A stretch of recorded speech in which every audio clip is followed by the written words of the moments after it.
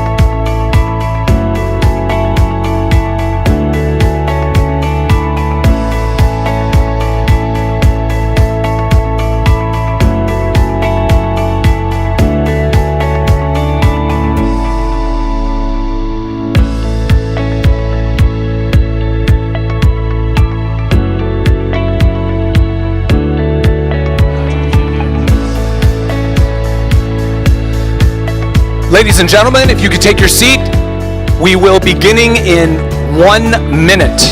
Stay tuned.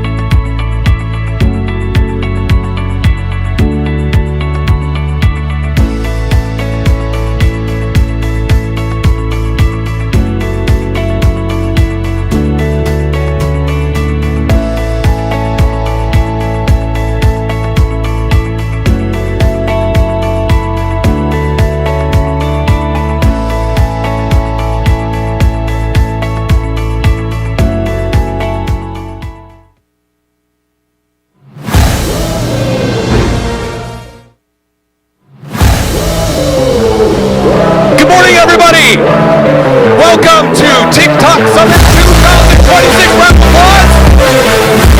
There you go. Let's wake everybody up.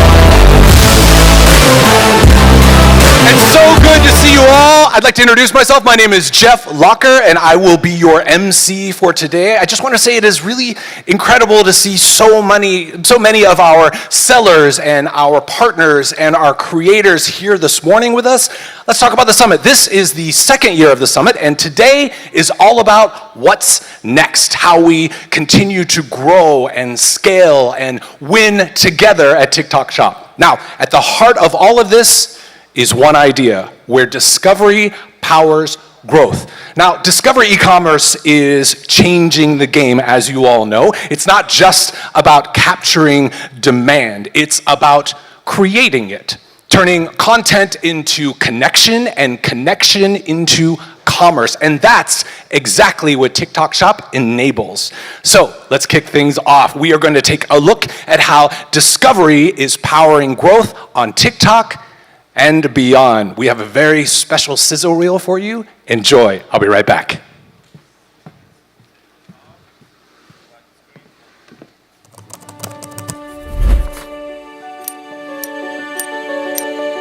A moment of discovery, a follow, a review, a live, a share, a purchase. This purchase journey unfolds across 3 key channels: creator content, seller content, shop tab, and search. This is discovery e-commerce, where assortment, content, empowerment power growth. And in 2025, this ecosystem accelerated. More people started discovering products every day. Sellers grew faster than ever and achieved tremendous success. We're already programming 2026 with all of these things in mind, thanks to our wonderful partnership with TikTok and TikTok Shop and the live streaming experience that we've had. And we've experienced massive success and has been the fastest growing channel for the brand. We've gone from 3,000 to over 30,000 followers in a little over a year and a half. Doing over $100,000 in a single live stream. That's crazy, right? Creators turned content into commerce engines. Major shopping moments reached new heights. But this is only the beginning. In 2026, we are leading commerce into its next era. Growth becomes scalable, it becomes sustainable, and it becomes trusted. Together, we shape the future of commerce. Welcome to the builders of this new era. Welcome to TikTok Shop Summit 2026. Now please join me in welcoming Head of Strategic Initiatives at TikTok Shop, Patrick Nommensen. Round of applause, ladies and gentlemen.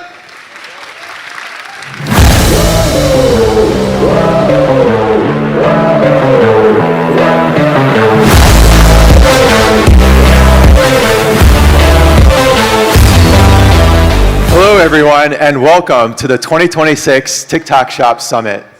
It is a pleasure to have all of you here and joining us online on the live stream as we come together to celebrate what this community has built and to look ahead at what comes next. It has been an extraordinary year for all of us at TikTok Shop. In the US, TikTok Shop sales have increased nearly 80% in 2025 compared to 2024. We also expanded TikTok Shop to new markets, including Mexico, Brazil, Japan, and more of Europe. Behind that growth is a rapidly expanding ecosystem of sellers, creators, agencies, service providers, all helping reach millions of shoppers. The number of sellers on TikTok Shop continues to rise. In 2025, revenue-generating sellers grew by nearly 50%. And the number of shops generating over $10 million in annual sales increased by more than 70%. Sales from enterprise brands grew an impressive 97% between 2024 and 2025, and growing more with new global and household brands coming to TikTok Shop. During the last holiday season, we also saw nearly 50% more shoppers who bought something compared to the year prior. And over the 4-day Black Friday, Cyber Monday shopping period alone, you all generated close to $500 million in sales. Woo. At the same time, the creator ecosystem is thriving. Active e-commerce creators grew by 120%, opening up more opportunities for sellers to grow their businesses. The number of creators earning commissions grew 146% from 2024 to 2025, and today, over 16,000 creators are driving six-figure sales in the US. The growth of our service partner ecosystem is helping scale sellers even faster. During 2025, partners helped sellers increase their sales by 197%, with live stream sales scaling over 500%. Together, sellers, creators, and partners are building a powerful ecosystem for discovery e-commerce. That momentum has fueled innovation across our products and operations, all designed to create a high-quality, entertaining shopping experience. Our global teams are constantly pushing to make shopping and selling on TikTok Shop better, more seamless, more effective, more rewarding for everyone. And because things move quickly at TikTok, you'll hear a lot over the course of the next day about how we improved over the past year. Let's start with a feature that builds on trust and loyalty you've already earned: subscriptions. Subscriptions on TikTok Shop is a powerful tool that allows sellers to offer products on a recurring auto-ship basis. For shoppers, it's a convenient way to set purchases of their favorite day items, from coffee and vitamins to skincare and pet food. And for you, it transforms one-time transactions into a predictable, recurring revenue stream, fostering deeper customer loyalty and increasing lifetime value. Building those long-term relationships is key, but so is maximizing your reach and performance at every moment. That's why we developed GMV Max. GMV Max is our premier AI-powered advertising solution designed to do one thing: maximize your GMV. It's an intelligent, fully automated system that goes beyond optimizing for single ad clicks.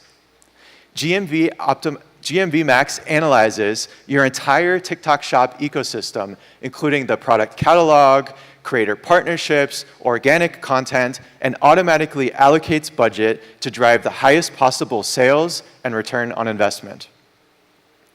We're also opening up new avenues for that growth. Discovery e-commerce thrives on variety and excitement, which is why we've been strategically expanding the aisles of TikTok Shop through category expansions. We have also further developed our ACE indicator system, a TikTok Shop product operating toolkit that enables monitoring, analysis, and optimization of your growth performance. It brings key metrics across content, creator, and business performance into one view, giving you clear visibility and enabling smarter, faster decision-making to drive growth. Finally, a great discovery is only half the story. It has to be matched with a great after-sales experience. There's a lot going on. We have been doubling down on our logistics capabilities with major enhancements to Fulfilled by TikTok, or FBT, our end-to-end logistics solution that simplifies one of the most complex parts of e-commerce. With FBT, you store your products in our network of warehouses, and we handle the rest: picking, packing, shipping, and last-mile delivery. Recent enhancements have been focused on three areas: speed, cost efficiency, and reliability. We are building a world-class fulfillment network designed to meet the expectations of the modern shopper. Last year, at our first TikTok Shop Summit in LA, I talked about how we're bringing that spark back to e-commerce, moving beyond the traditional search-first purchasing experience. What I said then was that shoppers do not come to TikTok Shop just to transact. They come to experience and be inspired. That is discovery e-commerce. A year later, it's no longer just an idea. It's how e-commerce actually works. TikTok is not just a place where people go to scroll. They come to discover what is trending, what is trusted, and what is worth buying. And that discovery informs them whenever and wherever they choose to shop. Discovery e-commerce is redefining how shoppers discover and shop for brands and products online and offline. And TikTok is at the center of that shift, transforming from a moment of influence into a true lever for brand growth. For shoppers, discovery on TikTok Shop is like walking down their local main street lined with boutiques. It brings to life that feeling of window shopping, where something catches your eye from the corner of the street. You step inside, and the passionate shopkeeper tells you what is interesting, what is new, what are people loving, and what they would recommend for you. That is discovery, and that is what TikTok Shop does best. Now let's talk about how discovery turns into demand and how to convert demand into sales. For brands to succeed in this new environment, there are 3 key shifts I think they need to make. The first is letting go of total control. For years, brands have invested heavily in managing every detail of how they appear in the market, every message, every visual, every word. That discipline still matters. Standards, of course, still very important. But success in discovery e-commerce requires a slightly different mindset. It requires moving beyond polished advertising alone and into what I call cultural participation. Last year, short videos on TikTok drove nearly 90% year-over-year growth in transaction volume, with live streams growing over 80%. TikTok Shop turns discovery into real sales faster than any traditional channel with triple the conversion. For example, JBL launched and within 20 days generated over 10x its monthly goals. Medicube turned high-tech skincare into a high-conversion success by trading retail friction for visual hooks and genuine creator reactions. Using TikTok Shop as an educational hub for the Booster Pro, they scaled through authentic before and after content. This affiliate-driven momentum and 219% growth prove the unrivaled power of discovery-led e-commerce. Those brands did not rely on a long, linear brand-building process. They ignited discovery through the right content at the right moment.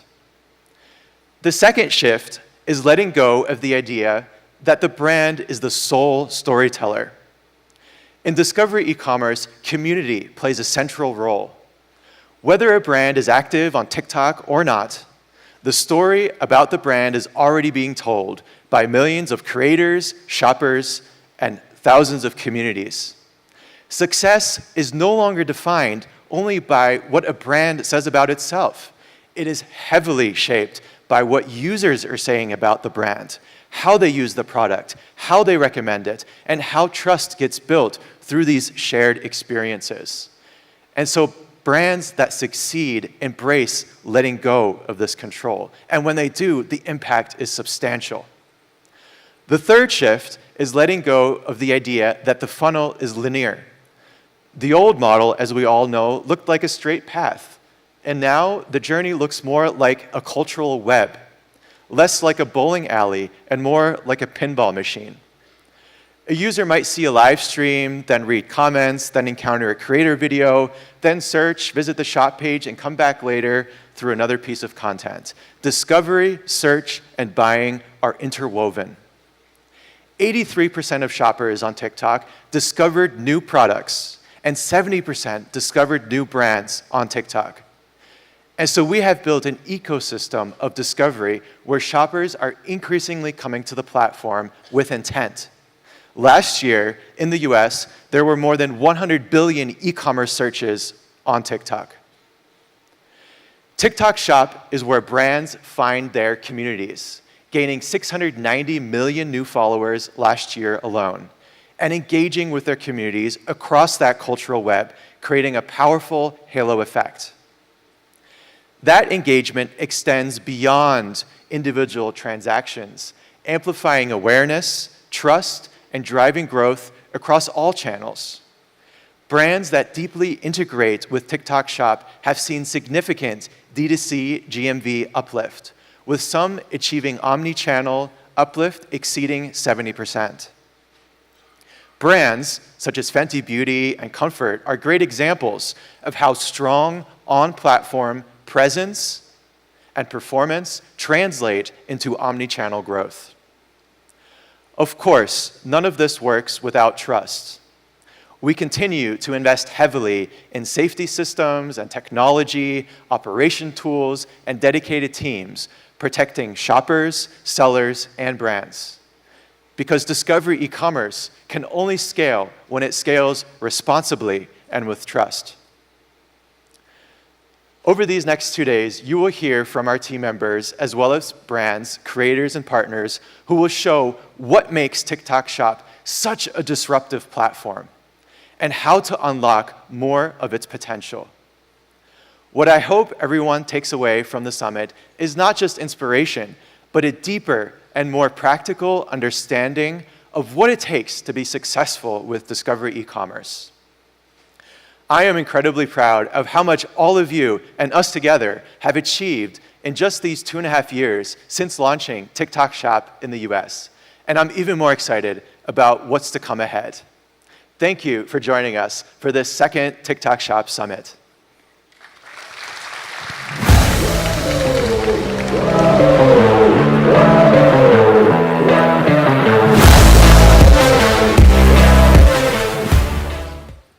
Thank you so much, Patrick. Please join me in welcoming Head of Beauty, Food, and Beverage at TikTok Shop, Ajay Salpaker.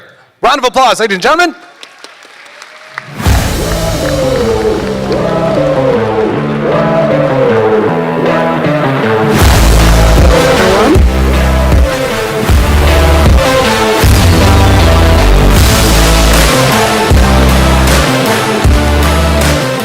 One never knows what level of energy to bring to a session about traffic and conversion, so that's the level I went with. I hope it worked. This is our second seller summit, and the one thing you can pretty much guarantee about TikTok Shop is that we get better every year, and we try to bring the ecosystem along. And so the second annual seller summit is bigger and better. We have a shiny disco ball this year. By a show of hands, can I ask, for whom is this your first seller summit? Okay, so that's about half of you all. Thank you for joining us for the first time. And for the rest of you, you'll be able to tell the differences in this year's ACE methodology versus last year, because as the platform evolves, so must our methodology. And this is all part of bringing you along on the journey. So the purpose of ACE, assortment, content and creator, and then empowerment, is to give sellers, creators, and agency partners a methodology with which to scale your business on TikTok Shop. And we know that discovery has become synonymous with TikTok Shop. TikTok Shop is discovery. We notice it in the halo effect on online channels as well as brick and mortar, and then we see how that drives demand. But even though TikTok Shop is synonymous with discovery, discovery isn't just one thing, it's not monolithic. Discovery follows many paths on TikTok Shop. And the paths are defined by whether the product finds the user or the user finds the product, and whether you interact directly with the product or you interact with a story about a product. And that's what we'll go into today. So just as the platform has scaled, we've changed our ACE methodology to focus on the channels of discovery, and then how do you engage ACNE within each channel to drive your flywheel and success. So within TikTok Shop, there are 3 distinct channels, and we're giving them primacy this year, as opposed to the ACE components within them. So we have creator content, which is the most well-known and the place most brands start because it scales well. We have seller content, which is content streams that you directly control, short video, live stream. And then we have Shop tab and search. And the interesting thing about TikTok Shop versus traditional linear e-commerce platforms is that Here, each channel reinforces the other. And the message, the central message of ACE methodology this year is about using these three channels together to scale your business to higher levels. And as someone who's been on the brand side, as well as on the platform side, I believe in mix management. And what the message we'd like to land is that through these channels and the use of ACE, you can manage your channel mix, your profitability mix as sellers, and then scale your business overall. So let's get into what each of these pieces of content in these channels are about. So this is where we're most familiar. This is where most brands start, and that's creator content. And this is where products serendipitously find users through your feed, because the algorithm has a way of serving the right content to the right users. And this is a fast-growing part of the business, and this is, in fact, where the bulk of the business still sits. So almost doubling of year-over-year of sales growth year-over-year from both creator short video and live. So short video and live are keeping pace. And there's a few key things to take away about this. The first is that it's this creator content that's at the center of the halo effect we all see. Because the property of creator content is whether or not you get the sale, you will definitely get to be a part of the conversation, and then when you apply your advertising, it creates halo, DTC, online, and offline channels as well. And so this is still the bulk of the business, and in certain categories like beauty and personal care, creator-driven sales could be 60-70% of the mix. What's interesting is that if you look at just the top creators, so our strongest creators, many of whom will be over at the summit today and tomorrow, top vertical creator sales growth is 150%. So much higher than the baseline. So this channel works really, really well, and I think we understand it quite well. Seller content is something that most sellers do second, not first, and that's okay. There is growth in both the sales from these channels, so high 70s, high 80% year-over-year growth in both seller short video and live sales. But the interesting thing is the penetration of sellers that are leveraging seller content is growing rapidly as well. So 70% increase in the penetration of sellers who leverage seller content seriously. And this takes multiple forms. You have seller short video, you have seller live, and then of course there's a new format called shoppable photo that we'll go into. And all these three formats are growing. Live in particular has been growing pretty quickly. In BFCM alone, there were 760,000 live streams. 760,000 separate live streams, and they amassed more than 1.6 billion views. So increasingly, sellers have found how to wield live stream as part of their sales mix. And it's something that we want to encourage because as brands, you have to balance your go-to-market across creator-driven content and your own content. And this is how you tell your own story. And in fact, seller content, particularly live, has been shown to increase repeat behavior because users know when to tune in because you've built that equity through regularity, consistency, going live multiple times a week. And then finally, we have Shop tab and search. And on the surface, this might seem less shiny than creator content or seller content, but it is really critical, and it is a little different than it exists on traditional e-commerce.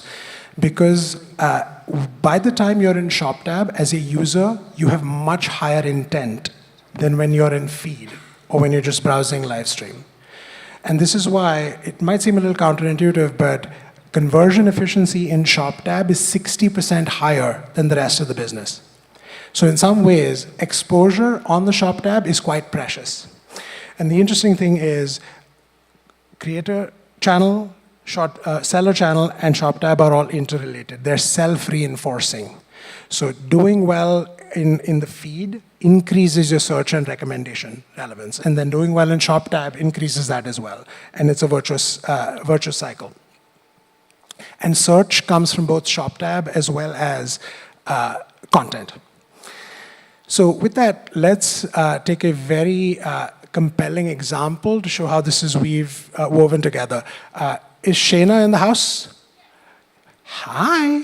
I caught, so Shayna leads Baskin Lather, which is one of America's fastest growing privately held companies, and one of America's fastest growing hair care brands.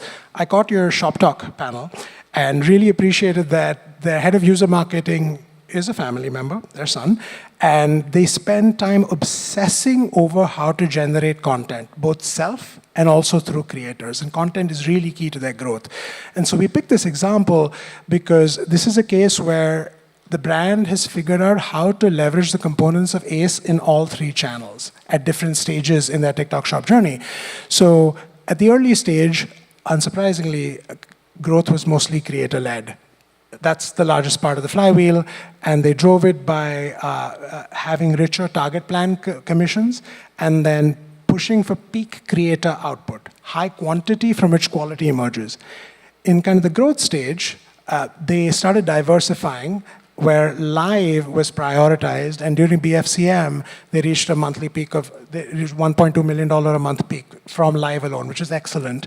But they also balanced it with seller video, launching at least 2 shoppable seller videos every single day to keep that account relevance going and to signal to creators that they were serious about engaging with the TikTok Shop platform.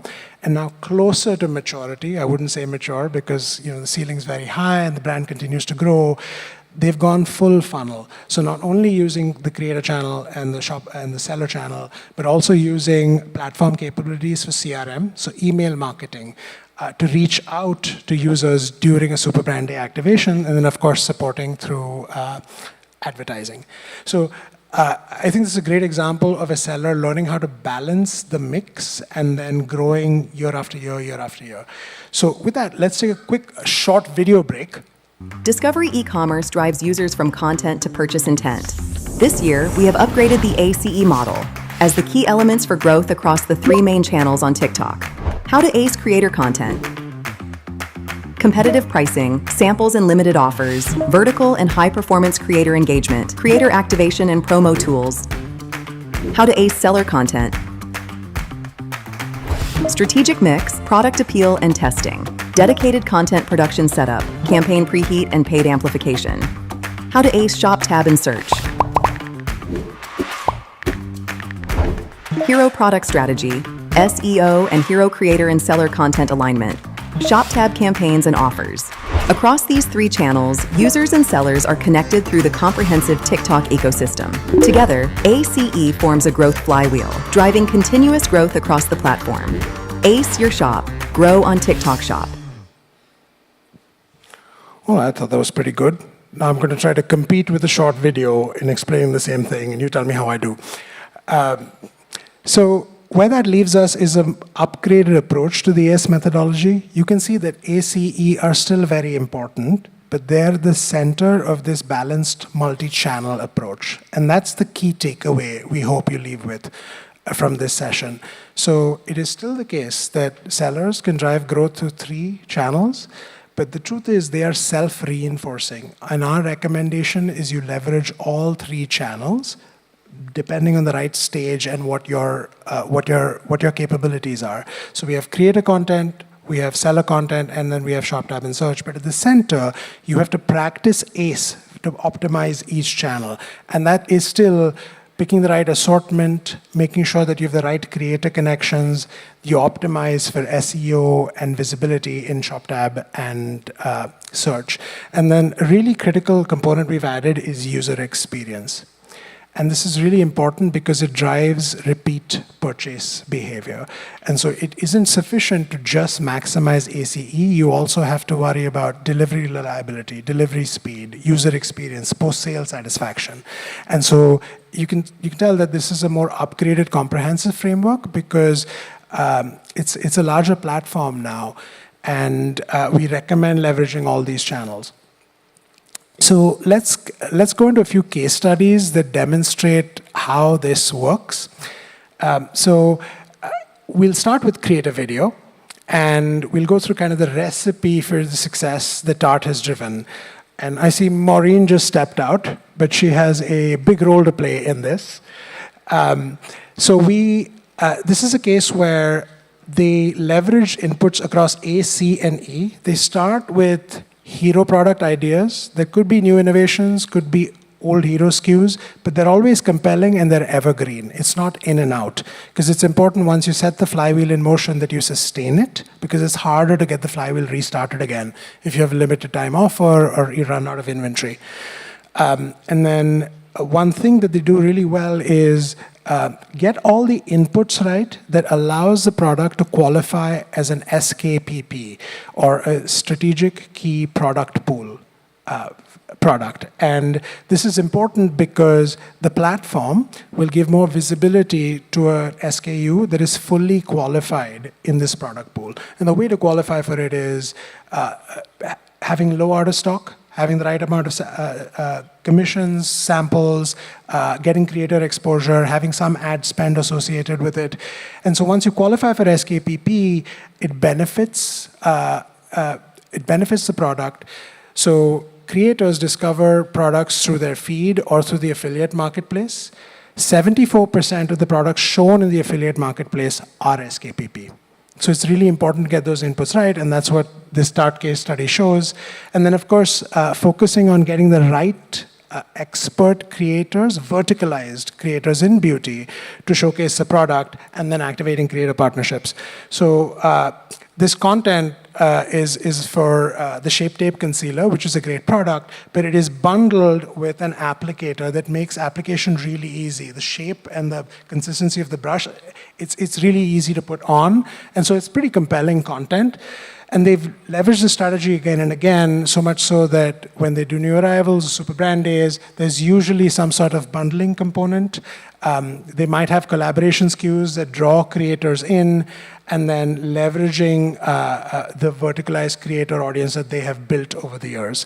And so in this particular case, it resulted in a 1.2x increase in sales from this creator campaign. It's a great example of how to leverage ACE within the creator video workstream. So in Creator Live, these are some of our most successful creators or creator-led brands.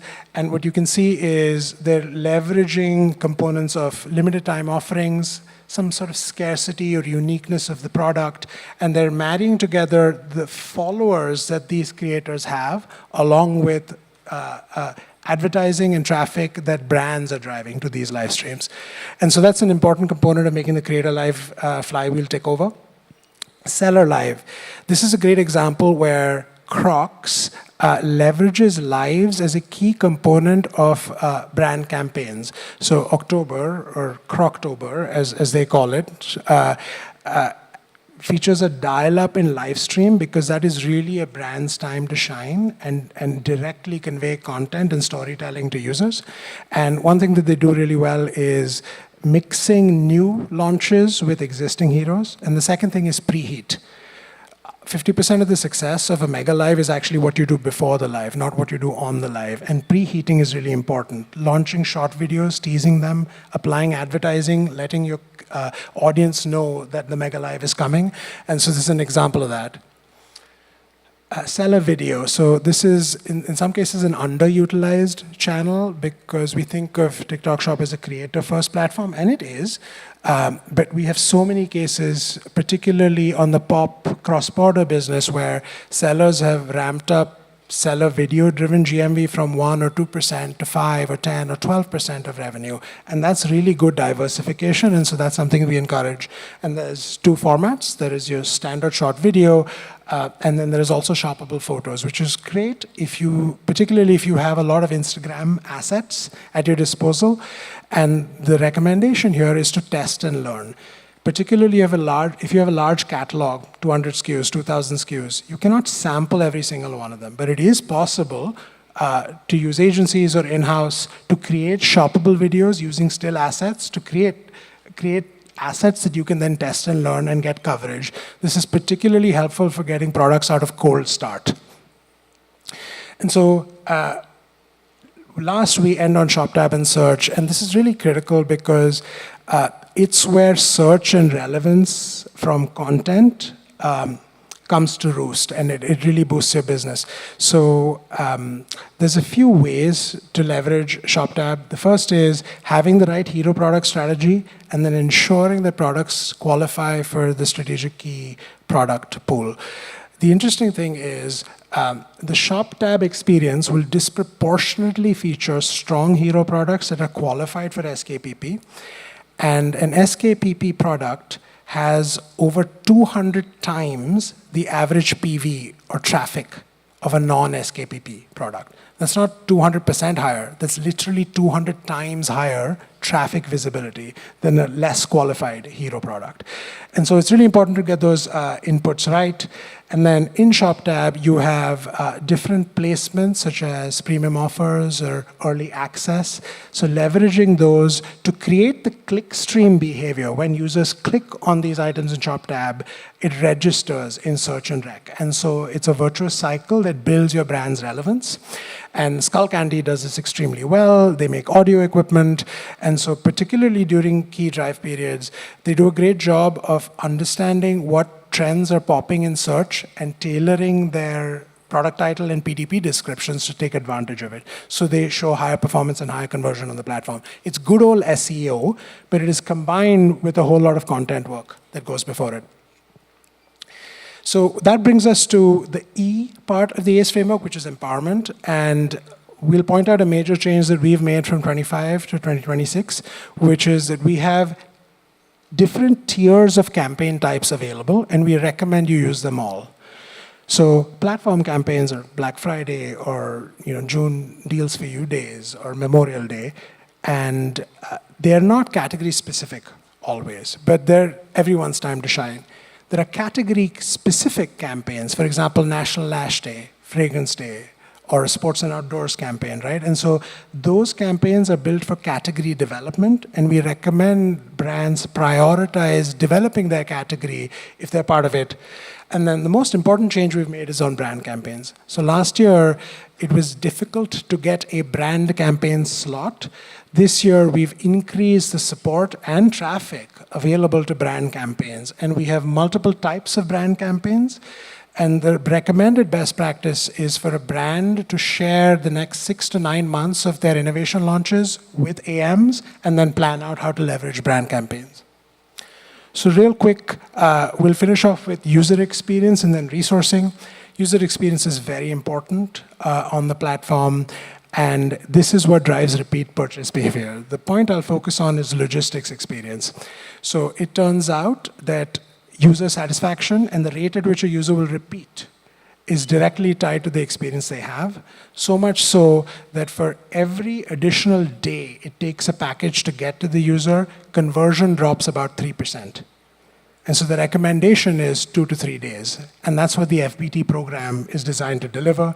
In fact, during BFCM, we found that FBT products perform 2 times better because of their conversion benefit and generally have 40% higher traffic than non-FBT products.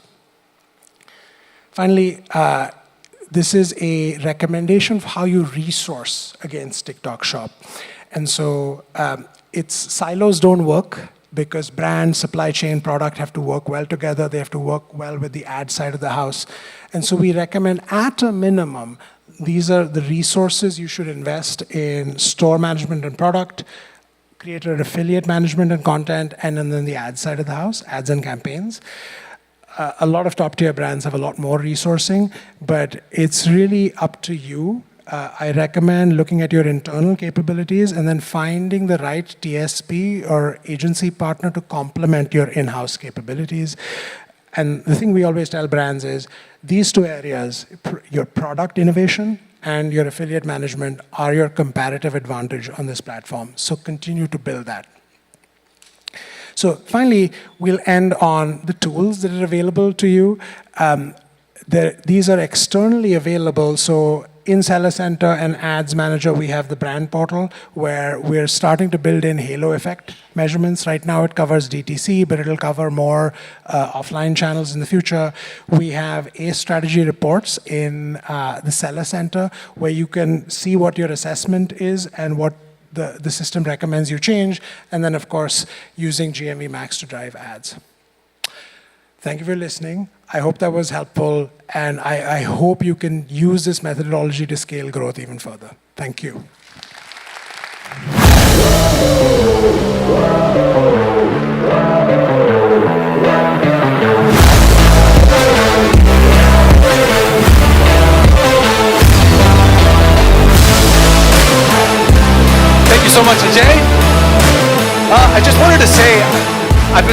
time with the folks at TikTok over the last couple of weeks, especially the last few days, and I just want to say I'm so inspired by everything that you guys do. I've been watching a lot of your channels, as many as I could. I've been following you. If you see Jeff Locker Official following you, you're welcome to follow me back, because that's what we do, and I'm happy to support any way I can. All right, next up, I do want to say thank you to our speakers. It's been really informative, especially for me. But next up, we're very excited to move into a very special moment of today's programming, which has to do with our sellers. We're going to be recognizing these incredible sellers who are leading the way on our TikTok shop. Now, in the first round of awards, we'll be celebrating two standout categories: Seller of the Year and Breakthrough Seller of the Year, honoring those who have demonstrated exceptional performance, growth, and impact on the platform. So let's get to our first award, Seller of the Year. Now,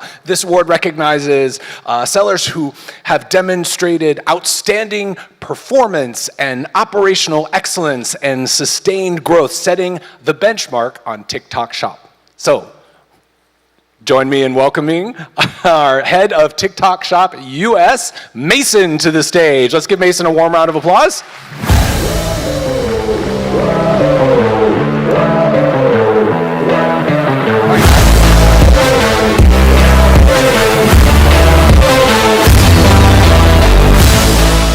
And now to present our awards, let's welcome our awards winners, Pop Mart.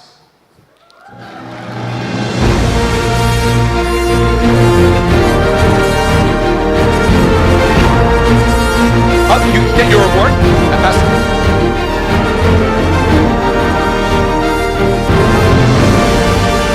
Congratulations to Pop Mart. Let's move on to our next one, Medicube.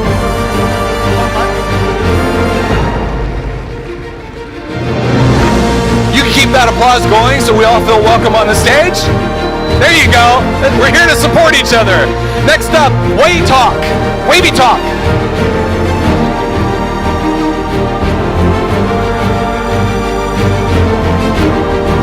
Next up, our friends at QVC.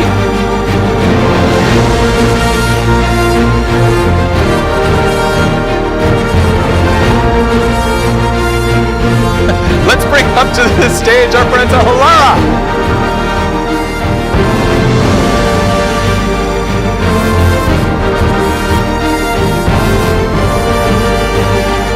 Next up, let's welcome our friends at Comfort.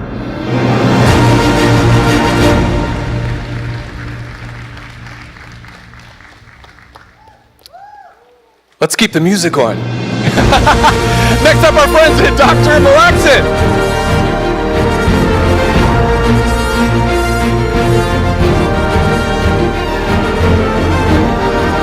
Please welcome to the stage Tarte Cosmetics. And filming for TikTok, I hope. Next up, let's welcome our friends at Micro Ingredients.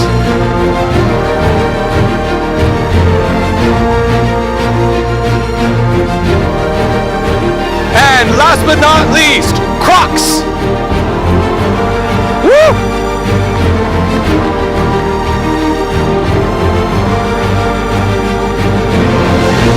Okay, we're gonna ask Mason, we're gonna leave a bit of room in, where's 5? Mason, if you could come over and take a picture, we're gonna leave a little bit of room for Mason right in the center. We're gonna ask our media and our photographers to please take a picture. You might wanna squeeze in a little bit so we can get you all in. Hold those awards up.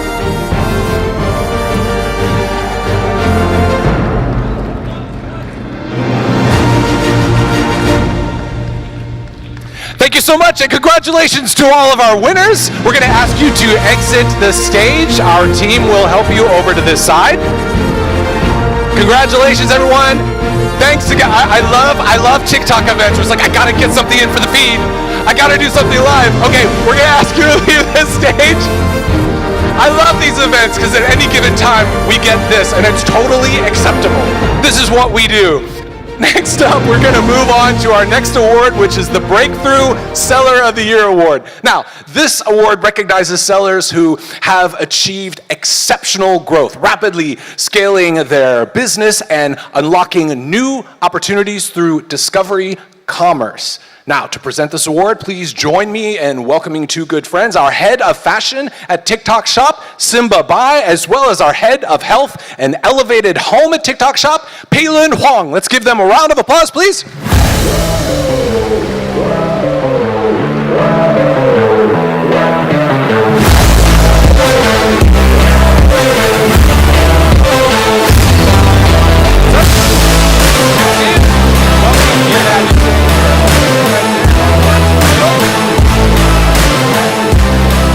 All right, let's get right into our awards. Our first award recipient is EcoFlow.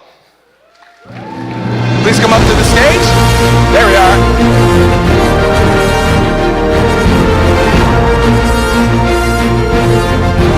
Next up, Maroc.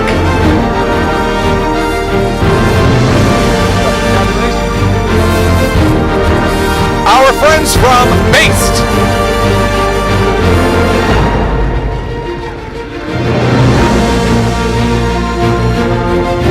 Next up, Shark Home. Woo!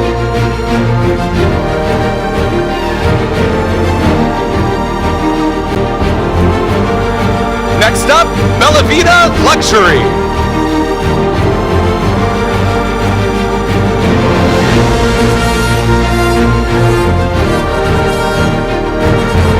Next up, and I love saying this, hey dude.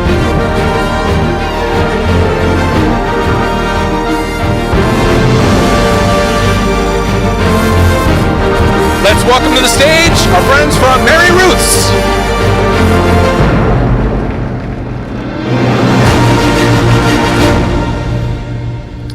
And now our friends from Physician's Choice.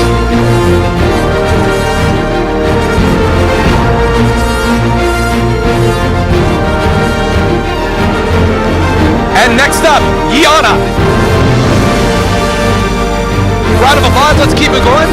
I know, it gets hard after a while. And last but not least, R&W Company.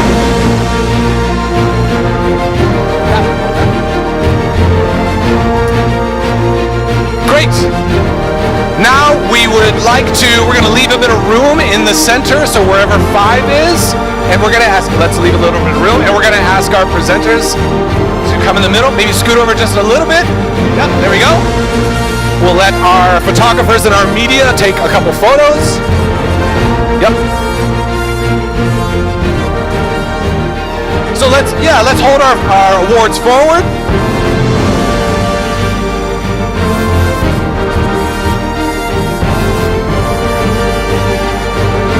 Congratulations.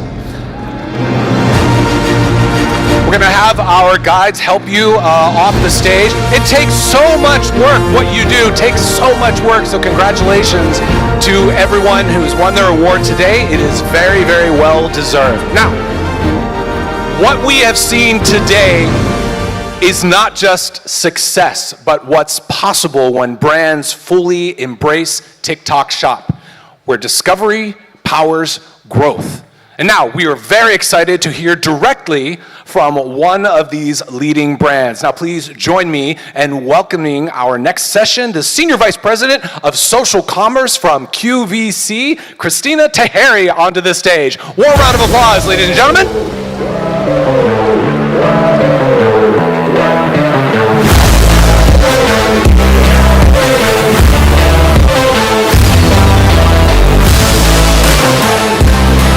That is some very good pump-up music. We're ready for that. All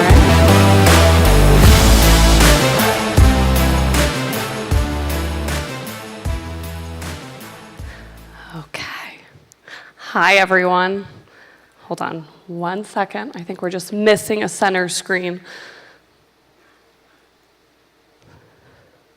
See, pump up music, and I'm just really building the anticipation. It's gonna be great. All right. Good morning, almost afternoon, everyone. I'm Christina Taheri, and I lead our social commerce group for QVC, and I'm so excited to be here. Let me guess, some of you half, maybe more, are probably already thinking, didn't my mom used to watch QVC? Did my grandma used to watch QVC? First of all, you're probably right. And honestly, these moms, these grandmas, they're still with us.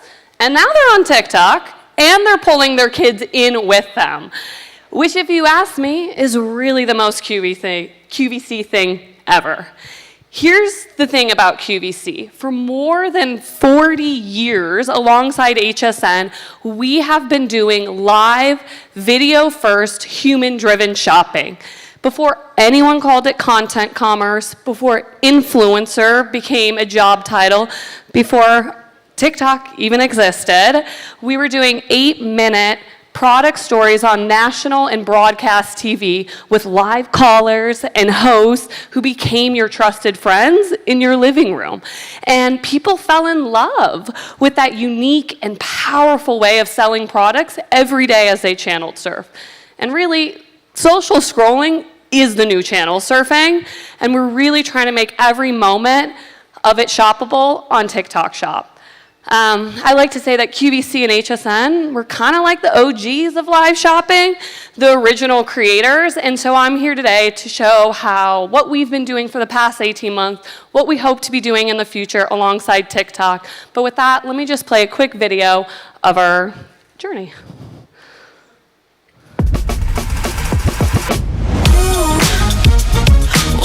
And Hilary Duff is joining us for a brand new launch of her own brand. 24 karat gold.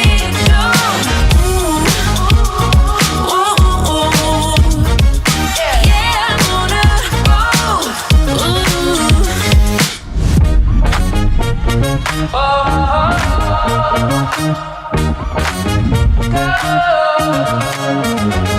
Who's that? Spring-loaded legs make it super.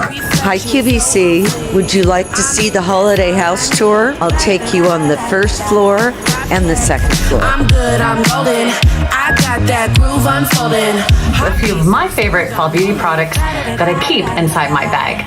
I'm going to share my routine with you. We're going to start with our exfoliating cleanser. Now this is Chrissy's favorite product.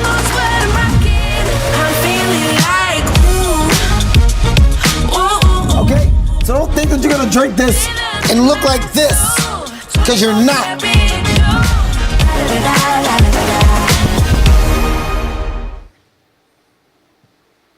Fun.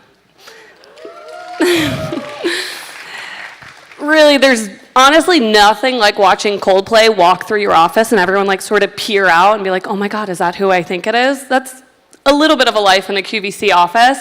And the last 18 months have really been a whirlwind. So I want to walk us through a little bit of how we got there, because I think the journey is honestly one of the most important parts.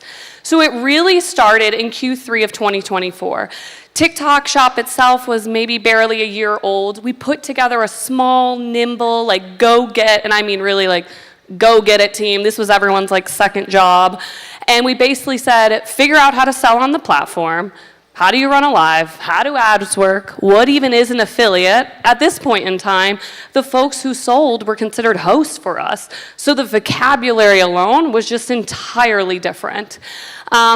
We celebrated our first dollar, then our first 1,000 day, and then we found our first viral moment. And like many of the sellers in here, I'm sure you can look back with nostalgia on your first viral video or your first viral product, and it's just like has such a special place in your heart. And for us, this was the Starry Night pumpkin. It glowed when it turned on. Hundreds of creators filmed themselves, placing it on their mantle, on their bookshelf, outside their house with the lights off, just watching it glow. It was perfect, irresistibly demonstrable. It generated $200,000 in revenue on one little pumpkin. And we like genuinely thought we cracked the code. Like we were hooked, we were completely hooked.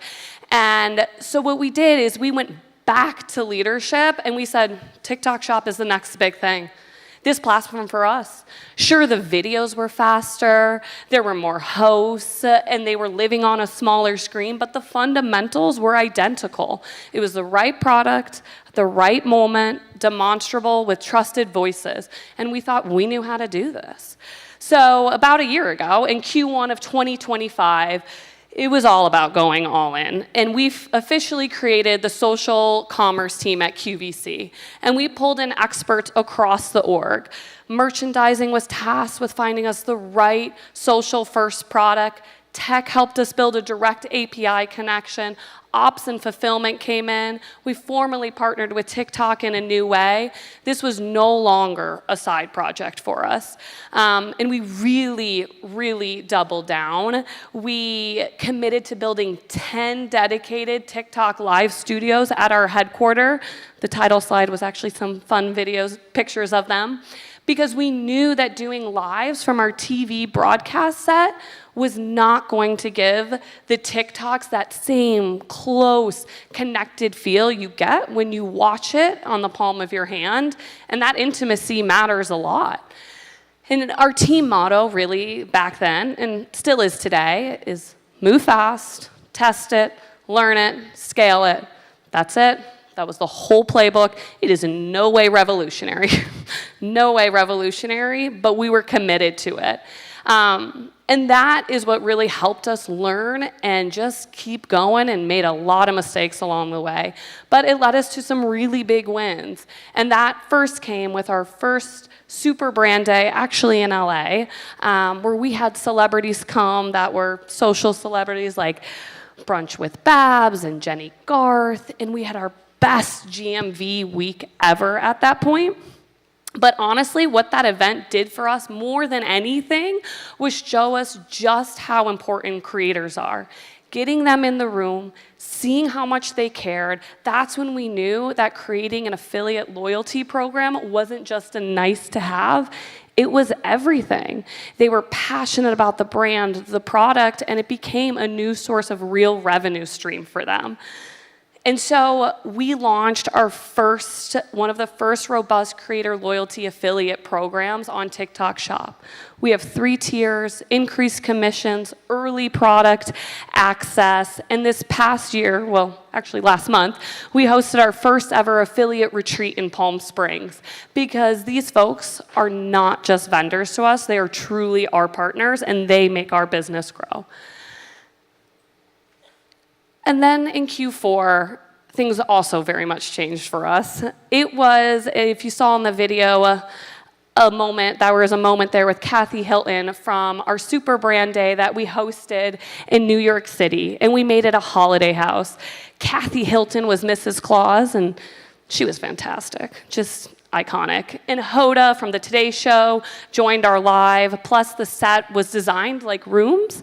So essentially you had kitchen set with La Creuset and Mackenzie Childs, a vanity with Elemis and other beauty brands, a walk-in closet with Birkenstock, Vince Camuto, Dolce Vita, a whole shoppable house curated by QVC, but shoppable on TikTok. That was the first day we ever crossed $1 million in GMV in a single day. This was a true milestone for us. Now, of course, I could stand here and make it sound like we did everything right. We absolutely didn't. We were manual. Literally, me and my team were inputting products manually into the shop for about 6 months, manually updating inventory and pricing. There's a lot of hiccups along the way there. But even with plenty of wrong terms, we fundamentally believed that QVC was built for this platform because we had something that a lot of brands didn't know yet, and that was knowing how live selling actually works. And so that's really the story of like how, but the question often I always get, but why have you been successful? And I kept coming back to 3 things. The first is testing fast and reorganizing around what you learned. That's sort of what I just walked through. The second is something we call building scale from scale. It sounds simple, but it's really core to our whole approach. We've known for decades, like genuinely known from millions of transactions, that consumers want 3 things, no matter what era or what platform we're talking about. And that's inspiration from real people, guidance from trusted experts, and a sense of genuine human connection. That's it. What's changed is the where. And right now, the where is TikTok Shop. So that's where we are showing up, and we're showing up as a full retailer. We bring over around 90,000 products to the shop across every category. We fulfill through 5 distribution channels and have a dedicated customer service team solely dedicated for TikTok. And we run around over 200 live hours per week across our channels. We're no longer testing this, we're building for this. And QVC has generated billions of sales from live shopping. We didn't need to essentially figure out the why or how this model worked. We just needed to bring it to where the audiences are today, and that is TikTok Shop. So I mentioned there were 3 things. So the third thing is how differently we were built compared to a lot of other people or a lot of other brands on the platform. As I mentioned, we sell across almost every category in a single month. Home, beauty, fashion, accessories, electronics, and soon to be food. And we don't do it as a generalist, we really try to do it as a specialist in each. And so early on, we made a bet on verticalization. Instead of being one QVC channel, trying to be everything to everyone, we built 5. So we have our main channel, and then we have our fashion channel, our beauty channel, our home channel, and our live deal drop channel. Each one has its own social host specialized for each category.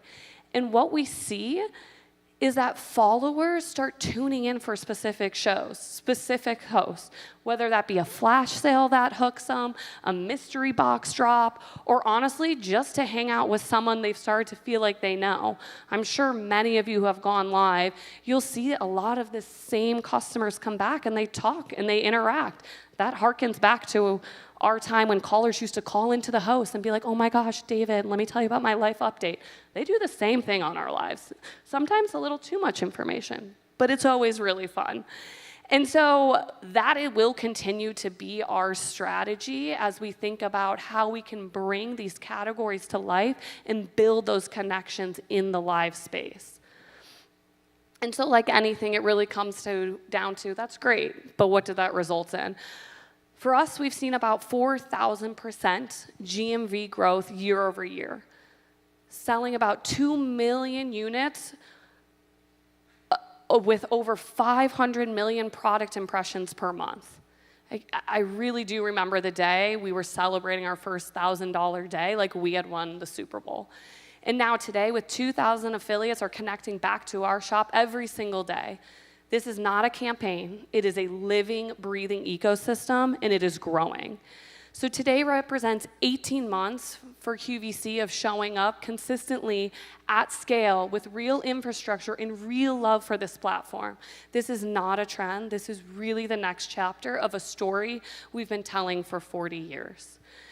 And so I want to sort of leave with this, and it's kind of a fun trivia for anyone who's a trivia nerd like myself, but around 4 decades ago, there was a guy named Bud Paxton who actually sold a can opener, sold out of them, I believe it was like an avocado green color is how he pitched it, on the radio, and accidentally invented live shopping. He had no idea what he was starting. He could not have imagined a For You page, a creator in Des Moines going viral overnight, or a glowing pumpkin selling $200,000 on a phone screen. But the instinct, identical.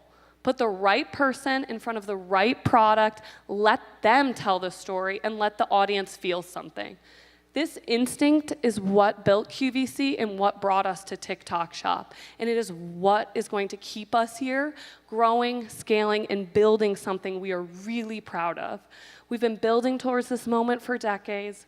We're just getting started, and we're so glad to be building the future of this industry with many of the sellers and vendors and creators in this room, and with our wonderful partners at TikTok. So really, I just want to end with thank you.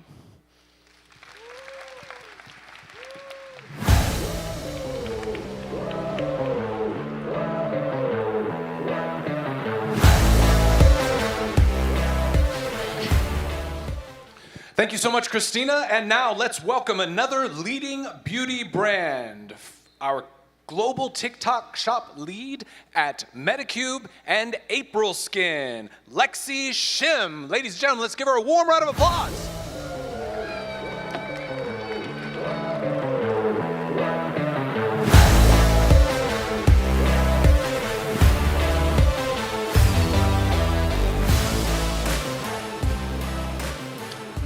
Hi everyone, it's so good to see these amazing top-tiered sellers and partners and agencies all in one place. I'm Lexi from Medicube and April Skin, leading our global TikTok shop businesses.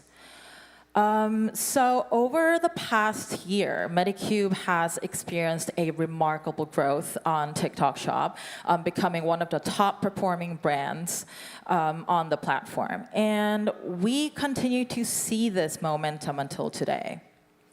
So today, I want to share how we got here. So a little sneaky peek about it, how we scaled from a Korean skincare to a global skincare tech leader and what role TikTok Shop played in making that possible.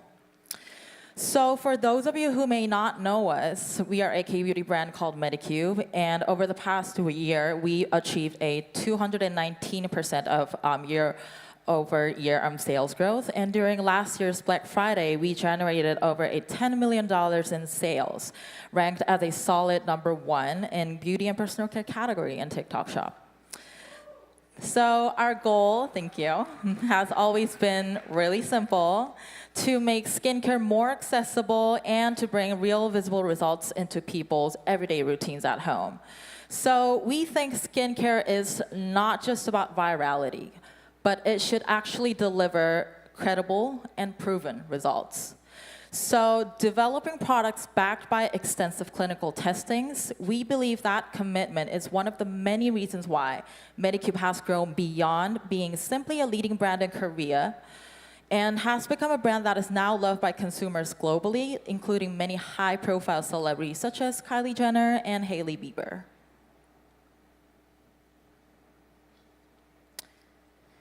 Yeah, so we all know that the beauty market is a crowded battlefield right now, but while many struggle to survive, Medicube has started as a Korean local favorite and found a way to thrive and lead in a global market, as said. So I've firsthand seen how the right strategy can turn a local favorite into a global sensation. So today, I'll take you behind the scenes sneaky peek of our roadmap and how we use TikTok Shop through this journey. So first, let's take a look at the K-beauty keyword. If you search a generic beauty keyword or skincare keywords on TikTok today, there's a good chance that half of the products that you're gonna see first are K-beauty. And I don't think this is just my algorithm. It's probably true for most of the people sitting in this room right now. So what makes that so powerful is the speed of the shift. Just a few years ago, surprisingly, K-beauty was still seen as a niche category, familiar mainly to beauty enthusiasts and early adopters. So today, it has become a very major part of beauty discovery on TikTok, and the platform has helped accelerate that shift by making skincare content more engaging and more accessible. And with TikTok Shop, that influence has translated even more quickly into purchase, which we all want. And this is not just about the growth of K-beauty as a category. So through 2 years with TikTok Shop, we've also seen meaningful growth as a brand, and that reflected in the scale of the content and views shown in here. So today, the hashtag Medicube has generated more than 864K and video posts and 13 billion views, which gives you a sense of how visible and achieved the brand has become on the platform. So the question is that, but does this mean that every K-beauty brand automatically wins on TikTok just because K-beauty become a viral trend? Or does it mean that brands outside of K-beauty no longer have room to grow? So the answer is no. So K-beauty or not, big brand or small brand, the real differentiator is not the label. Any brand that chooses the right marketing strategy can win in today's skincare market. So for us, that strategy was TikTok Shop. So Medicube's growth was not simply the result of K-beauty going viral. In fact, part of the reason K-beauty has become even more viral in today's market is because brands like Medicube embraced TikTok Shop in the right way. And doing it so helped fuel the growth of the category itself. So if you're the seller, ask yourself, is it clinically tested and actually works? Are the products and ingredients effective and trustworthy? Checked. Do we have enough ad investments, PR, or marketing? Checked. So all these factors, you might think that means you're ready to go. But in beauty, it still doesn't guarantee success. So statistically, every year, thousands of new brands enter the market hoping to become the next global icon, but it seems like most of them disappear within their first 2 years. So the reality is very clear to us. A good product alone is no longer enough.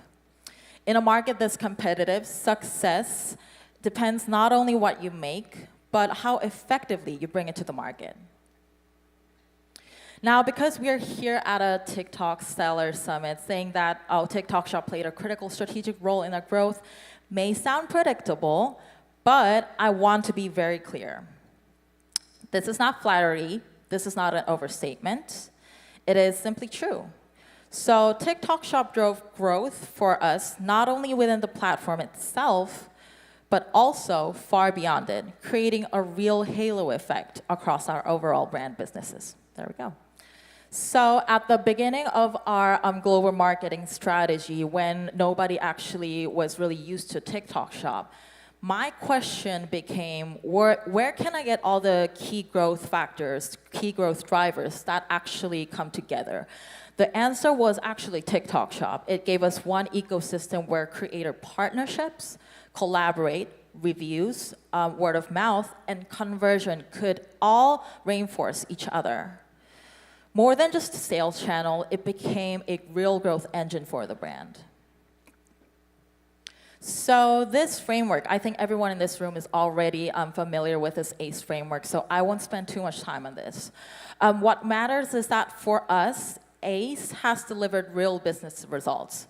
So today, I'm going to focus on 2 parts on that framework in particular: creator content and how we leveraged ACE framework on our 2 Super Brand Day campaigns. So moving on to the content, if I had to just pick one element in the ACE framework, it would be definitely content, especially creators. Because without that piece, even great assortments and great empowerment can become quite inefficient investments sometimes. So content is what gives the rest of the framework real momentum.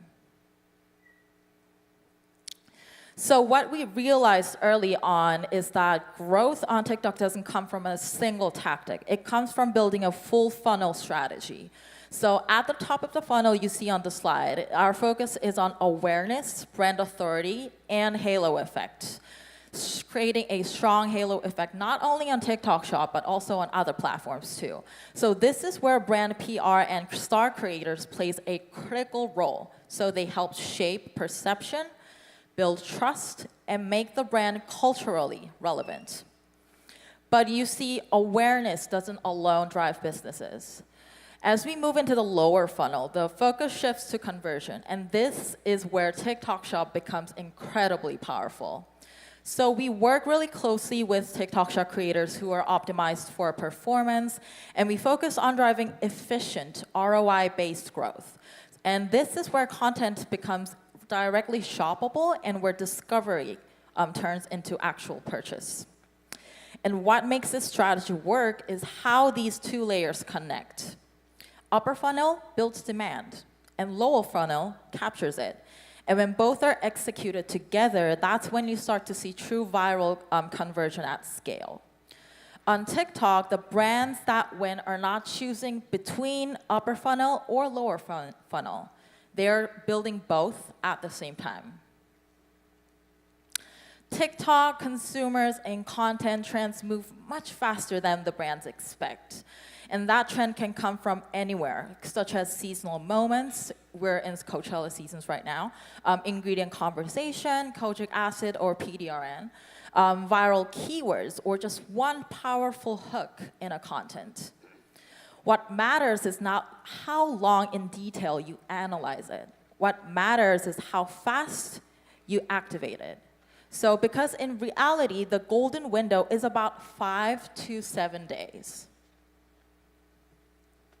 Moving on to the campaign is that last year we executed 2 Super Brand Days campaign, which was really amazing. And in each moment, we applied a different ACE strategy tailored to the campaign's objective.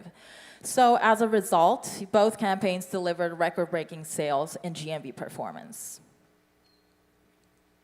So our first Super Brand Day was 2025 in March. Which was our very first and which was our really great milestone. Our focus during the Super Brand Day was to create a fully connected experience. So bringing together offline engagement, creator content, and real-time commerce.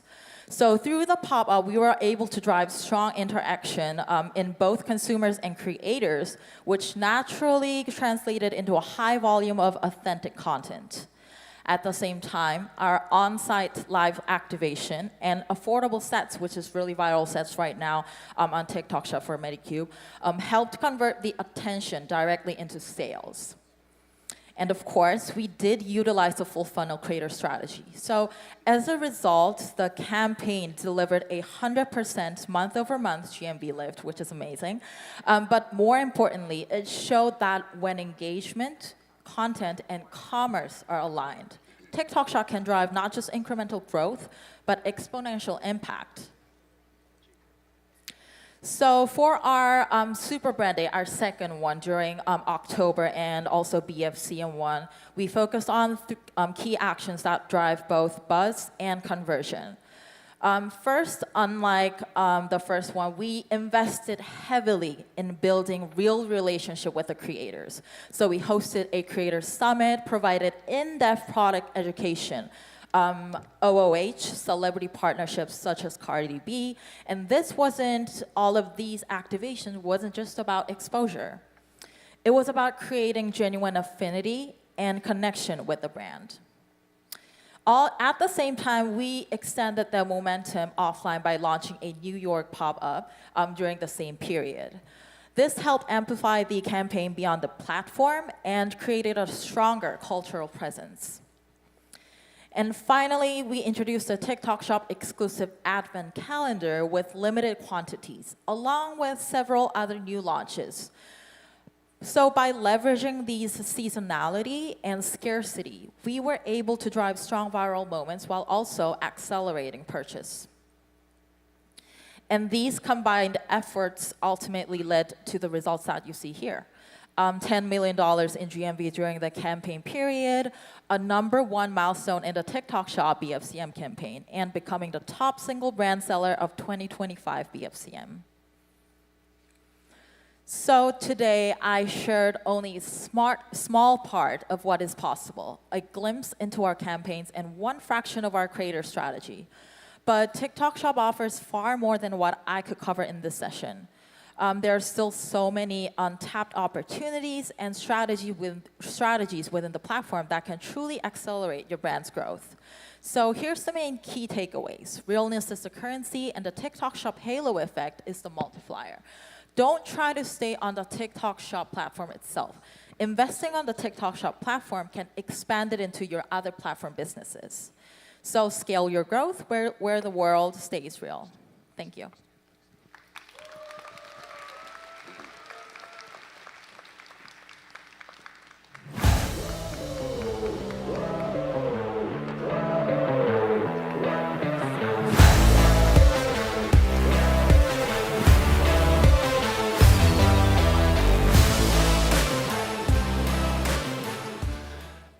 Let's give another round of applause to Christina and Lexi. Did you feel like you learned some stuff when they were speaking? I think we should all agree. I do want to say that we are live streaming, so I want to give a shout out to everybody who is watching online. How you doing? We have a lot of your coworkers and friends and fans on TikTok from around the world who are saying hi. So shout out. I hope you're all doing well. Next up, we would, through the inspiring sharing from our brands, we have gained some valuable insights directly from the sellers, how they're building momentum and scaling their businesses and turning discovery into real growth on TikTok Shop. Now, it has been, from my vantage point, really exciting to witness the impact across such a diverse set of brands. Now, we're going to be moving on to our next round of awards. Now, in this round, we're going to be recognizing 3 categories: Campaign Excellence of the Year, Creators Pick Brand of the Year, as well as our Live Innovation Seller of the Year. So let's get started. First, we have the Campaign Excellence of the Year Award. Now, this award recognizes sellers who drive strong impact through strategic campaigns, delivering high engagement, as well as measurable results. So to present this award, please join me in welcoming our head of personal care and lifestyle at TikTok Shop, Eileen Zhou, as well as our head of electronics, books, hardlines, and virtual goods at TikTok Shop, Zexin Huang. Let's welcome them to the stage. Come on up.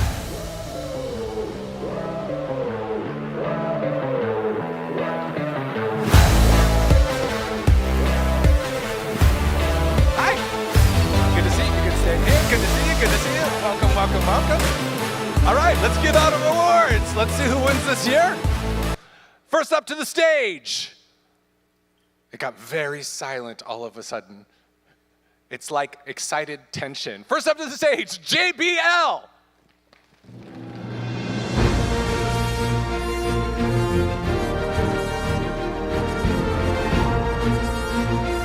Next up, Next Playground.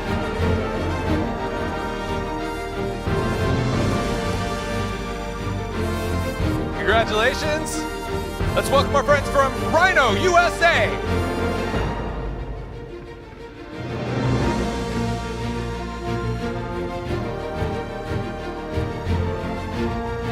Our friends from Fantic.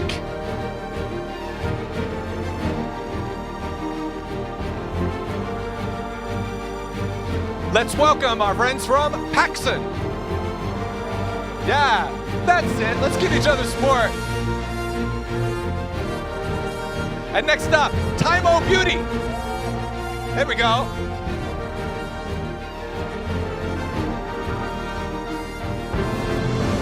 And next to the stage, Basque and Lather Company.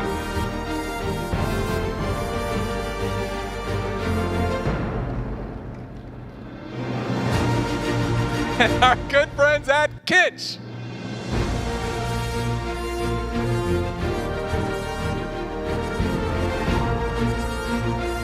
And next up, Uhomi.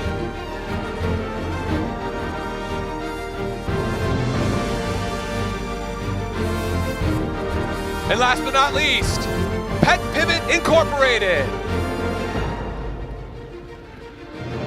Oh, great, we got another wave. Awesome. Okay, we're gonna take a group photo. Let's have our 2 presenters stand in the middle, so wherever 5 is. I probably shouldn't be walking behind you, but we're gonna give Kate Altaman, I'll make you come over here.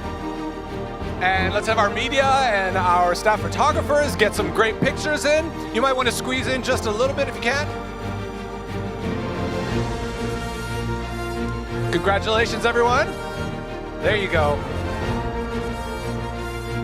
It was a lot of work to get to this stage. Thank you so much. Congratulations, everyone. We're going to have you make your way off the stage under the guidance of our staff. Thank you so much to our presenters.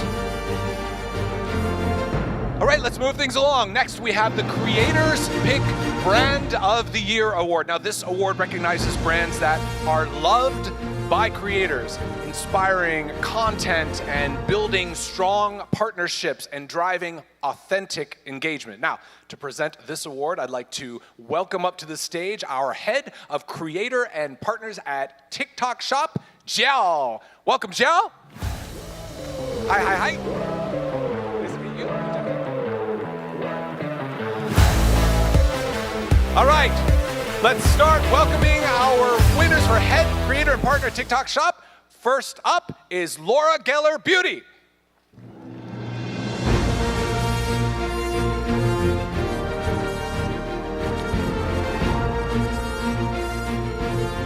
Let's welcome Shark Home.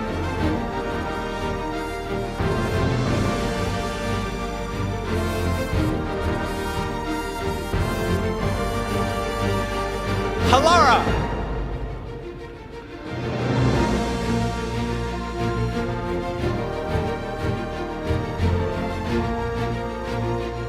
And our friends from Comfort.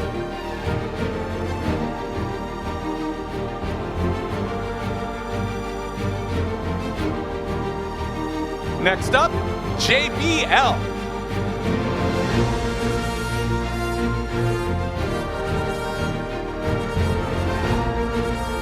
And last but not least, Micro Ingredients.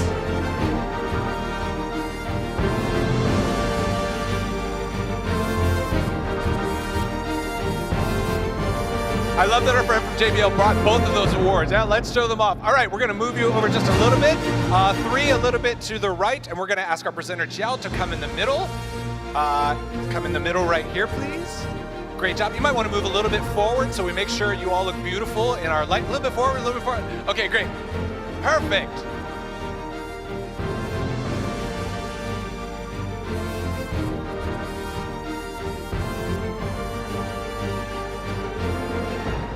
Thank you so much. Congratulations to all of our winners. We're going to ask you to make your way off the stage with the guidance from our team. Next up, our next award, Live Innovation Seller of the Year. Now, this award celebrates sellers who are redefining what's possible in live using creativity and new formats and platform innovation to drive real results. My hat's off to all of you who do live. It is not an easy thing to do. Now, please join me in welcoming our head of collectibles, luxury, resale, and nature at TikTok Shop, Ben Shearer, up to the stage.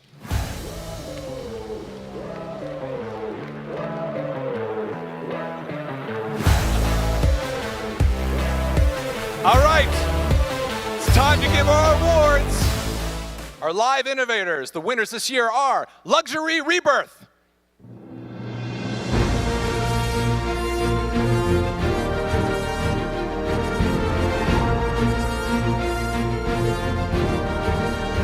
Next up, Hobby Box.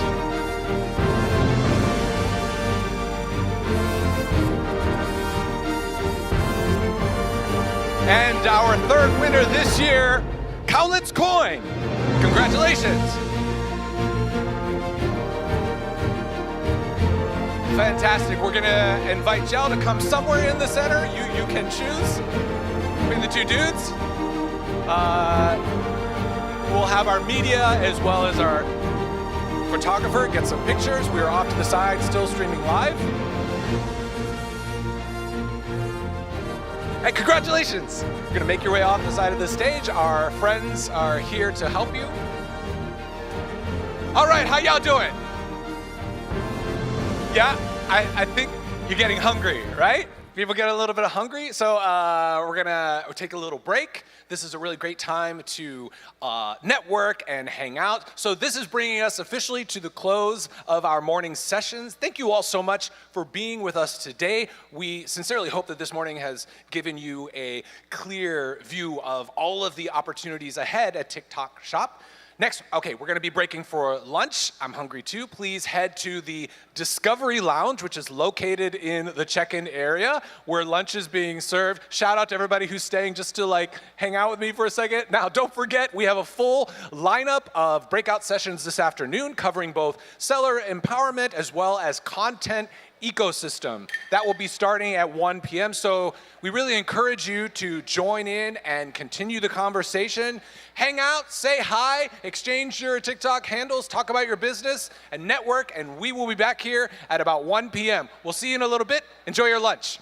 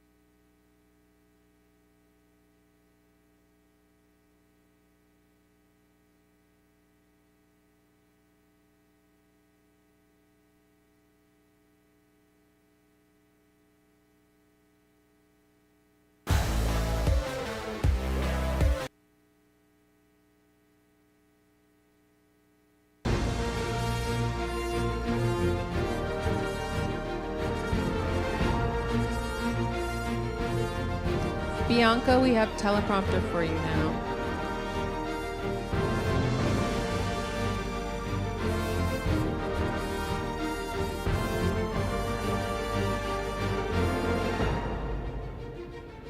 Hold on, we're checking the doc.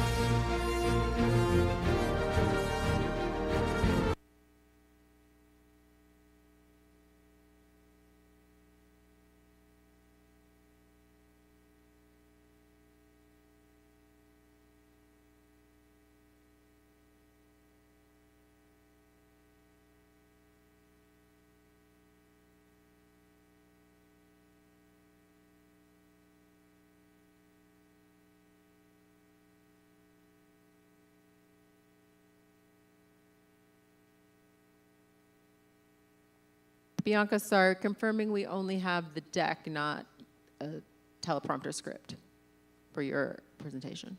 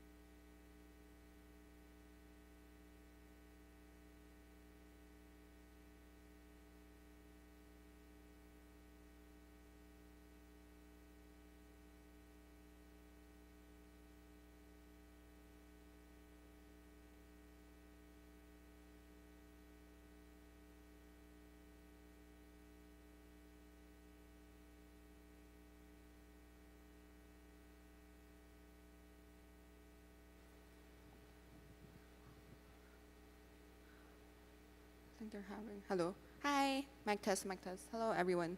Good afternoon. Okay, good. Thank you.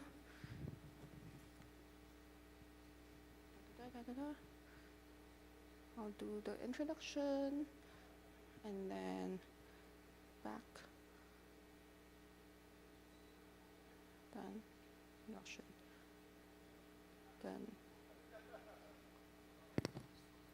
put back. Hello, hello. Okay. Hello. Thank you so much.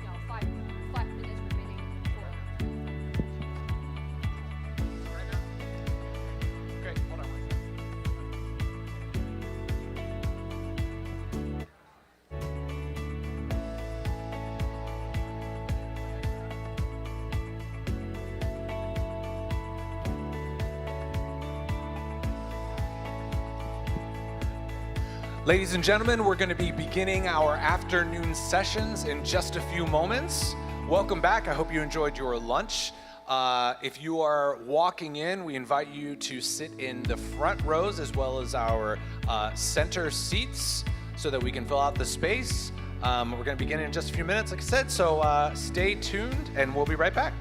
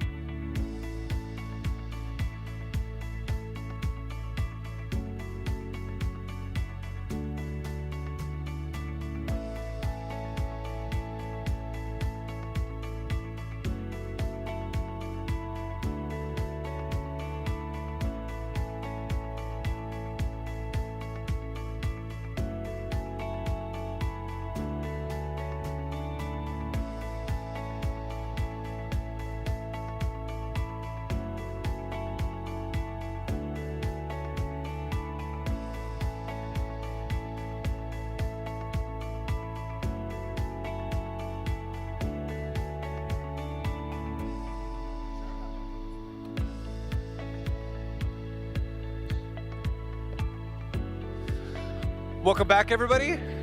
How y'all doing? Good? Yeah? You've got that like post-lunch lull, right? Where the caffeine hasn't quite kicked in yet. I'm so glad that you're all back. I hope you had a nice lunch. I walked outside and talked to some folks. It was like pretty, it looked like you guys were all having a really good time. I walked around some of the cellars. I saw some of the live feeds. That was great. Once again, shout out to if you are watching on our live feed from around the world. Hey, we're back. Good to see you all. All right, next up, we're going to go into our afternoon sessions, focusing on seller empowerment. So let's get right into this. First up, we're going to welcome our first guest. Let's please welcome Bianca Singh, who is the Global Head of Strategic Brand Partnerships at TikTok Shop. Welcome to Bianca, and we have some special guests. We're going to invite them all up onto the stage, and they will all introduce themselves. We'll be right back, and enjoy the sessions.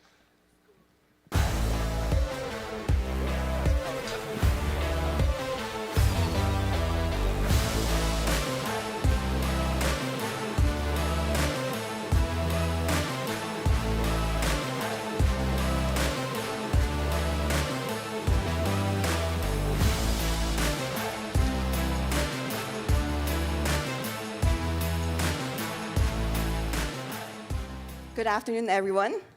Good afternoon. How's the energy going? Can I'm not gonna start if the energy is not gonna go up. Good afternoon, everyone.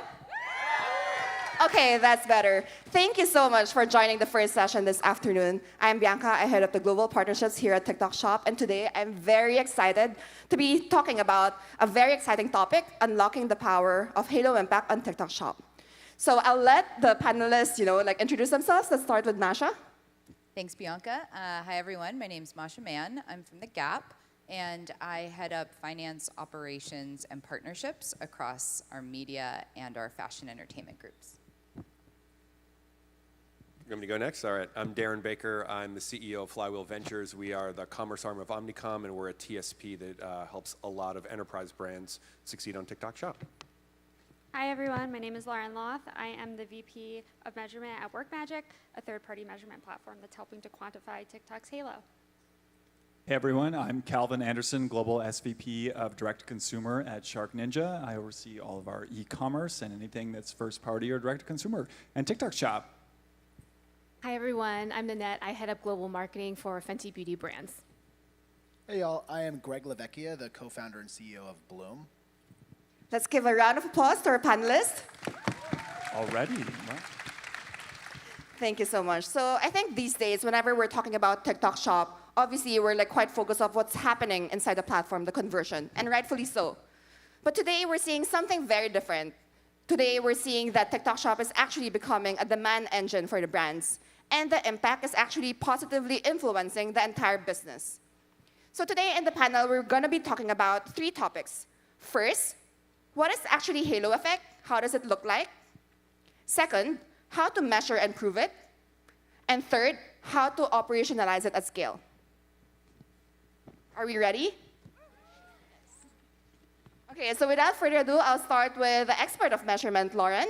To begin with, can you give the room a precise definition? When we say halo effect, what does it actually mean? How is it measured?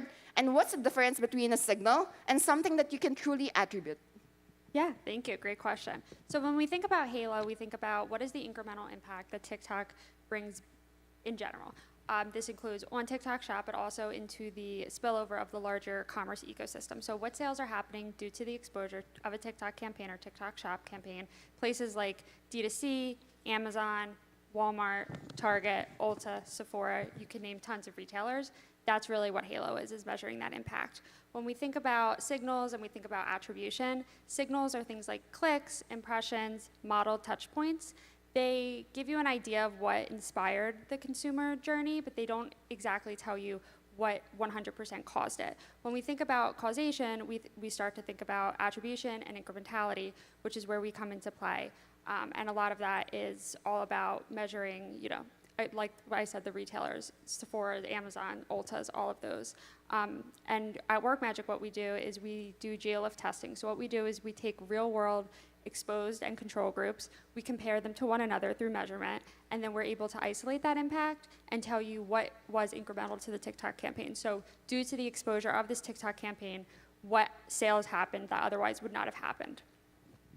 Thank you, Lauren. Next question is for Nanette. So for Fenty, when TikTok Shop first started, bringing impact to your brand, which I believe was quite early on, where did you see the first impact, and also how did you start measuring it?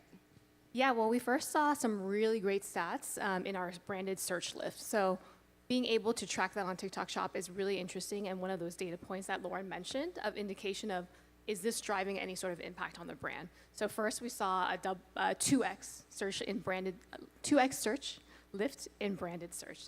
So love to see that. Also the first quarter when we launched, we tested a small, tight assortment. And some of the assortment had SKUs that we don't necessarily talk about within marketing always on. And it wasn't in any other campaigns. And we saw these SKUs really drive lift on our own DTC and also a little bit of lift at our retailers. So that was also an indicator that being on TikTok Shop was starting to drive a halo impact. And then we continued on. We've been on the platform for about 2 years, and we start to see more and more impact and lift at retailers. One of the most interesting cases is we had a core SKU. It had been out for 2 years. We did a platform campaign around that, and we had customers going into our retailers saying, I want this new tinted moisturizer, and it's not new. So we know that it was because of the visibility and the demand that TikTok Shop drove. And then, of course, I don't need to go into the details, but we did partner with Lauren and Work Magic team to really measure that and provide some real data.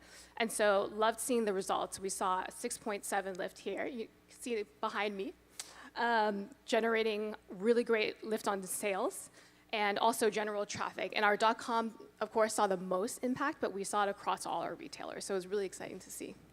That's super exciting. Thank you so much, Annette. My next question is for Greg. So you've built a brand natively on TikTok with Bloom. So when you see something happening on the platform, where is the next place that it actually, like booms?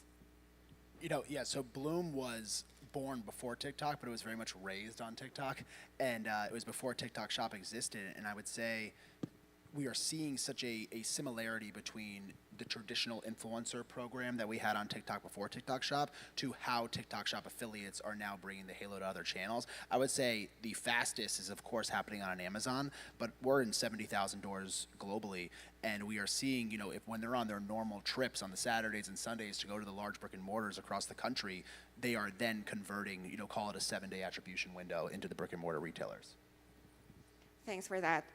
Calvin, so for Shark Ninja, which we all know is considerably at a higher price point, and a product or a category that people usually need a lot more thinking and research, how does the halo impact work for you? What's happening on TikTok Shop, how is that impacting your other channels?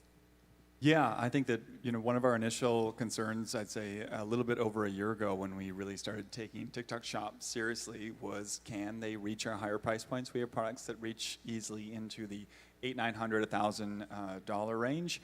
And so I think that what we were able to find is that quite quickly, our products are really easily demonstrated, which is fortunate for us. And similar to our QVC partners, you can kind of see that we have a background in infomercial as well, so demonstration is super important to us. And so there's a natural DNA that's really fun for TikTok Shop. And nothing is more important to us as a brand than a consumer or a user, or in this case, a creator, really showing why they love something. I think it's just the best endorsement.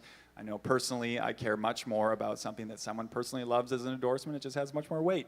And so what we were thrilled to find, and maybe suspected, was that even though we didn't have really clear demonstration, I think, visible across TikTok Shop in the States, at least to start, but that consumers really are all on, there's all kinds of demographics and psychographics on TikTok, and they are willing to shop and buy and learn in that space. I think it's becoming a center for search, and so we always say that we want to be right where the consumer is, and so what we found, one, was that we could really get people's attention for 2 and 3 and 4 minute, really thoughtful, funny, entertaining, demonstrated videos across tons of permutations of audiences, and then that they were willing to pay that price point. So that was super exciting. And then what I would say is initially we started putting out probably more of our safer bets in products, but as we've kind of matured on the platform and we're in many more countries, we're learning that we can do things like launch new products or introduce new products or new permutations to consumers.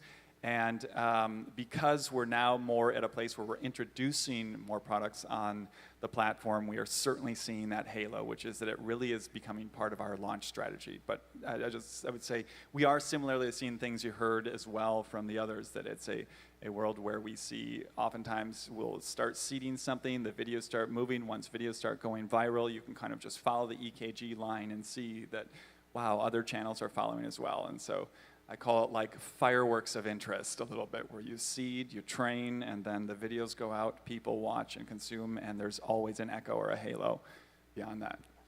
No, that's super interesting. And honestly, I'm one of your new customers, because who knew that you would, I love watching my food getting fried on a glass air fryer. Yes. I think you guys started this trend of just spend 15 minutes watching your food getting fried. That is so fun. So now that we've established that the halo is actually real, the harder question, or the next question is how do you prove this to the internal leadership? P&L, financial modeling. I know it's not everyone's favorite, but we need to deal with it because we're doing business here. So I love financial modeling. I don't know what you're talking about. Yes. So yeah, my next question is to Darren. So there's a healthy skepticism in some boardrooms that TikTok Shop lift on other channels is just, pure coincidence. The brand was already growing, and, how do you prove causation and not just correlation?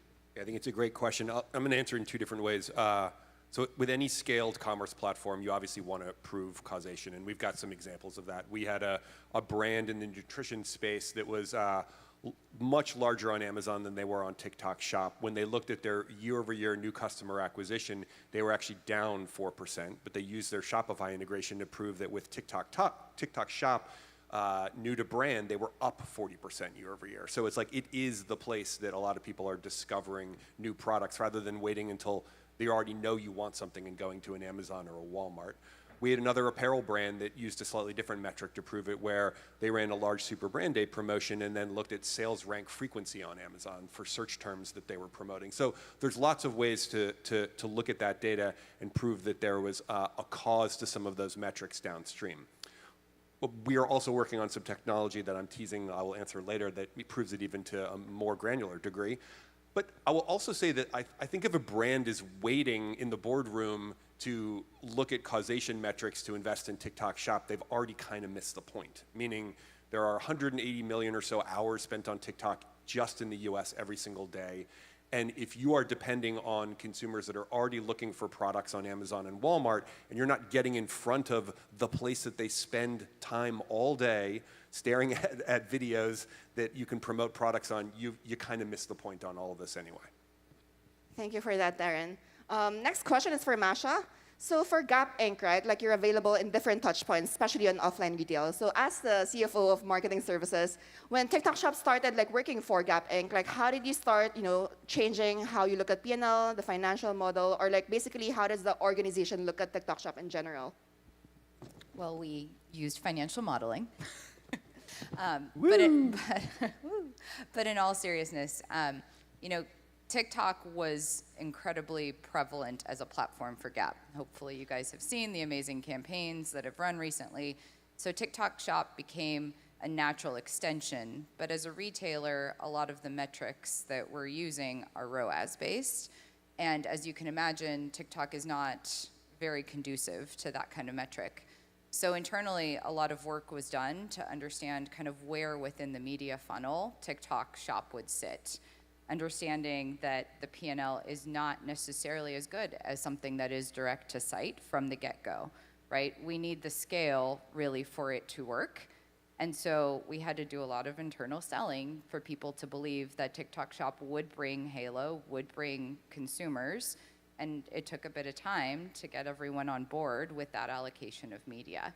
Right now, for us, to answer your question, the P&L sits within the brands, and so it has to come as a trade-off from somewhere. But what we have seen is that the creators that have come through TikTok Shop are more engaged, there's more of them, we're getting better quality, and so we're generally seeing that TikTok Shop has been able to lift all boats for us on our media, and so has become more and more profitable as we've gotten better and better at it. Thank you so much, Masha. Super exciting to hear that. So now that we know that the halo exists, and now that we know how to measure it, I think the next question is like how to actually operationalize it, right? Like I think, we keep on like saying halo, but it doesn't really end there. Like how do we actually put this in our daily lives? So with that, Nanette and Calvin, I'd like to understand first is like, where does TikTok Shop sit in your organization right now? And then, as you evolve, you've been on the platform for like more than a year. How does it evolve now that you know where the halo sits and like the actual number that it delivers? So when we first started it, it was a small incubation team, which it was all of our team's side hustles. We had about 5 or 6 people. Christy there probably works 3 jobs at this point. And we really wanted to, one, be able to be agile, test quickly, and pivot quickly if needed. So it was really the small but lean and mighty team testing out TikTok, kind of developing the proof of concept. As we've matured on the TikTok Shop platform, it does sit under the e-commerce D2C team. And we've definitely expanded it so that Christy doesn't have to do 3 jobs at the same time. And while the sales go directly to our .com, because we see the impact at our retailers, the way it's funded is a little bit more complex.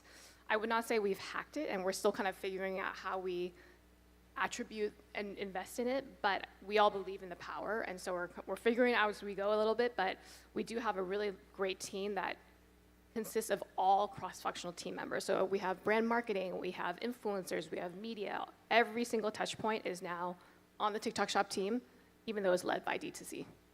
That's super interesting. I think first is like when you started as a small team, as you said, it's like everyone's side hustle. And then we did see that, and it's always day one. Now your team, everyone is kind of like involved in TikTok Shop, but it's always day one, right? Like every day something's new on TikTok Shop. So it's great to see big brands like yours who actually also evolve your organization to really capture the essence of the platform. Yeah. So Calvin, how about on Shark Ninja side? Yeah, very similar, actually. We also started with a small incubator team on the e-commerce or D2C team as a side hustle. And I tortured those people a little bit too much because it really moved. And I think I would say as we've launched more and more markets, we've kind of matured to a little bit of an agency model where we start with an agency. We do bring it in-house after we kind of ramp and get it going. Don't stab me in the back, agency people. But I think that what I would just say is that what I would just compliment the agencies that are really good at this is they know the space. It's a new space. Bringing on talent is complicated, and so if you really want to launch when you know your business has probably a shorter, attention span to let you give it a go. I think that an agency can be excellent at helping you ramp. And what we found, and the reason we ultimately, as we scale, bring it in-house, is that we love the connectivity to the consumer. I think that that is absolutely where commerce is going in the next few years, is just closer and closer and closer to the consumer as technology allows us to do that and have more entertaining, interesting, personal conversations. And so a great example of that is Alive. And if you've certainly, I'm sure, all sat and watched Alive or been on the other side of the chat with Alive, it is a hilarious, funny, entertaining experience. And you really, I tell you, I watch our lives and watch the conversations and bring that right back to our product development team. And so I think that in reality, especially if you are a brand, I think it is a really darling place to have a connection with the consumer that's alive, it's in the zeitgeist, you're in the conversation, and if you're not doing that, I think there's high risk. And so we, at some point, kind of needed to own that as a brand. I would say that it's like we want the heartbeat of our brand and that conversation going through our employees, and so at some point. Now, I will tell you, our agency partners have become like startup partners that help us launch the next one and the next one as we are going more global with TikTok Shop, so we don't kick them totally to the dust out of nowhere, necessarily. Thanks, Calvin. So I think I just wanted to further emphasize about the live streaming, right? What's interesting is, of course, everyone excels on the platform, but for brands, for global brands especially, live streaming has become an informal social listening tool as well. There's really nothing more powerful than getting real-time feedback from the consumers. I think sometimes we take things too seriously. We have FGD, we have a lot of sessions, hey, what's the feedback on the product? But sometimes you just go on live and you get that on real time. So I think that's really one of the greatest power of TikTok and TikTok Shop and our live streaming. And of course, you get sales out of it, so why not? My next question is for Masha and Greg. So as obviously your brands evolve on the platform, there's a lot of editing of marketing playbook happening. I'm curious to know what is the biggest mindset shift that has happened in your organization. So maybe we'll start with Greg. Yeah, I would say Bloom is hyper-obsessed with our relationship with not just the consumer, but our sales channels and traditionally our content creators. And so now to be able to double-click on content creators and allow them to, or embrace the idea of them taking this win with us in terms of the conversions happening on the TikTok Shop portal, has just totally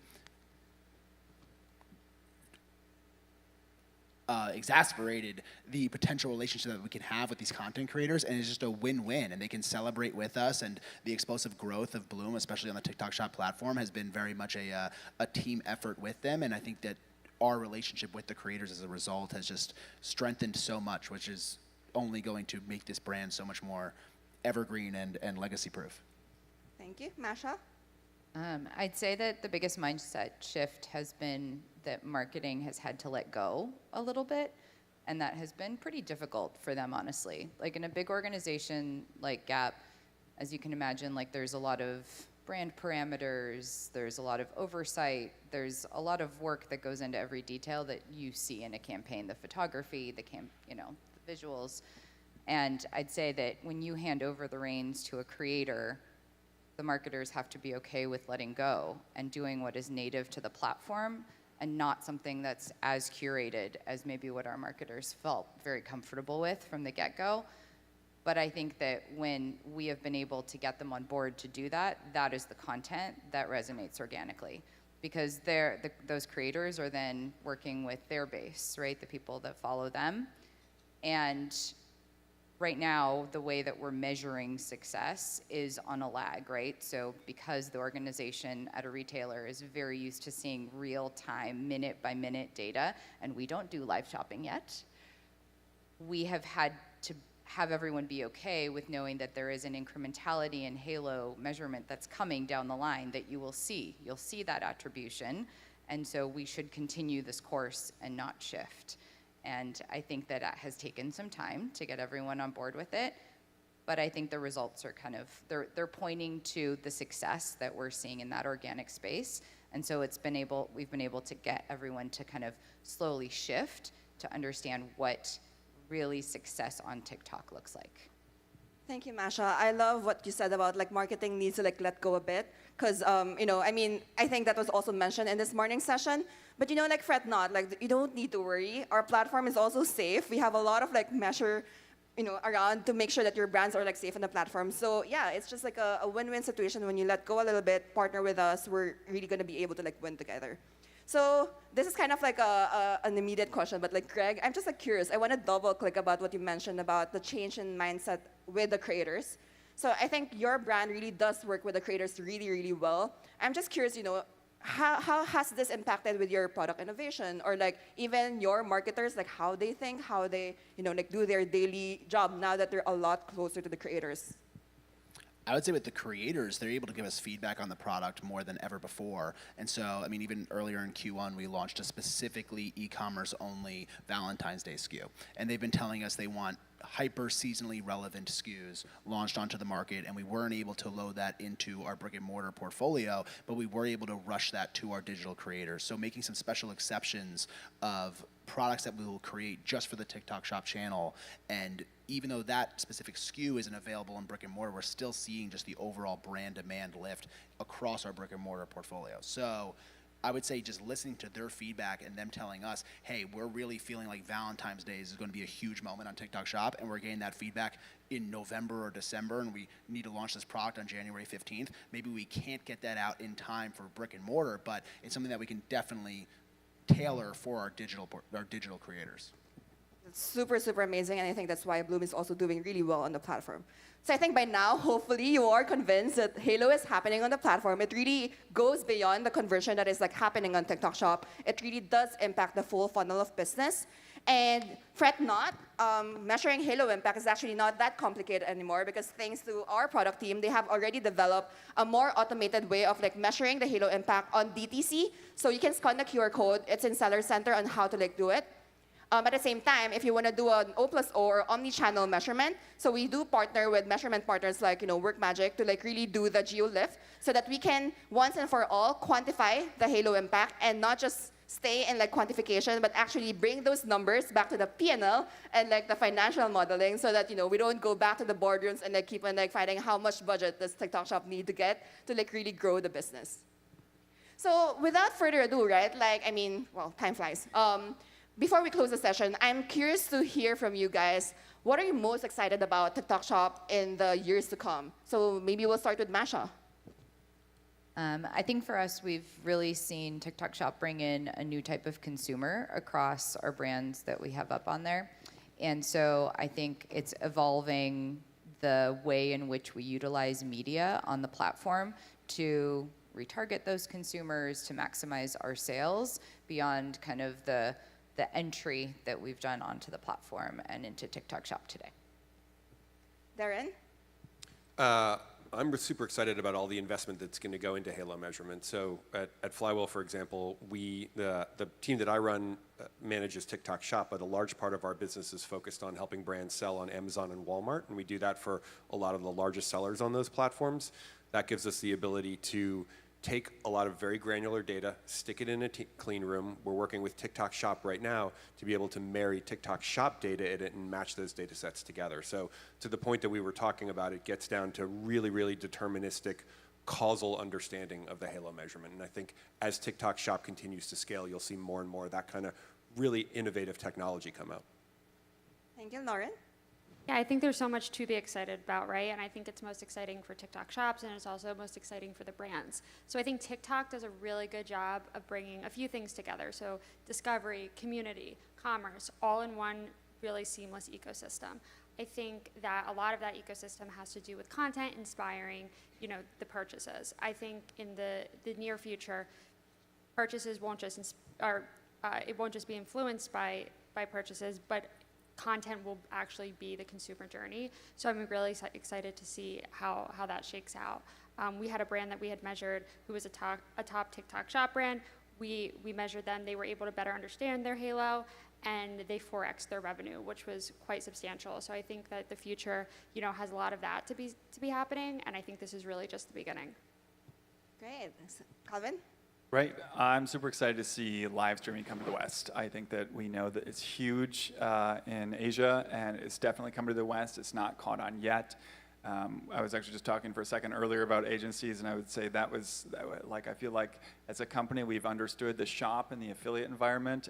We're about to go live with a great partner called Favored that's going to really help us do a much more complex operation, and I think that I don't know what it's going to be in the next few months, but we're really excited to see that change the way people shop in the West.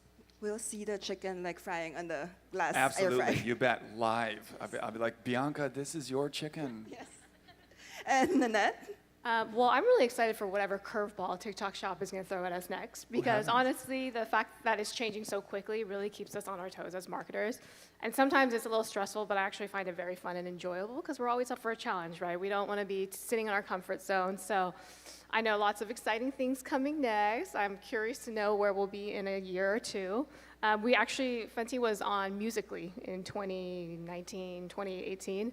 And so starting on Musical.ly to where we are today has been quite a change, but really fun learning the process, just like working and pivoting with the teams, also seeing where the landscape is going, and TikTok Shop is so ahead of discovery commerce, social commerce, et cetera. So I'm really looking forward to what's next, even if I don't know what it is.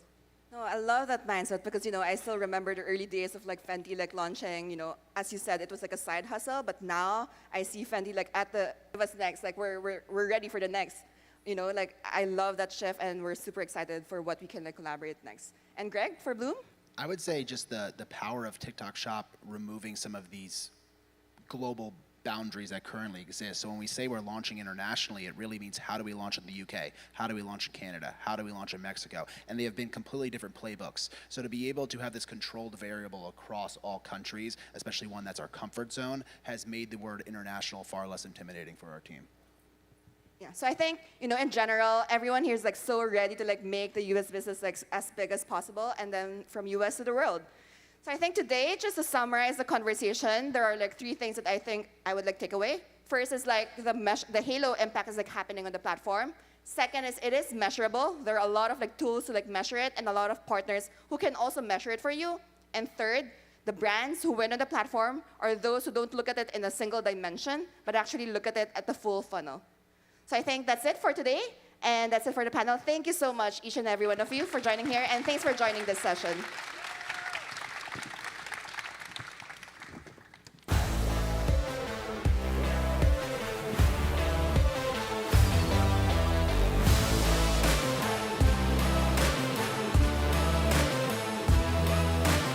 Hello.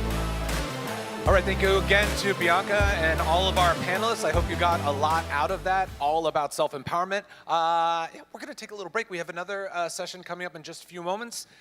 So if you'd like to take a break, hang out, please. If you'd like to be part of the next session, please stick around. Also in the back corner, we have snacks, refreshments. Half of the chocolate chip cookies are gone because I took them all backstage. So get in there before they're gone, and I'll be right back.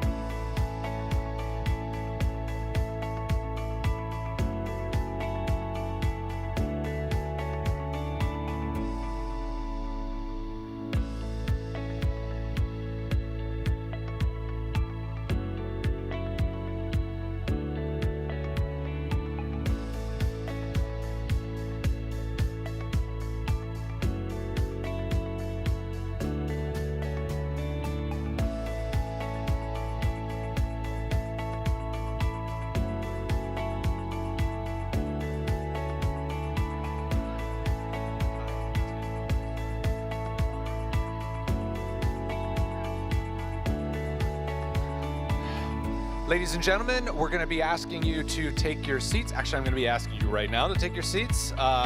We are going to be going into our second breakout session, which is Win Big during TikTok Shop campaigns, the playbook for high intent moments. I know I told you to go back and grab some snacks and cookies. I hope you got some, because if not, I'm going to go back and finish them off. So please take your seats, and we're going to be beginning in just a couple minutes.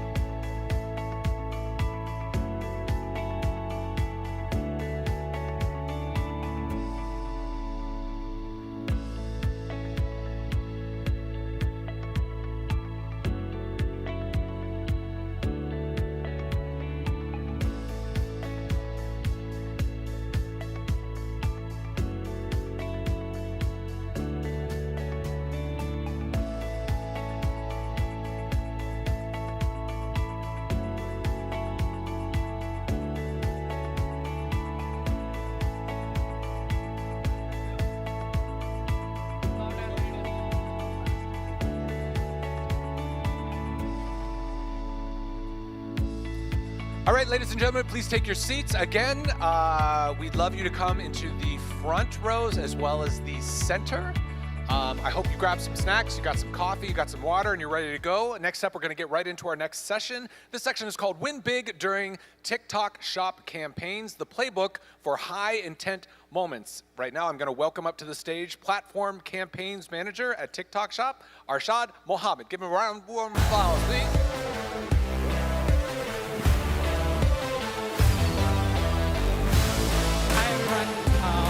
If I could have your attention for a moment. So this session is especially important because it covers the campaign moments that drive majority of the GMV for many of the sellers who are here in this room. So my name is Arshad, and I'm from the Platform Campaigns team. It's a pleasure to be here and speak with all of you today. So today we'll walk through the TikTok Shop campaigns and the playbook that we drive for the campaign. So we'll cover platform campaigns, category campaigns, core tactics, and what sellers can do to prepare. So let me quickly jump through. So as you can see, this is the full 2026 campaign calendar.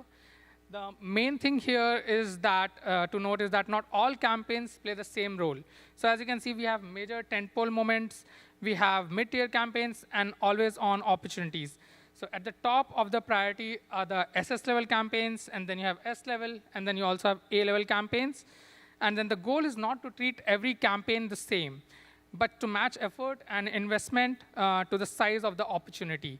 So you can also see that the calendar gives a brand multiple ways to win. So through platform campaigns, brand campaigns, and you also have category campaigns. So there's room for both major platform campaign play and normal spikes. So from a resource perspective, these are some of the resources that we offer. So generally, they come in two forms. The first one is awareness-oriented exposures. So things like promotion label, banners, shop tab resources, customer-facing placements, CRM. So these are some of the touch points that help drive visibility and traffic during the campaign. And the second one is more conversion-oriented. So you can see the visibility support, which we offer, is more about what happens when shoppers actually land into the campaign. So the support tends to have a more direct impact on the purchase. So that would be more to do with the landing page entries. So the simple way to think about it is some of the resources help shoppers discover, and some of them actually help customers convert. So this is just a list of resources that we offer during campaigns. Moving on to the platform campaign. So let's talk about the platform campaigns.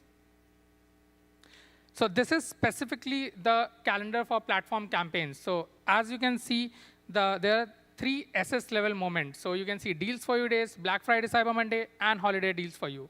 Then we have S level campaigns. We recently concluded the spring glow up. Then we have summer turn up. We have back to school, fall deals for you. So these are some of the S level campaigns. And then we also have A level campaigns that create additional monthly opportunities. You can also see from seller planning standpoint that this gives very clear framework. Major annual promotions, monthly deals, and then you also have weekly sales. So today for 2026, the playbook has been simplified a lot. So we are actually just limited to 4 key tactics or 4 pillars. So number 1 is merchandising tactic, which is really about price competitiveness, discounts, product participation, etc.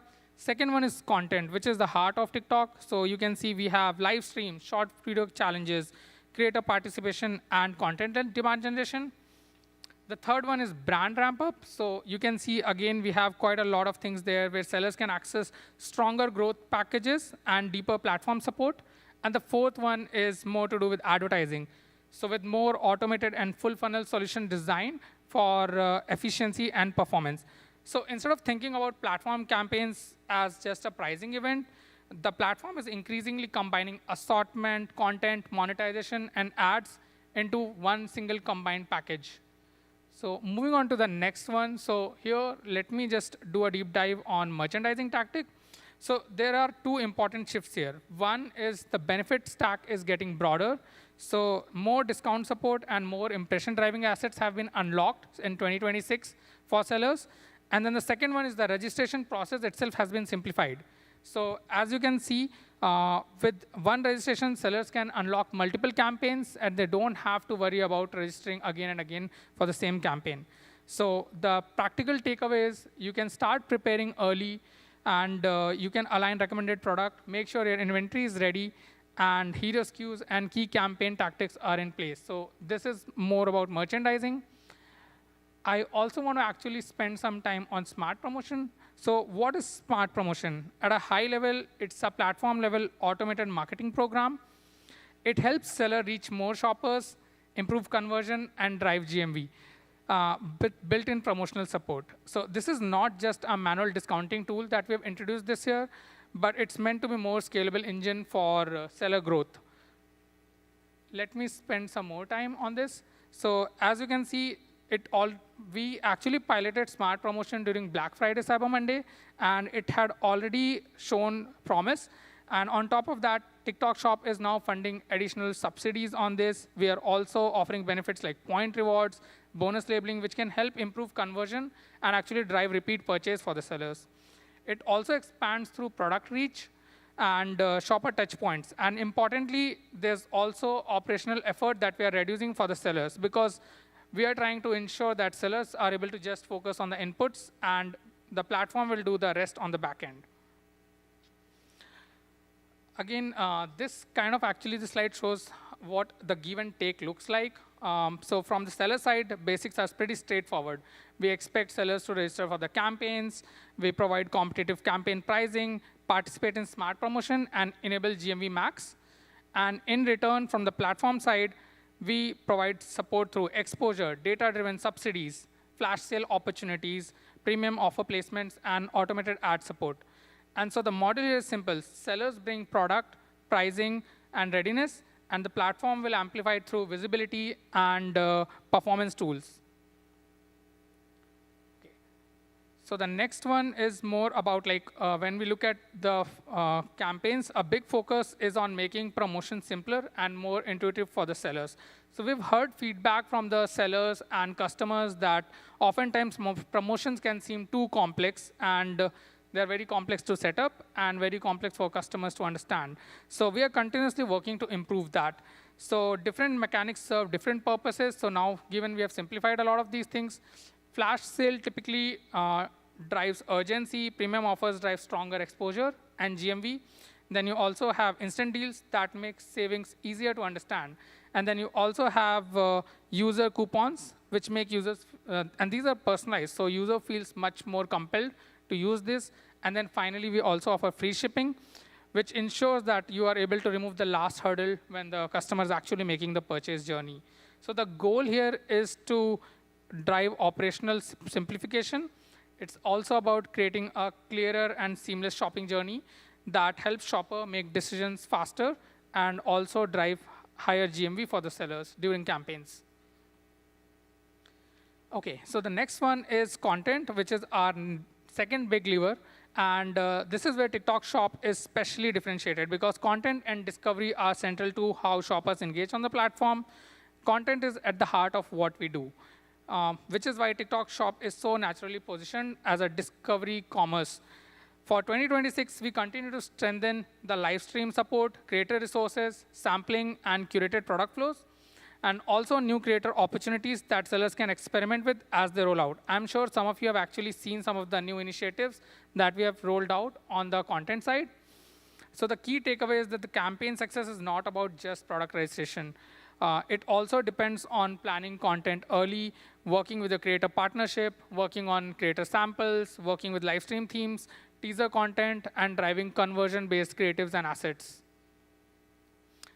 Just to deep dive a little bit more on the content side, so for more established sellers, we have mechanics like super live stream, key live stream, that can unlock more exposure and additional discounts. We also have, for broader seller base, things like live stream championship, short video challenges, missions. So these ensure that you have more accessible ways to earn reward, gain recognition, and also drive incremental GMV. Finally, the content activation system is designed to work both for top-tier sellers and also for developing sellers. So it's not just about one type of seller tier that we're targeting, but we are able to offer this to all seller tiers. The third pillar is the brand ramp-up through programs like BAP. The idea here is that sellers who are willing to commit to higher GMV target, stronger ad investment and service fee can unlock a much more deeper platform support. From subsidies, ad credits, to stronger marketing exposure, or even creator alliances. So these are some of the takes that we offer to the sellers. So this is really for the brands that want to scale during key campaign moments. Also want to break it down a little bit further on this. So at a high level, it's a very exclusive program for top sellers. It brings together platform resources like subsidies. You also have exposure, campaign support, and incremental GMV during promotion period. But I think there is a trade-off, which is that sellers need to commit more deeply, whether that's through GMV target, advertising targets, or service fee tiers. So it's a higher investment and higher support model that we offer in terms of BAP or brand amplification program. And then the fourth pillar is monetization. So these packages support different parts of the funnel. So we have like a lower funnel package, and we also have upper funnel package. Lower funnel conversion focused, it helps maximize sales efficiency. You have upper funnel, which helps build awareness and expand reach. And then we also have like a full funnel solution, which is more about how can you combine both for brands that want to build demand while also capturing it. There's also media exchange that we offer, which is brands can trade out-of-app co-branded exposure for in-app visibility and performance support. So this is, again, something that we are trying to work with sellers on. And then the direction is clearer, that for us, the campaigns are not just about becoming discount-driven, but more full funnel and more integrated with advertising. So that's the direction we are heading towards. The next one is, while we have these four pillars, how do we support the sellers? So in addition to the campaign mechanics themselves, we are also building a broader seller support ecosystem. So this includes campaign toolkits, official social channel updates, webinars, in-app messaging, community engagement, matchmaking opportunities between sellers and creators. And I'm sure some of you have already attended some of those.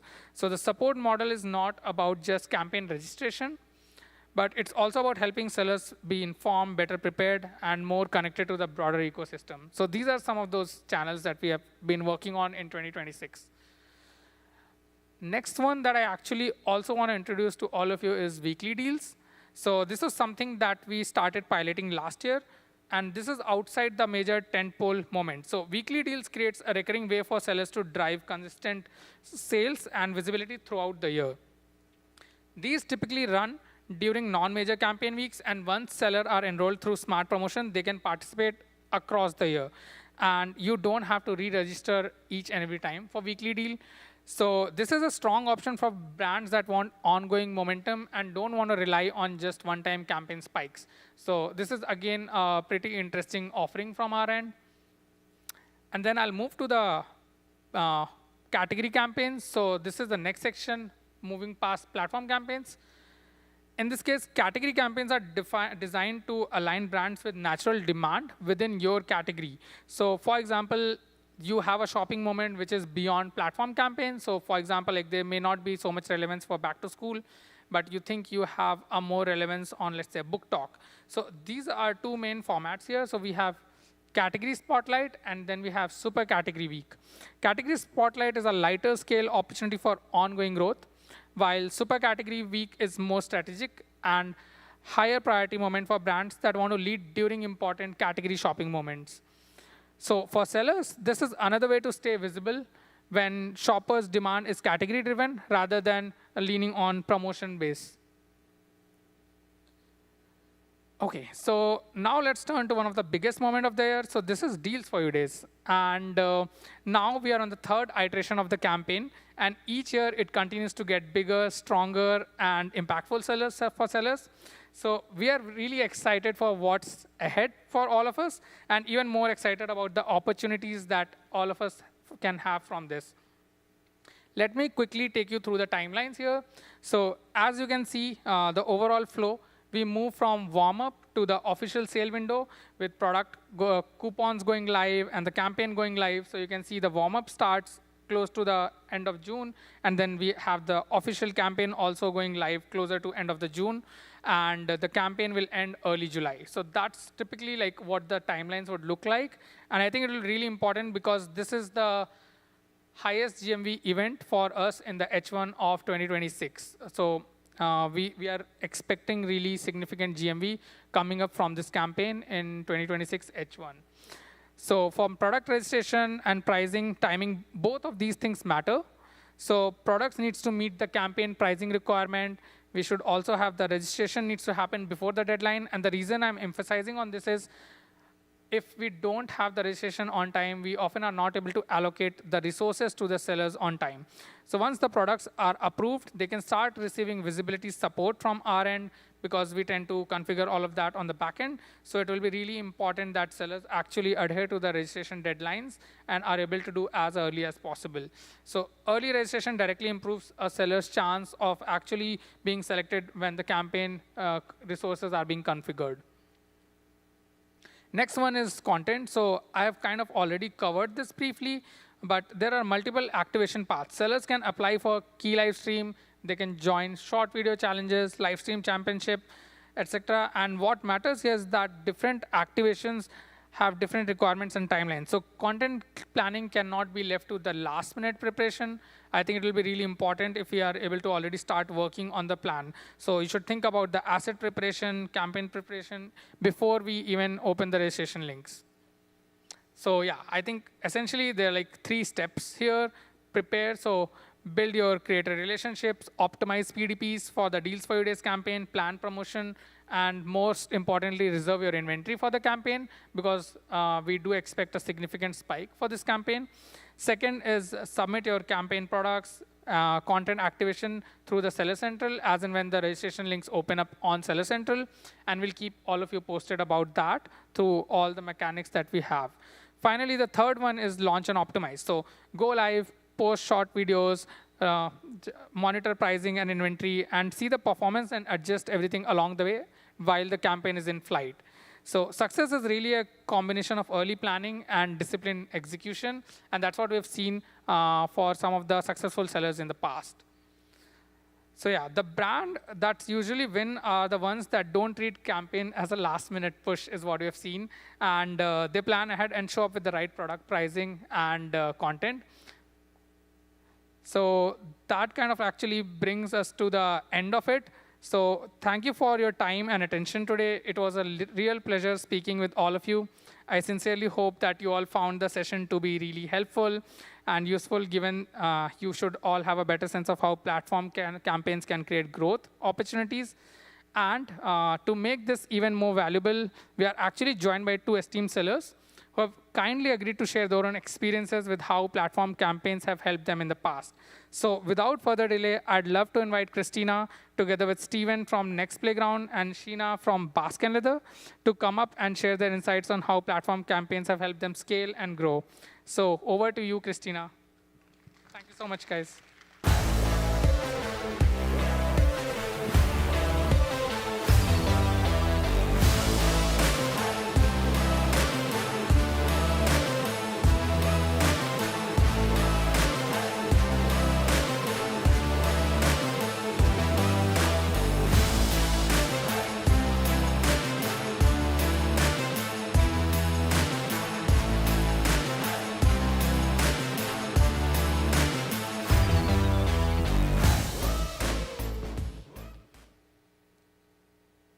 Hi everyone, I'm Christina from TikTok Shop Platform Campaign team. Today I would like to answer one key question. Can platform campaign meaningfully drive trajectory growth for a real business?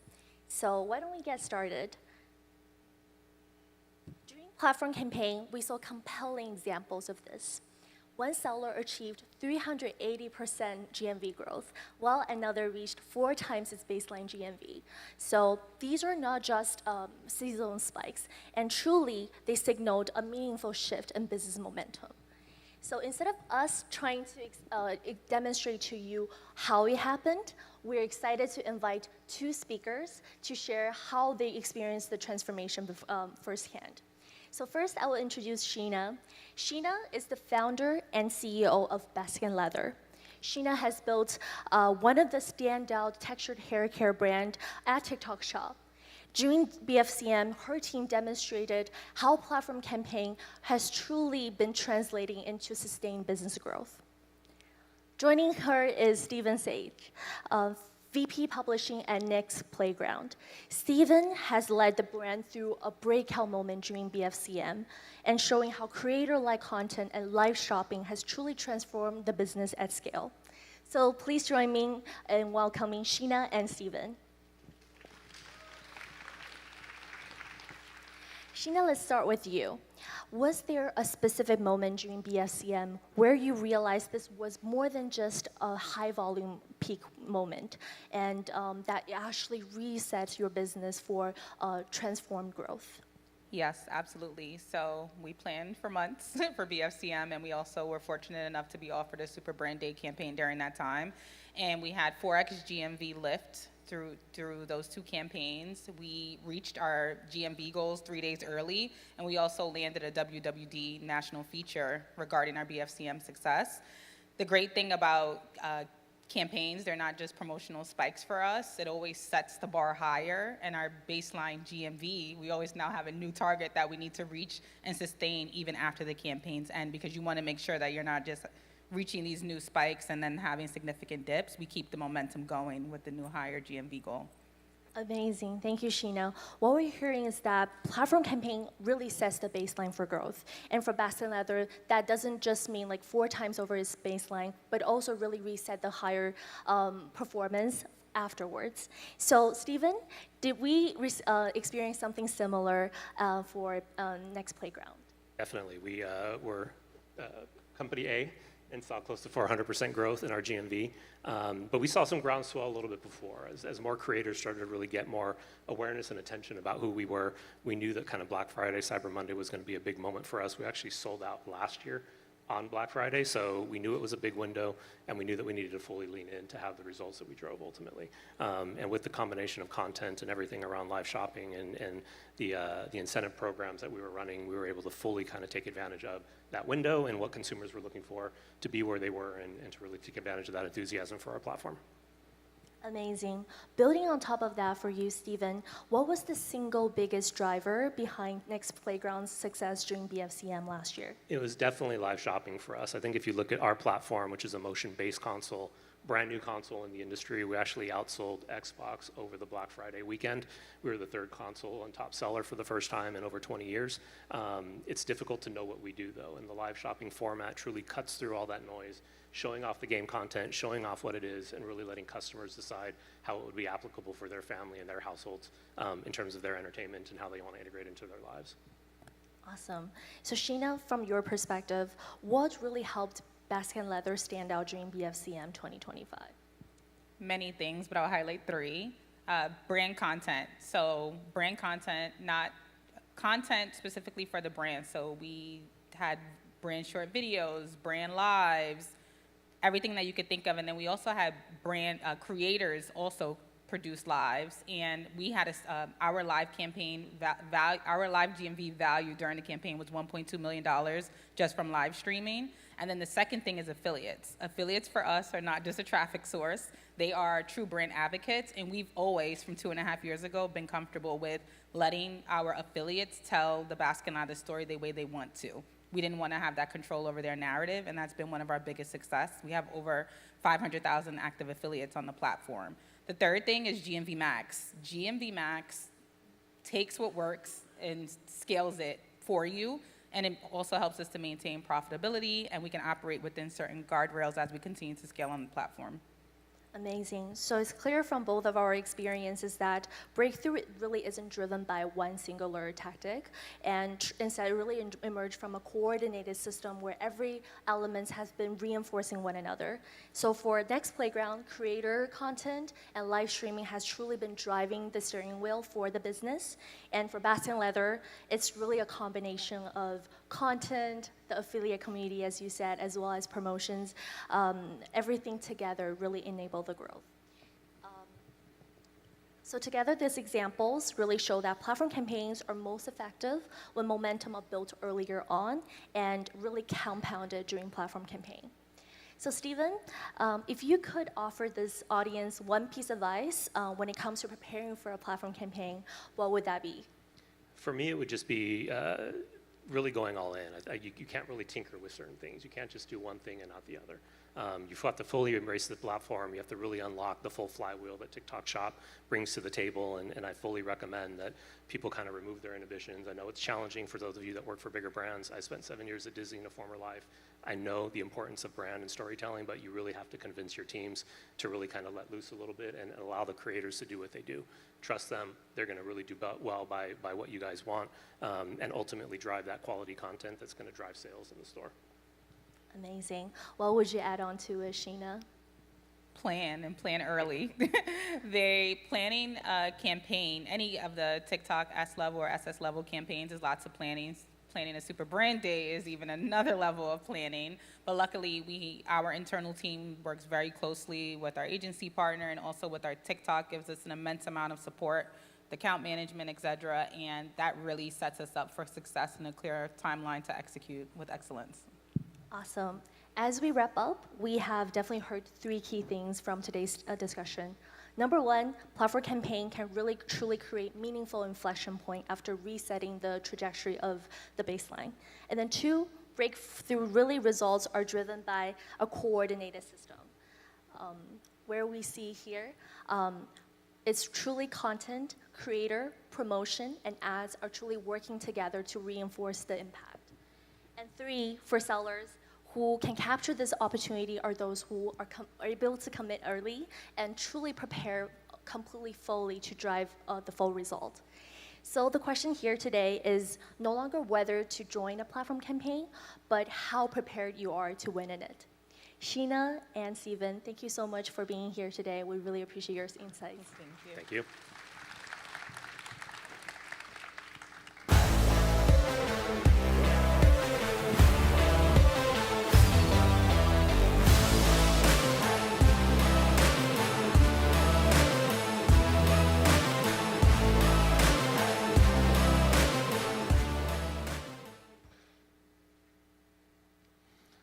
All right, we're good to go? This is a lot.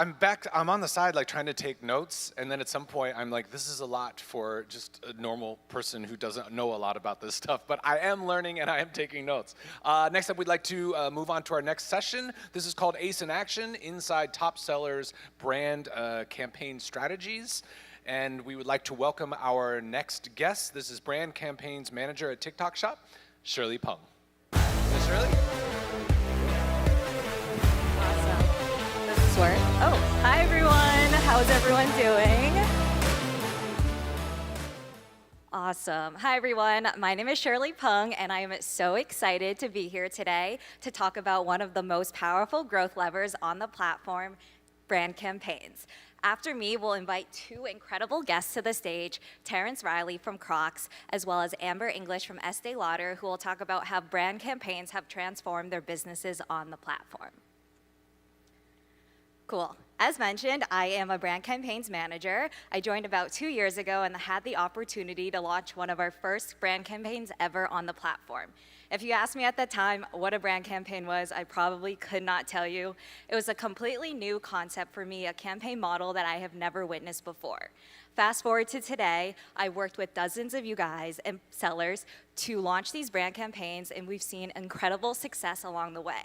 And that's why I am so excited to be with you all here today, talk about the campaign model, all the learnings, and see how we can unlock even more greater opportunities together.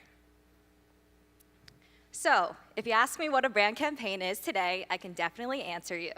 At its core, it's a concentrated growth moment that focuses on one single brand to not only drive GMV, but also brand awareness.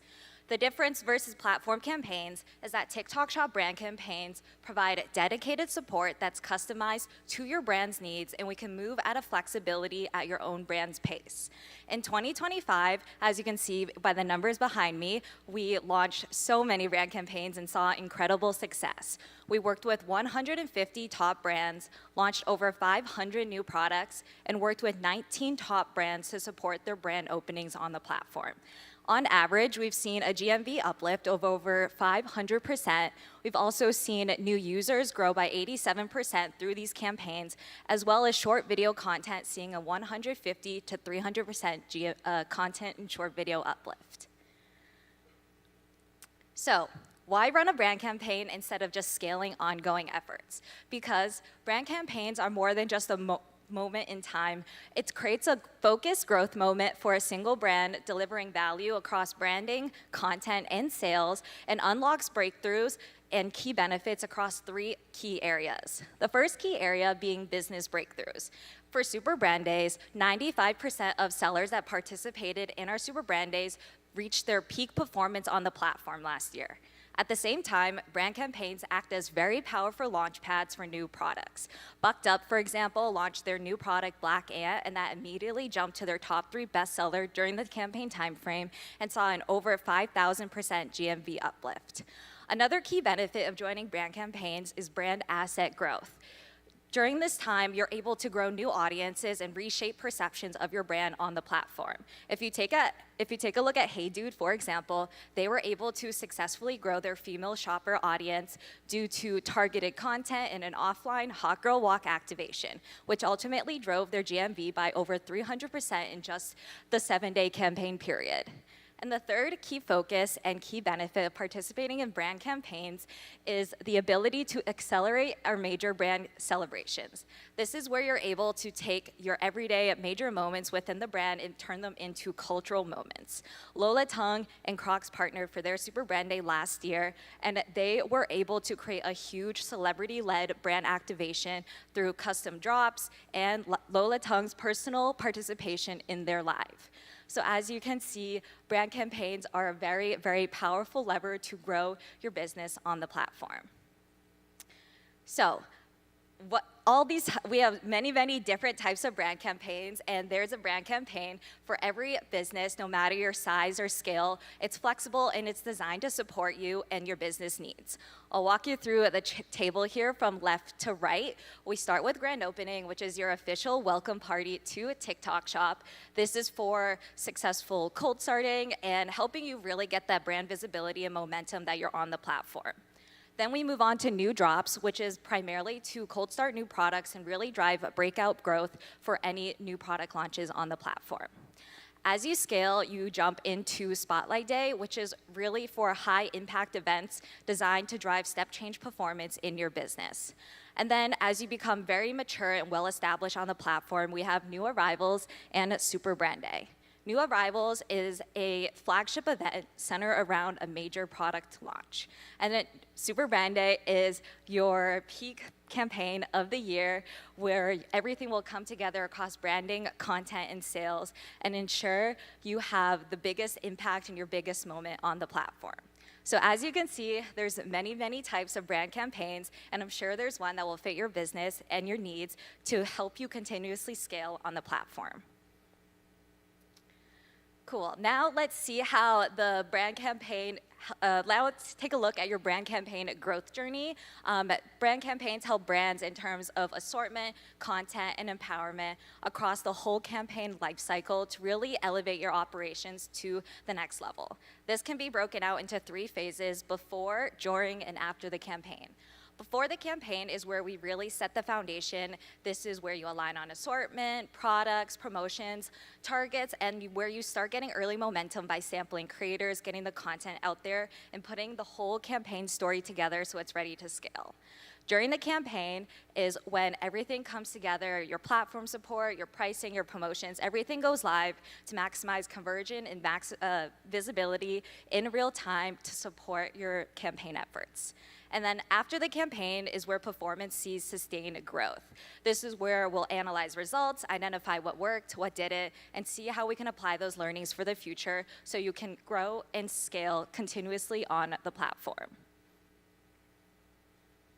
And now that you've seen the growth journey, let me bring it to life with some amazing showcases that we've seen on the platform in 2025. Starting with Super Brand Day, over 150 brands hosted their annual sales moment of the year. We averaged over a 750% GMV uplift across all of these amazing campaigns. Taking Medicube, for example, they were able to approach their Super Brand Day with a full funnel approach. They activated with an offline pop-up. They partnered with celebrities as well as huge creators in platform and achieved one of their biggest GMV milestones in the year. Moving on to New Arrivals, last year we launched over 500 new products on the platform. Taking Popmark, for example, their new product launch, Twinkle Twinkle, went viral and immediately emerged as their next blockbuster IP. And finally, for grand opening, we partnered with 19 top brands in 2025, averaging almost a 2,000% GMV uplift. Meta was able to scale to a T5 seller within just 20 days of participating in a grand opening campaign. So, these are the types of success cases and real stories that we want all of your brands to be a part of. And so how can you get involved? It's actually very easy. It's only 3 simple steps. First step is your annual marketing planning. Really make sure you start early and planning out what your big seasonal, big moments of the year are gonna be, whether that's a new product launch, a big brand moment. Start planning that early and identify the right campaign type that will be a good fit for you. Step 2 would be working and locking down that campaign type with your AM, ensuring that your proposal, your requirements all meet by the deadlines to ensure we can start working on the campaign as soon as possible.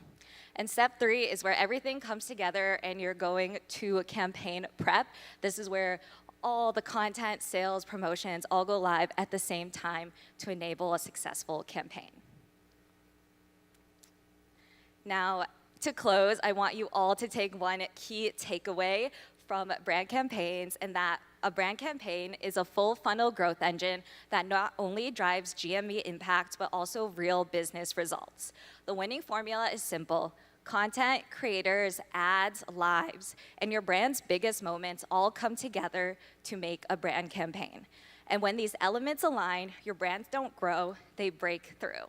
And so thank you all very much. We're very excited to see all of your brands participate in brand campaigns in the future and cannot wait to see what you guys build on TikTok Shop. All right, okay, thank you so much. And next, we're gonna invite Terrence Riley to the stage, Chief Brand Officer of Crocs.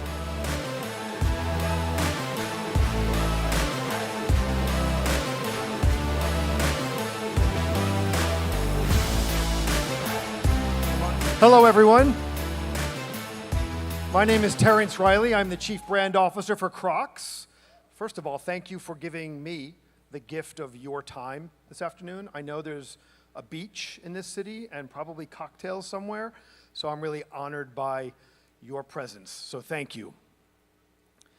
I'm going to begin with a story.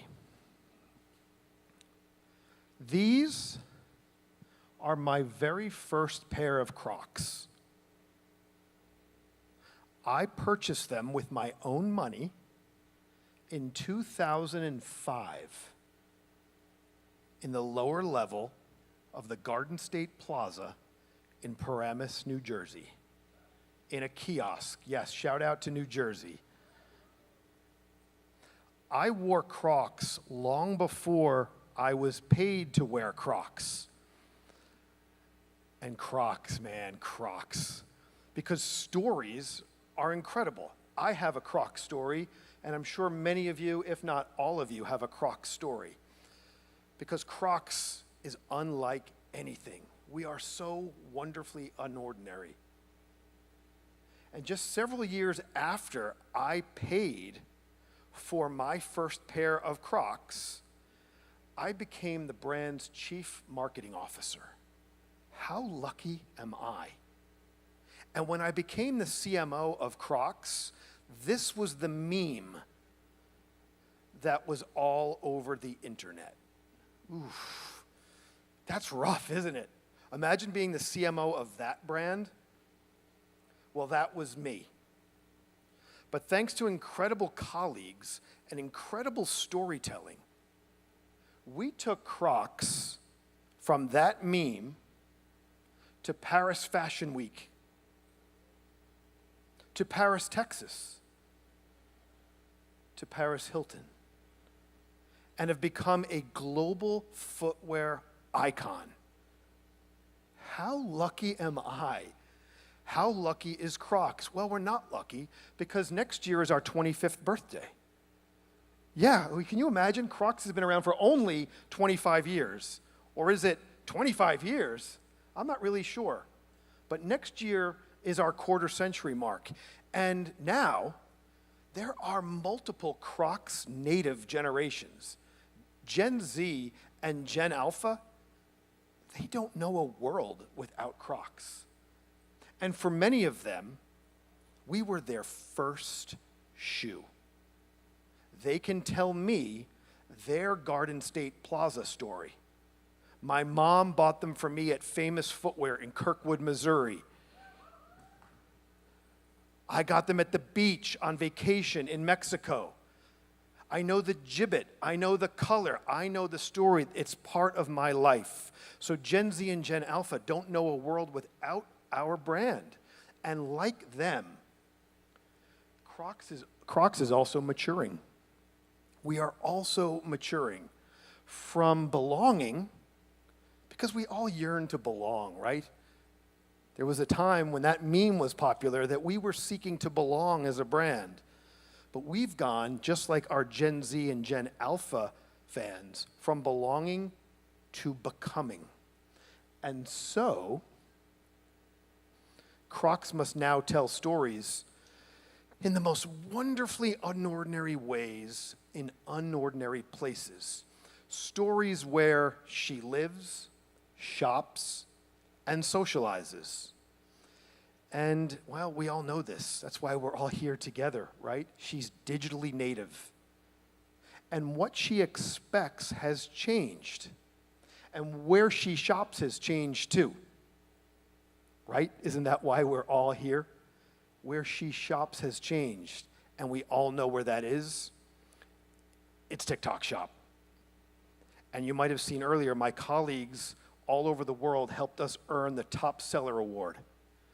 An incredible milestone of something that we just got started at not too long ago.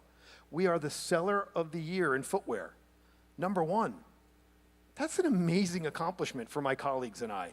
And we're really proud of it and honored to have that recognition, along with so many other great brands that were on stage earlier. And so I'm honored to share with you today the Crocs award-winning live stream playbook, or as we like to call it at Crocs, Life is but a stream. Life is but a stream. 13 lessons for 13 holes. There are 13 holes in each croc, so 26 total, 13. So 13 lessons for 13 holes. Let's get into it. Number one, well, it starts with this. Like all of you, you have great services, great products, or you're great creators. We have great products. Full stop. Crocs is unlike anything. We're wonderfully unordinary. We are one of the most innovative footwear companies, and we have an absolutely iconic silhouette in this one behind me. You all know it. You all love it. But it is a great product. So it starts with that. Number two, we are a digital and social first company at Crocs. We've been that way for many, many moons. From Croc Shop US to Crocs, we have an amazing digital social presence that continues to grow every single day with more followers, more cohorts, and Gen Alpha, well, we're birthing more cohorts every year because that first pair of shoe for so many youngsters is a pair of Crocs. So a really wonderful place that we have earned our way into. So that was two. Number three, well, to find authentic consumer connection. And where we have found that is on TikTok Shop. We have an authentic connection with our fans everywhere, but certainly on TikTok Shop. Number four, get started. We got started. We were early adopters. We were formulating plans in 2023, and we got really busy in 24 and then 25. Well, that's why we were winning awards today with so many of you. So number four was early adoption. Number five, this is really, really important. Do not build bureaucracy. Man, we moved fast. We have a team of overachievers, hustlers that figured all of this out quickly with great agency partners like Celery and, of course, our colleagues and partners at TikTok. We did not build a huge team with thousands of people slowing things down. We built a tiger team that got after it. That was number five. Number six, well, then accelerate. We really started to accelerate from TikTok Shop into live shopping and live streaming, and we've done that with excellence for now a year and a half. Number seven, man, have some audacity, right? A favorite quote of mine is, if you're fishing for Moby Dick, bring tartar sauce, because we're going to catch that big white whale. Have some audacious goals, and we did and do. That's what Crocs is based on. And our audacious goal was our favorite month of the year, Croctober. Yeah, how great is that? That's marketing genius right there, Croctober. We live streamed 24/7, 31 days during the month of Croctober.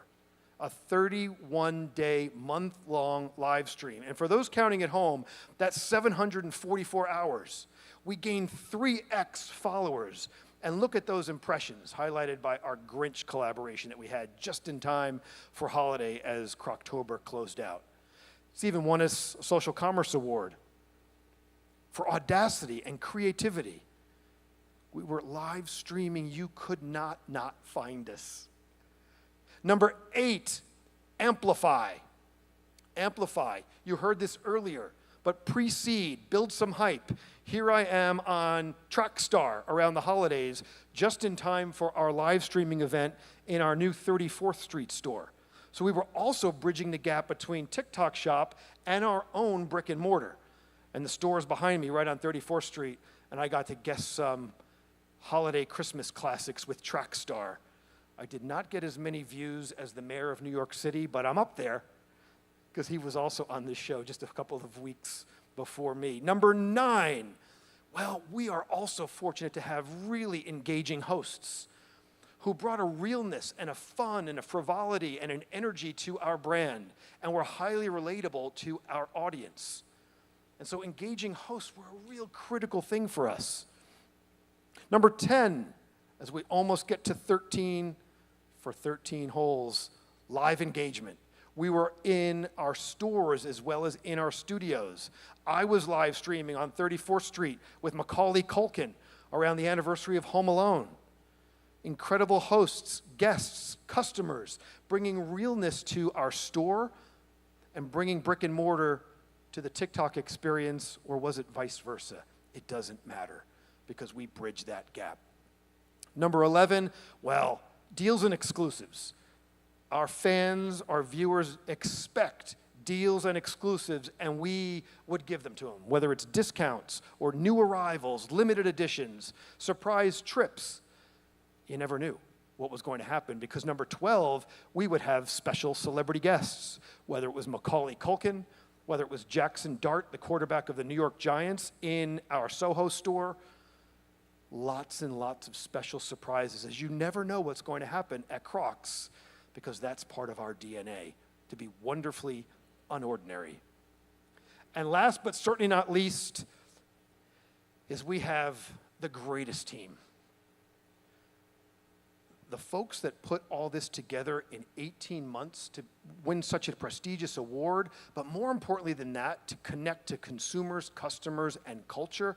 Wow, we are so fortunate to have the greatest team in the world working for the greatest brand in the world who has the greatest footwear in the world. And when you put those together, it's an amazingly winning combination that will allow us to continue to share amazing stories because we're sharing amazing stories all the time.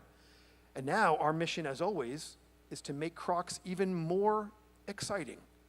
And now we have the tools, the partners, the platforms to surprise and delight people around the world with this most democratic of brands. A brand that is unlike anything, that's wonderfully unordinary, allows you to personalize your footwear better than any brand on planet Earth. It's Crocs. And so now those little holes that used to be where your dignity leaks out, those holes are filled with endless stories. Endless stories. Because life is but a stream.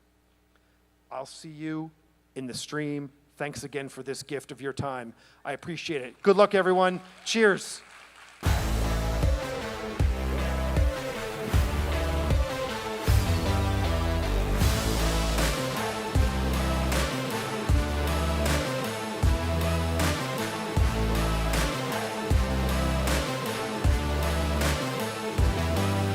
Hello? Okay, thank you so much, Terrence. And now let's welcome Amber English, President, Digital and Online, the Americas of Estee Lauder Companies. Hi, thank you so much. I'm Amber English, President of the Americas for the Estee Lauder Companies and resident digital and social evangelist at ELC. I'm excited to share more about our journey, about our journey that our brands have been on over the past year and how this powerful platform is playing a role in our marketing ecosystem. Today, our portfolio of leading prestige beauty brands across skincare, color cosmetics, fragrance, and hair is setting a new tone in e-commerce. With a growing TikTok shop presence, we've launched 7 brands on the platform. Too Faced was one of the first beauty brands to go live in 2023, with fast follows from MAC, since then Estee Lauder, Clinique, The Ordinary, Decium, and Dr. Jart, with more to come. In many ways, TikTok has been one of the most natural e-commerce extensions for our team at the Estee Lauder Companies. You see, the inherent two-way dialogue between creator and community, between beauty and consumer evangelist, is exactly how we got our start. Our founder, Mrs. Estee Lauder, spent countless hours in stores, making over customers and introducing them to her best beauty tips, tricks, and products. She famously used to say, there are 3 ways to share a message: telephone, telegraph, and tell a woman. We have a feeling TikTok would have topped her list. In 3 short years since launching TikTok Shop in the US has transformed from a sticky social media platform to becoming compelling and competitive commercial channel. Claiming the number 4 rank of US health and beauty e-commerce retailers and driving $4.4 billion in US sales with household penetration nearly 10%. The size of the prize here is enormous, but this is of course something I don't need to tell any of you in the room. What I do want to spend some time talking about is the engine behind the dollars. The creators. When we first began to define our approach to TikTok Shop at the Estee Lauder companies, our starting point was our community of creators. We launched first with brands who had existing communities that were distinct and engaged. We took cues from them. We listened to their trending conversations on the platform, tracking favorite products and campaigns, reoccurring questions, and pain points.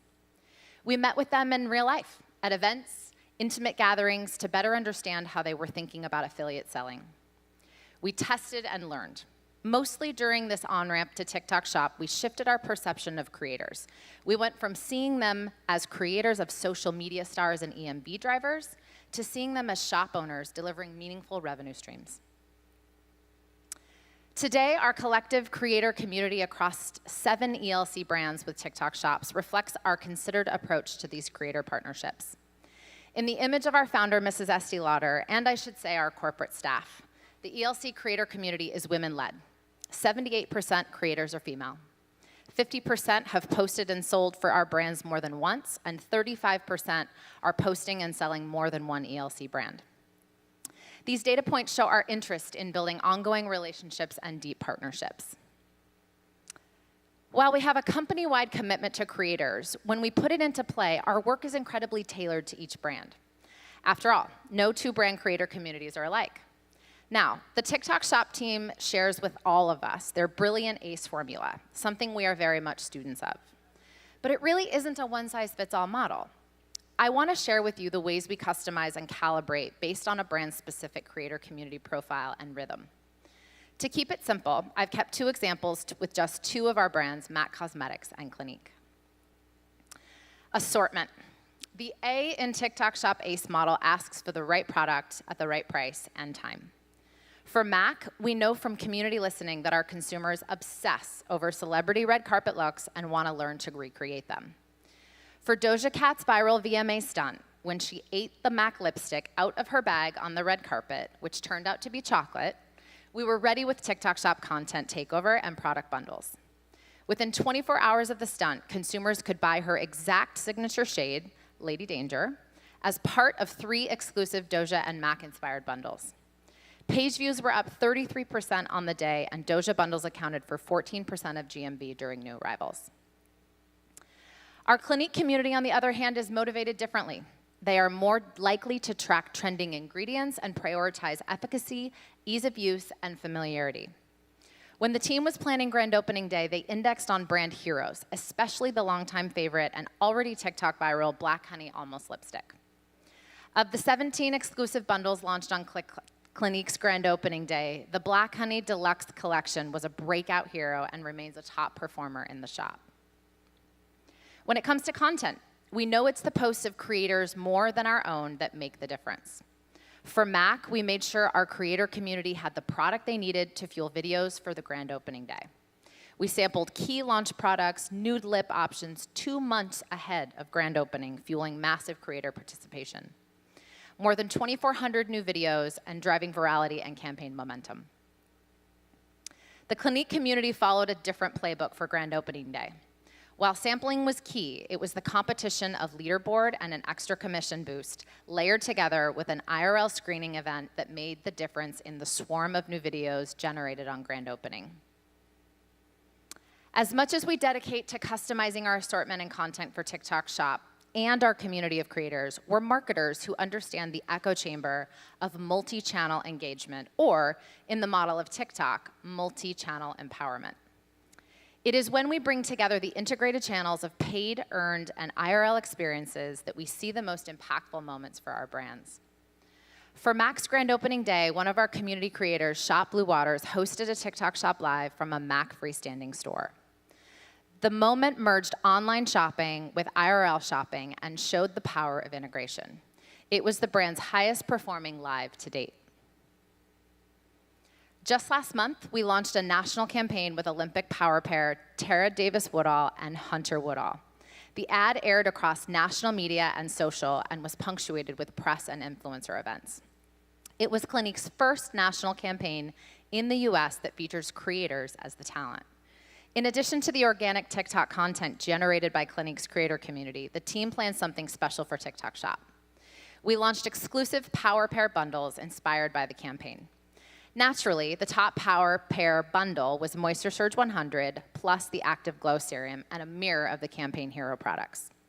And a key platform milestone for Clinique as we accelerate skincare in addition to the makeup led by already viral Black Honey.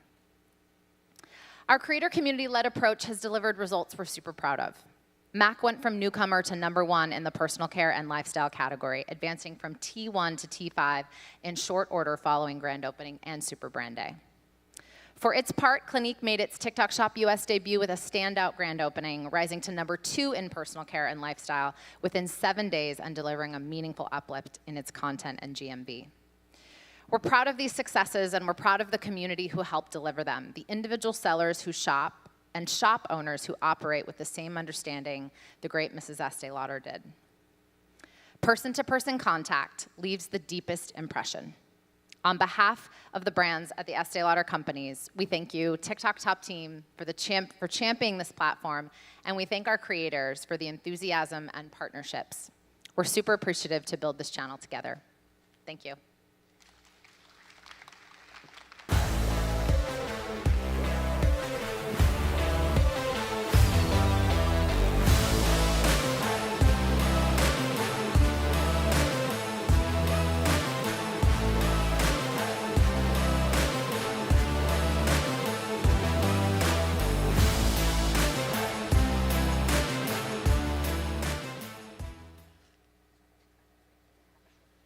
Okay, we're going to take a little break. We'll be back for our next presentation briefly, about 3 o'clock.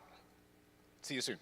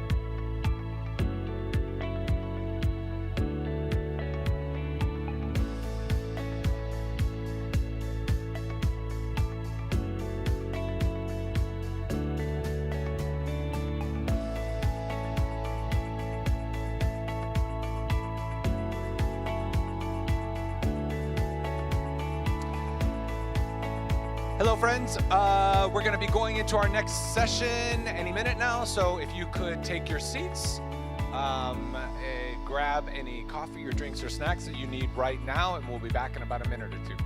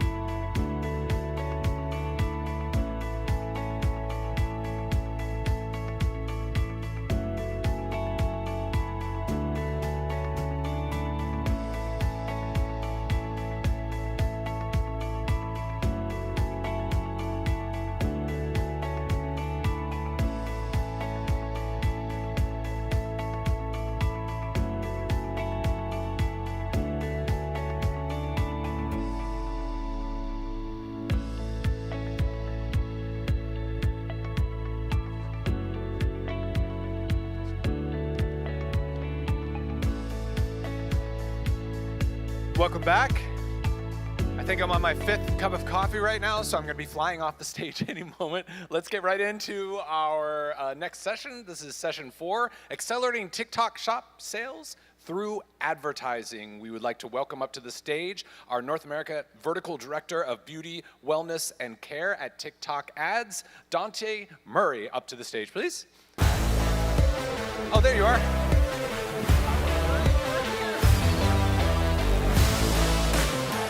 All right. Hello, everyone. I'm really excited to be here with you today to cover this session. I want to call out one thing really quickly. I want to share what this will not be to start. So today, we will not cover the ad products. We won't go over like what's the best budget to use. We won't talk about objectives. I mean, it might come in a little bit, but that won't be the main source of what we'll go through today. The discussion today around accelerating TikTok Shop sales through advertising really comes from some of the most exciting and interesting conversations that we've had with brands. Had about 7 or 8 today with some of the folks in the room, which is about how advertising shouldn't really be looked at as this, put in this silo, and it instead should be integrated with the most important layers of your e-commerce strategy with the foundation of consumer insights and where the consumer is going. So today, we'll talk about that connection, and there are 4 specific layers that we feel are very important to connecting to that ad strategy that we'll talk about today. And then we'll also have a panel where we'll have a few folks who are living this every day, who are beauty industry experts, who will talk through how they're integrating that e-commerce strategy, consumer insights, with their overall ad strategy. So starting out, I think it's important to lay a foundation here, and that foundation is built around discovery. So we have some data. This data comes from Nielsen, and we'll speak about beauty, but could be applicable to other categories as well. So this first data point here of 84% of users saying that TikTok influences their beauty purchase decisions. Pretty large number, but if we skip here to the 77% said they search a product after seeing it on TikTok. This is emerging behavior that's really important, and we'll talk about how this really layers into your ad strategy, how we should think about content, how we should think about objection handling in your content, knowing that this is the behavior that's happening on platform and off platform, right? So when it's on platform, they're going and searching, they're looking at your PDP, they're looking at what other affiliates are saying about your product, and again, we'll talk about maybe what should we reverse engineer as a result of that. And the second thing, which is just really important, this is something we've been talking about a lot internally as a team. Our data shows that TikTok users are 1.5x more loyal than non-TikTok users, all right? 1.5 times more loyal. So what does that mean? It means loyalty is the multiplier.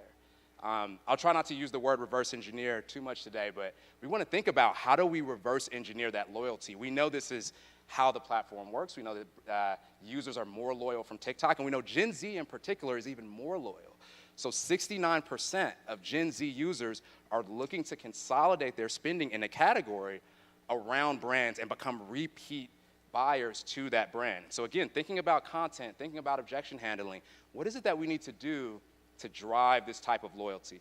So there are 4 layers that we'll discuss here that we feel really strongly are things that you have to think about very deeply and consider how this impacts and correlates with your ad strategy. We'll start first with content that converts. Now, something that you've probably heard people say before is content is the new targeting, and this is true. But what I want you all to think about is when you think about content as a form of targeting, how are you using your content to meet the user across these different stages of the funnel? Because we know, again, TikTok's driving discovery. We know that TikTok is driving loyalty, right? And we know that there's content that can be great content, but it might not always immediately convert, but it may be meeting the user at different stages of the funnel. So examples of this are product reviews. Is it worth it, or honest opinions? Before or after results, product comparisons. And one thing I would encourage you all is to take a look and see how are you within your brand voice and then the affiliates that you're working with having content across all of these different categories that converts. And now, again, it may not always convert immediately in, let's say, like a GMV max, but how are we using it in consideration? Maybe how are we thinking about awareness? Another note here, the second layer is around objection handling. And I think this is one of the most important points to take away from this before we have our panelists come, which is how do you think about reverse engineering that objection handling? So, there are objections that you can find that may keep a user from buying the product, and this may be something you find in comments. It may be something, hopefully, that you find from cultivating relationships with your affiliates when you're sending product, that you're getting feedback on, hey, what would keep you from buying this product, or what is it that you think is important to know? Or it may even come from doing focus groups and really trying to get the information that helps you understand and categorize what are the objections that we need to sort of tackle in our content, and again, tackle that with our brand voice or with affiliates. Now, we had some additional data from Nielsen on this two of the top forms of objection handling that we see. There's 50% around price, and there's 40% around, I'm unsure if it works for me. So thinking about price, for example, this is interesting because we have additional data that shows that TikTok users are willing to spend more for products that they find on TikTok. So it's not just the price in and of itself, it's really connected to value. An understanding of what is the value of this product. And so, one way to approach that is talking through a bundle. What's in the bundle? What's the value of that bundle? There are other ways to think about this as well, right? Like, let's say you have a shampoo, and the shampoo serves a very functional benefit that you talk through that functional benefit.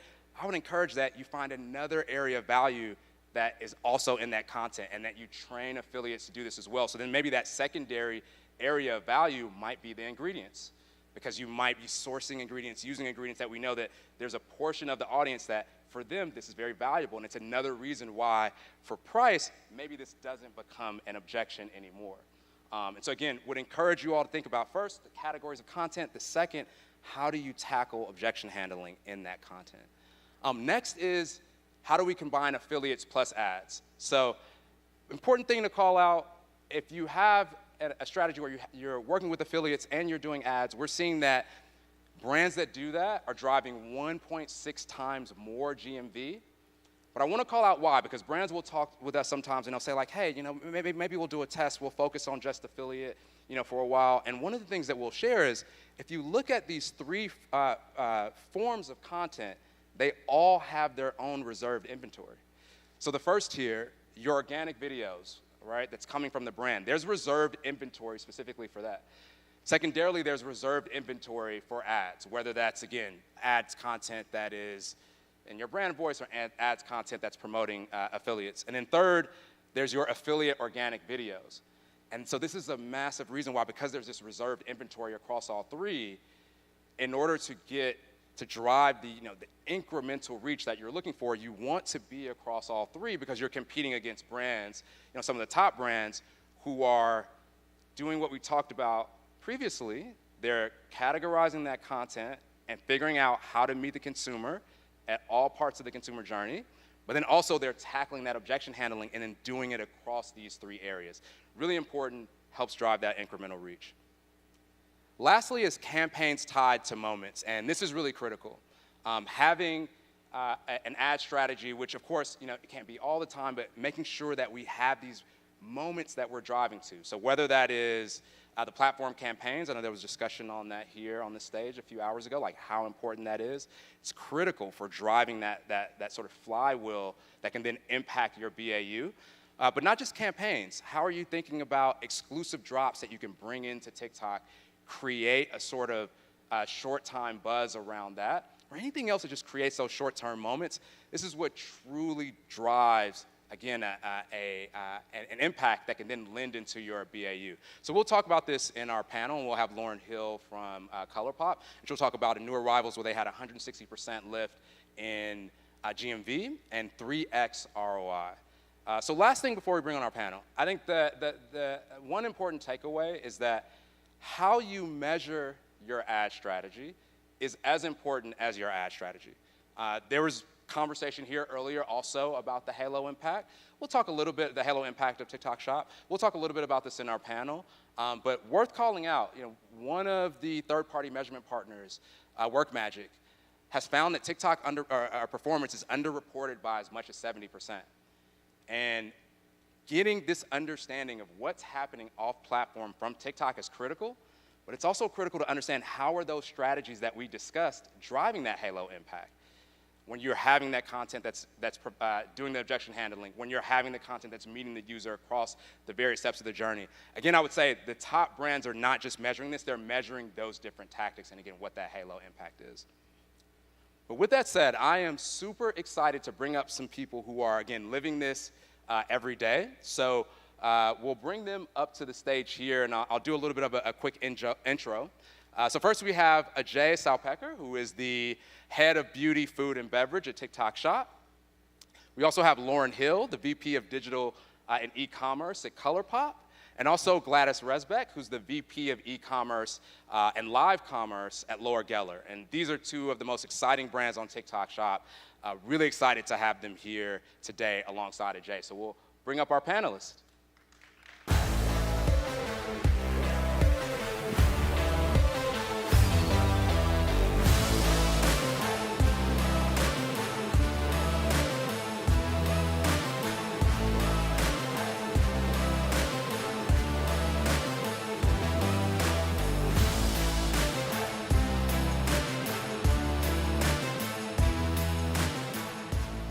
All right. Well, thank you so much for joining. This is always, for me, the most fun thing to do is interview brands like yourself and also have someone like Ajay here.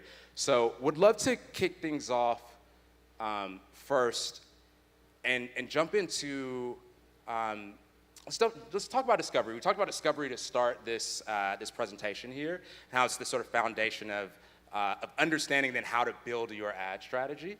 Lauren, I'd love to start with you. We walked through the stat of 77% of users are seeing content on TikTok and then searching after they see that content. I'm curious with ColourPop, which has had a lot of success on TikTok Shop, are you seeing a similar trend with search, and how are you thinking about sort of how to optimize to that? Yeah, I think to take a step back, we're a brand that's been around for about 12 years now. And for a brand that's been around for over a decade, you have to continue to find ways to reinvent yourself, right? And so I think we came into a little bit of a hiccup a few years ago prior to coming onto TikTok Shop around awareness about our brands. There's probably individuals in here that you have used ColourPop back in 2016, right? But how do you continue to stay relevant? And so we really leaned into our affiliate strategy when we first joined TikTok Shop 2 years ago, literally 2 years ago from this month. But we didn't necessarily do that at first. We were a little lost, probably just like a few partners in here today. And all I can say is be consistent. And so we started to really dive into our affiliate strategy, and we still optimize it till today. Yesterday's strategy is not today's strategy. And so when it comes to how we continue to stay on top of our affiliate strategy, 78% of our revenue comes from affiliates. And so we think about them more as partners. And so when it comes to really fueling the funnel and fueling the flywheel when it comes to TikTok Shop, your content has to come through all different angles, right? And so when you're briefing these creators, it's not about getting your brand's POV out there. Alyssa on my team can attest to this. When we first started on TikTok Shop, when I used to see affiliate content, I used to scream because I'm like, oh my God, that's not what the product is, and that's not what the product does. You have to release that. And so these creators know their angles. They know how to produce content for their audiences, and you have to trust them.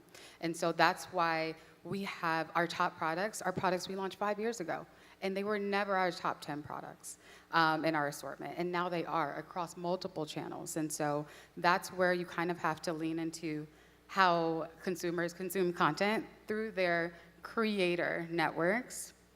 And how they discover content, because that's how you fuel your ecosystem on TikTok Shop when it comes to discovery.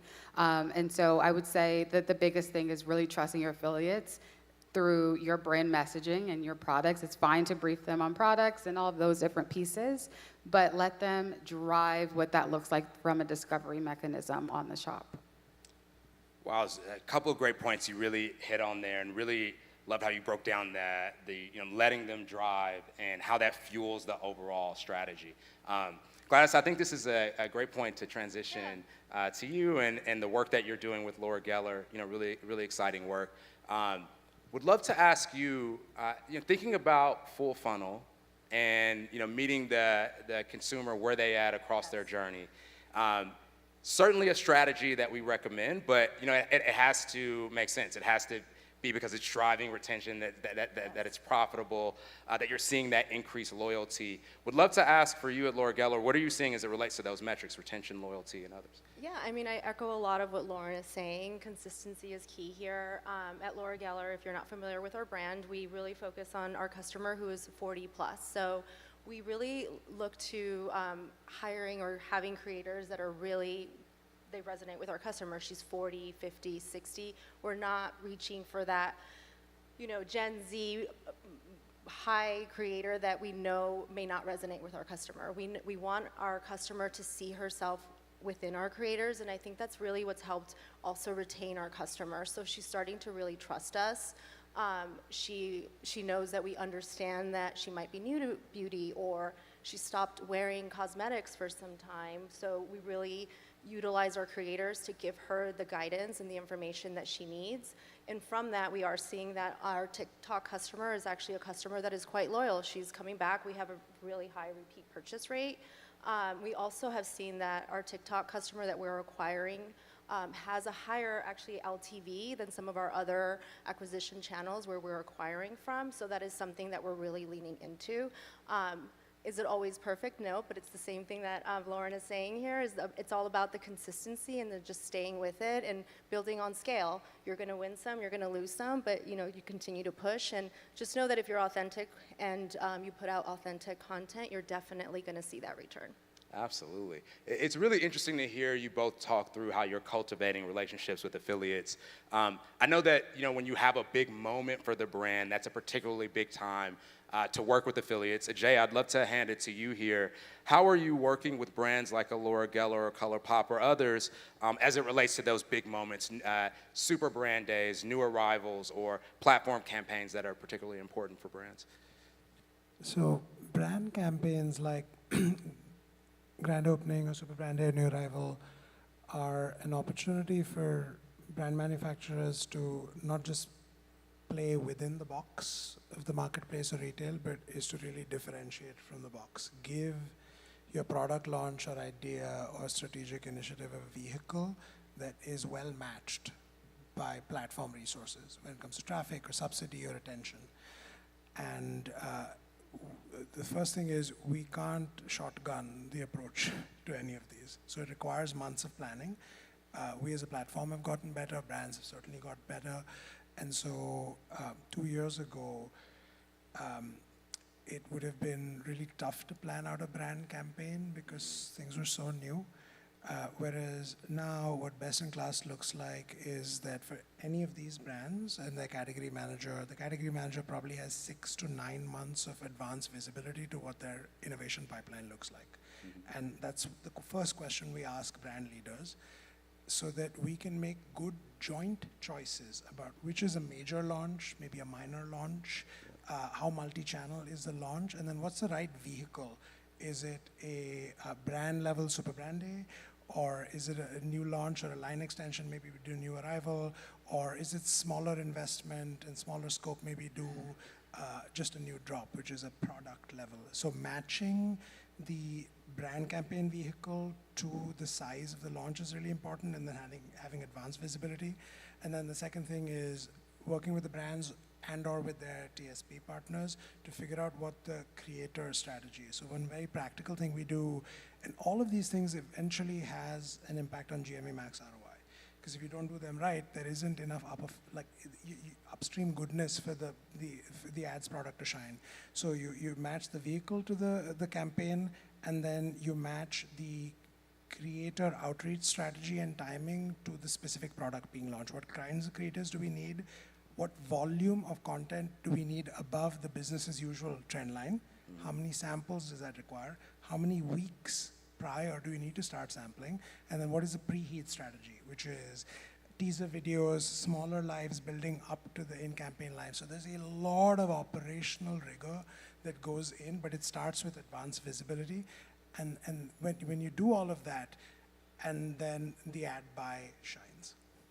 Absolutely. Really love how you connected the dots there. I think one of the things I would call out for people in the room who have ad reps is when you have an upcoming big platform campaign or any big moment that matters to you, ask your reps to do an in-depth GMV Max audit so you can take a look at the different metrics for what creators are driving, both from a purchase standpoint, but also maybe how users are viewing their content. Because sometimes we'll see users where we'll look in GMV Max, or we'll see content, we'll look in GMV Max, and maybe it's not the content that's driving conversion, but it has a long watch time, or we're seeing that users are really watching this content, and we might say okay, maybe there's something they're doing in this content that's worth thinking about for consideration ahead of a big campaign, as opposed to sitting in the lower funnel. But speaking of campaigns, would love to come back again to Gladys and Lauren here. I know you all both have had experience figuring out how to tie your ad strategy to these big moments, whether, again, it's campaigns or exclusive drops. Anything you can share with the audience on what you've learned? We'll start first with you, Gladys. I think for me, one of the biggest things, just being a merchant, just from the beginning, is you have to get the right product at the right time, at the right price. So we've definitely learned that on TikTok, it's obviously the number one thing is our content creators and making sure that we get the right content out there. But it does start with the product and making sure that we're layering that with the right promotional strategy at key moments. So really taking advantage of all of the different campaigns that TikTok has to offer. So for us, that's really what right now we're in the process of strategizing of how are we going to continue the momentum to make sure that we're scaling and scaling properly. TikTok has also forced us into, in a positive way, forced us into really reevaluating even the way we're looking at our inventory management, just to make sure that we're in stock of the right products, because we know how painful it is when we sell out. So that's just some of the things that I know we've learned, but for sure, I encourage everyone to really keep an open mind and making sure that you take advantage of as many campaigns as possible, but on top of ensuring that you have the right creators in place, it's all about the right product and the right price. Absolutely. And Lauren would love to hear your POV on this as well. I think I always say with the efficient structure for GMV Max and sufficient content, it's the perfect storm. And so over the years that we've been on, a couple of years since we've been on TikTok Shop, we've really continued to build upon that. And don't stop, because if it's no longer working, you got to still figure it out, right? And so back in October, we restructured our entire account, and I can't tell you the exact ROI, but it's great. And so we continue to really feed the funnel through GMV Max as well. But I think through campaigns as like the baseline structure for us as we continue growth. I can tell you back 2 years ago when we first had our first new arrivals campaign, we saw 160% in GMV lift. And then we kind of took a pause. We were like, whoa. Can we do this? Is this now just an evergreen strategy, or do we need to continue to support our strategy with campaigns? And then we took a pause for a few months. I wouldn't say that's the best idea. And back in 2025, we did a Love at First Find campaign, and we saw 180% GMV lift. That's when we were like, we have to remain consistent here. And so we do participate in most of the larger monthly S-level campaigns. We participate in all of the SS campaigns, Super Brand Day, New Arrivals, Deals for You, BFCM. We participate, that's the bare minimum for us, because that's what continues our growth. And again, what our issue was in the beginning was we had an awareness problem, and these are the campaigns that continue to drive that awareness. If I could add one thing to that, the consistency doesn't just help with your end user, the customer, which is what as marketers we're trained to focus on. It helps with creators, because there's no surer signal to a creator to continue to partner with the brand than seeing a frequent stream of innovations that you guys are launching, that you're cleverly using brand campaigns for, and that every platform campaign moment that matters, whether it's Deal for You days or Summer Turn Up or Black Friday, Cyber Monday, there are interesting, attractive products registered, which means creators can count on the fact that if they spend their effort making content for XYZ brand, that they can continue growing their career with that brand. And so think of campaign participation as signaling to creators that your flywheel is worth them investing in. And you keep attracting creators into your flywheel, and it grows larger and larger. And then put in creator retention efforts so that they stay with you and they up-tier with you. This is a great point, and would love to ask you one other thing here too, Lauren, as well, on the, like, how do you measure this? I know it's important. You mentioned that it's important to optimize that bottom line. Walk us through how you measure ensuring that you're scaling, and as you mentioned, scaling profitably, and how you're measuring that. Yeah, over the last year, or basically over the last 4 months now, we actually separated our P&Ls. So TikTok Shop used to sit in D2C. Now TikTok Shop sits on its own.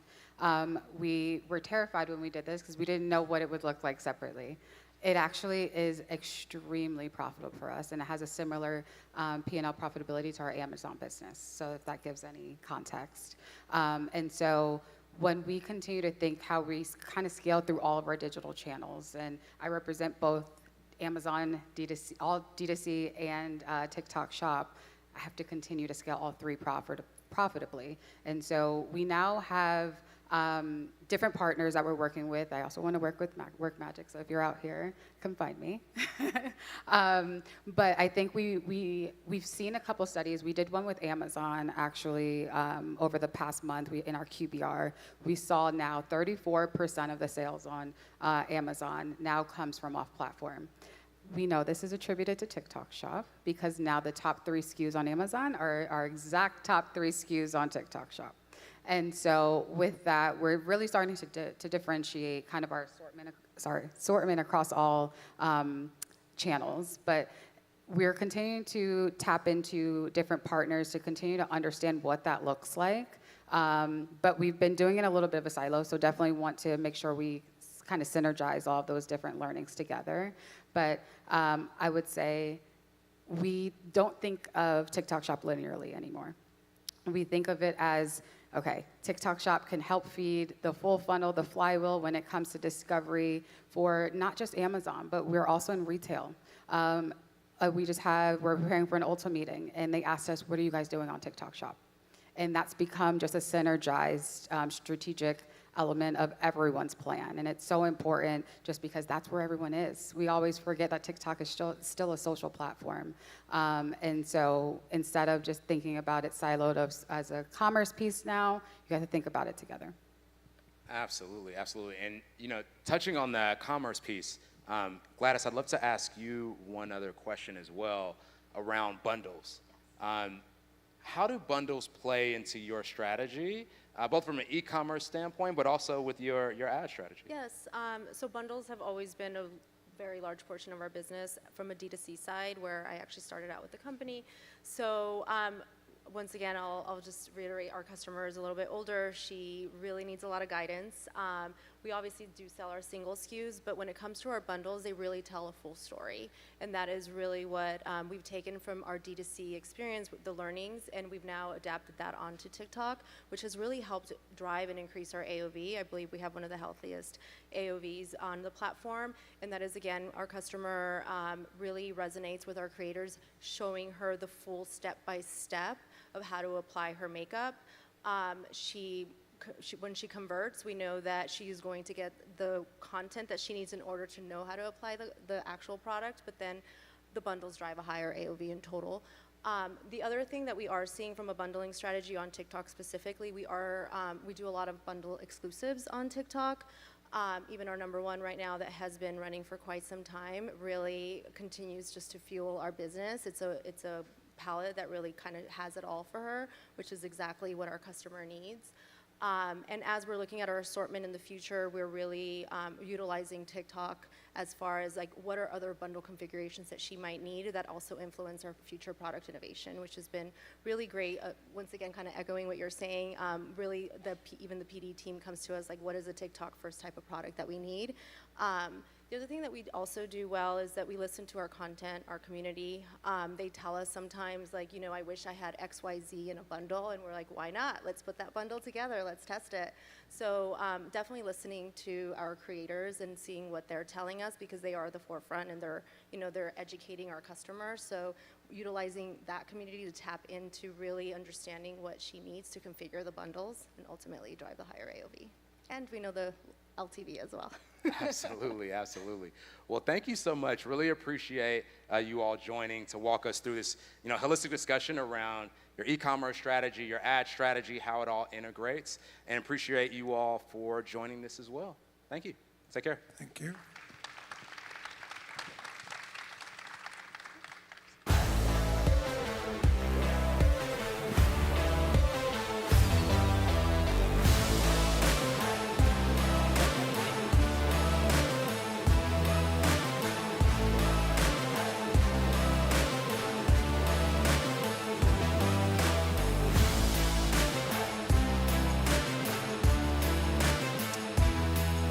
Another fantastic session. We're going to be moving on to our last session of the day in this room. It is unlocking new growth with better logistics. I'd like to welcome up to the stage our speaker, TikTok Shop, US FBT Seller Growth Leader, Yuhan Wang. Round of applause, ladies and gentlemen. You could do better than that. Come on. Thank you.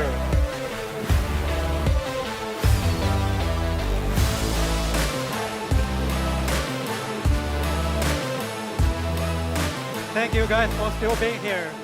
I know it's very late, last session of the day, and I guarantee you, I promise you, it's not going to be a boring session. At the end of the day, at the end of the presentation, you are going to learn a lot and feel like, okay, it's worth your time, all right? So just to begin, my name is Yuhan. I lead the US IBT Seller Growth team. So when we talk about logistics, right, the first question is always, why do we care about logistics? Why does it matter, right? Let's start from customer standpoint. So based on consumer survey, the top 2 factors that determine if a customer is going to buy a product is free shipping and fast delivery. Both, you can tell, both are logistics related, and those factors are higher than like the pricing, the coupons, the gifts. So which is the fact based on the customer survey and the data we have. Moreover, we also have data to show that once a logistic package really delivers to a customer, what really matters is, did the package deliver very fast, right? Did it arrive before the promised date? And also, did the package deliver with perfect condition? Those are all key factors here. So we also have data to show that for a fast delivery versus slower delivery, the repurchase rate is 10% difference. Now you can understand why it matters to sellers, right? Because for perfect logistics, a great logistics, right, can really help customers to buy more products, which as a result, it matters to both our platform and also sellers sitting here. So logistics is no longer a cost center only. It actually becomes a growth engine. That's why we call it, it's a new unblocking some new growth, right? To offer some flexibility, depending on the business model and stage of the business, there are 3 available logistics solutions: seller shipping, TikTok shipping, and fulfilled by TikTok. So just to make everyone easier to understand, right, we can split logistics into 2 pieces. One is warehouse, the second one is last mile delivery. So seller shipping, basically, you can make all the decisions yourself. It's your own warehouse, it's your own carrier network. For TikTok shipping, you can still keep your own warehouse, but you can choose the TikTok Shop platform logistics for last mile delivery. IBT is the one, TikTok Shop handles everything, from the storage to pick, pack, and final delivery to our customers. So just a note that you do not have to limit yourself to one of the 3.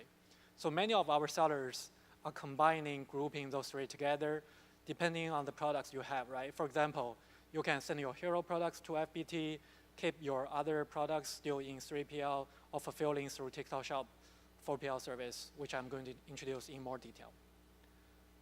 Seller shipping. So 2 things you need to know about seller shipping. One is definitely the benefits is flexibility, right? It's your own warehouse, you have all the options available. There is a note, we do have some compliance requirements for those. For example, OTDR, on-time delivery rate, needs to be 90%, 80% or higher. Valid tracking rate needs to be 98% or higher. And also we have a 2 business day dispatch requirement to be 90% or above. So missing those benchmarks may result in some reduced visibility, things like that. And here's an update worth knowing. So I don't know how many of you have seen the free 3-day delivery badge on TikTok Shop. So if your products offer free shipping, plus can consistently meet the 3-day delivery requirement, you can actually get this free 3-day shipping badge, which will help you increase both visibility and the conversion rate. So one more thing, since this is seller shipping, right? You make your own decisions. So for any, let's say, customer complaints, any of the inquiries related to logistics, you actually are fully responsible for that as well. Okay, now let's talk about TikTok shipping, right? What if you want to keep your own warehouse, but still to have more options for last mile carrier, right? You don't want to talk to so many logistic companies yourself, then TikTok shipping is a solution. So TikTok shipping, we offer two services here. One is standard delivery, right? With standard delivery, basically TikTok centrally manages all the carriers and provide you with the discounted rates. You buy the shipping label directly from the platform, and you can imagine TikTok Shop in general, we have more order volume. So technically speaking, we should be able to negotiate a better rate with all the carrier companies as a result to provide sellers with the better rates. So the second option is collection by TikTok, CBT, which is built on top of the standard delivery service. So the difference is in CBT coverage areas, you get a free doorstep pickup 7 days a week. And every time when we receive the package, so we can scan into the system on the same day. So basically, you prepare the package, we handle the pickup and delivery. And comparing to the standard delivery, there are a broader carrier network, which can reduce the cost by up to 30% versus the standard delivery. So both options actually come up with like the two different benefits. So the first one is all the logistics related metrics, right? For example, OTDR, VTR we talk about, CCR, if it's logistics fault, you don't need to like get impacted by that. And only thing to call here is if it's a dispatch, right? You're still on shipping out the package. So if it's a late dispatch, it's still, you need to make sure you are improving those metrics. And the second one is claims. So if a package is lost, damaged, though for those kind of things, we handle the claim process so you don't have to. So TikTok Shop is no longer just a logistics service, right?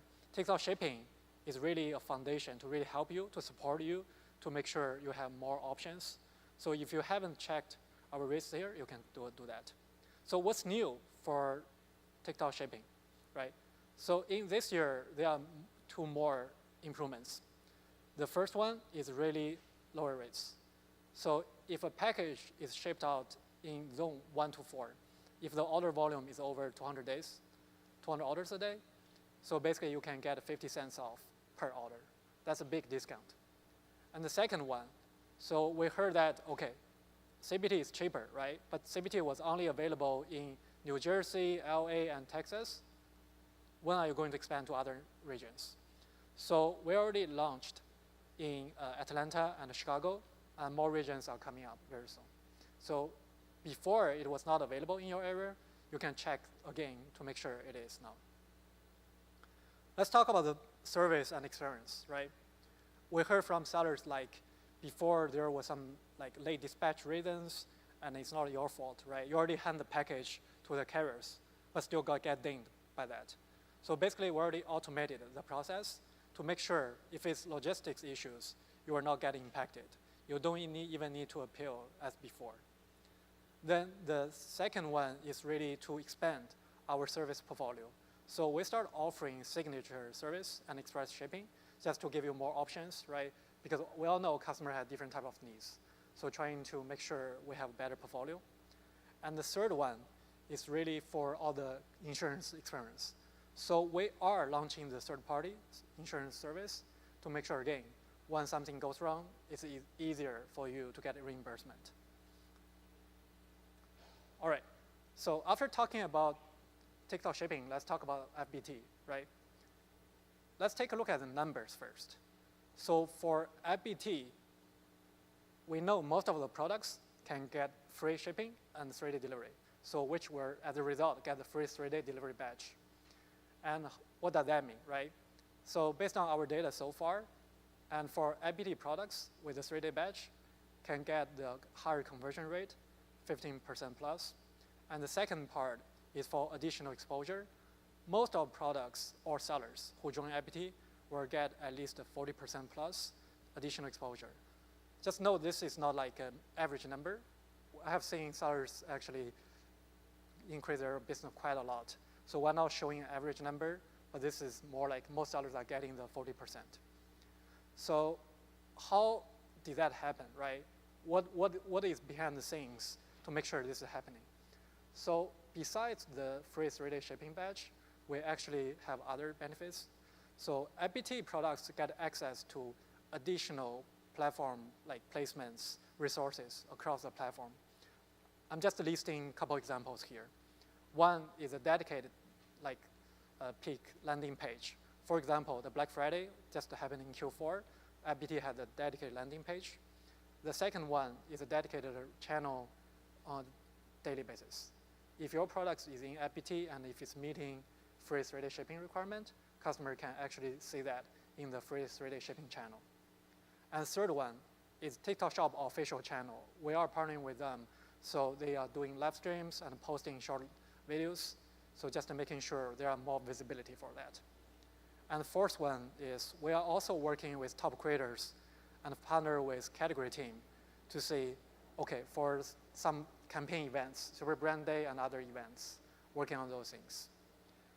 I do want to call the arrival, get it before Christmas, right? Arrival by certain holidays. So this is a monthly holiday-specific guaranteed delivery campaign that's exclusive to FBT products. It's not only for Christmas.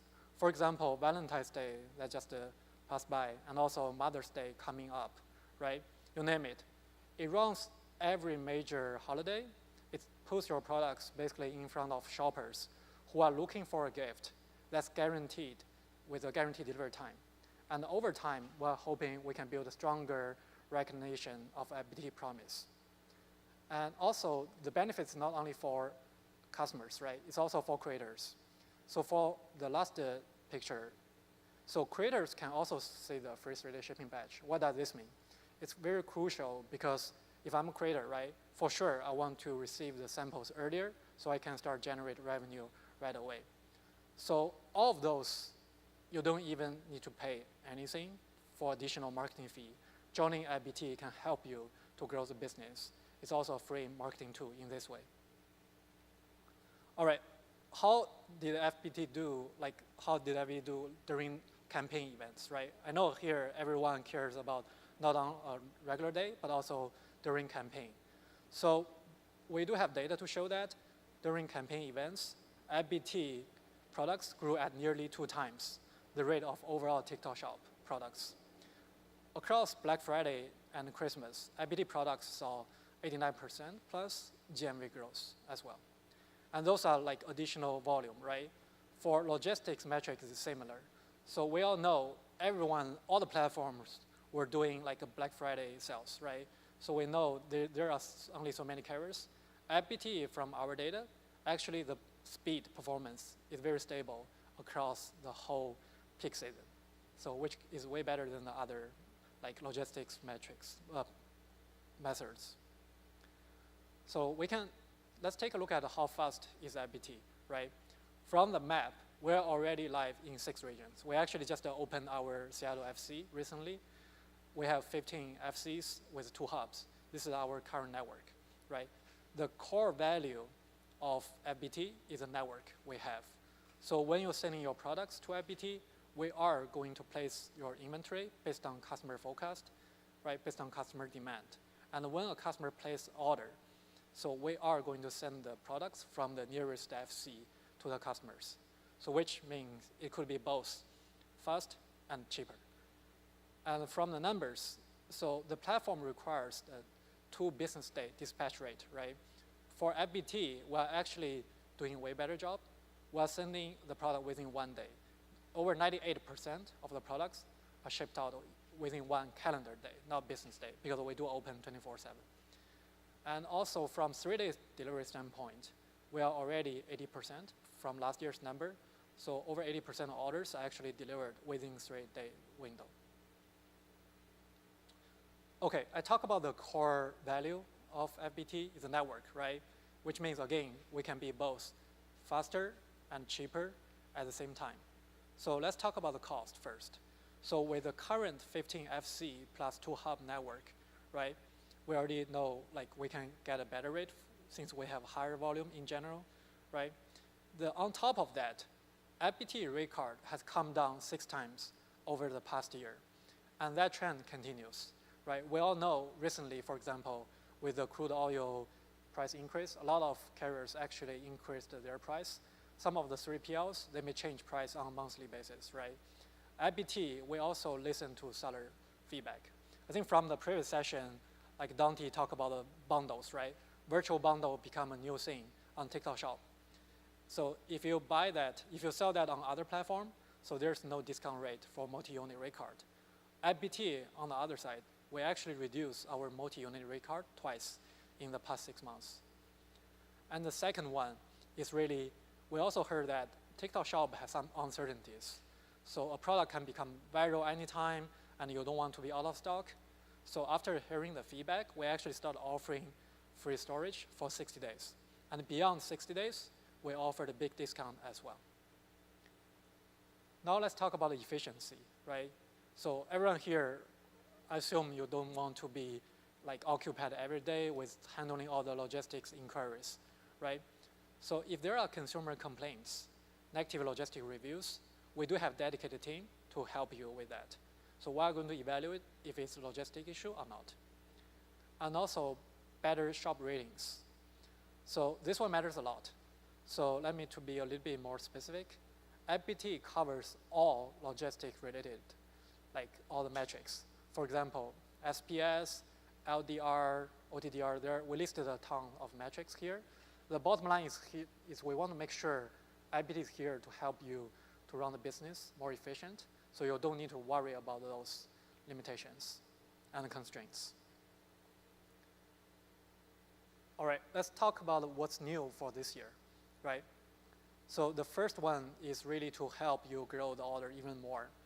So we are going to launch the back order feature in Q2.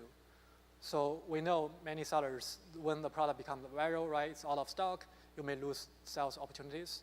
So after this feature, you can still keep selling, even though your inventory is on the way.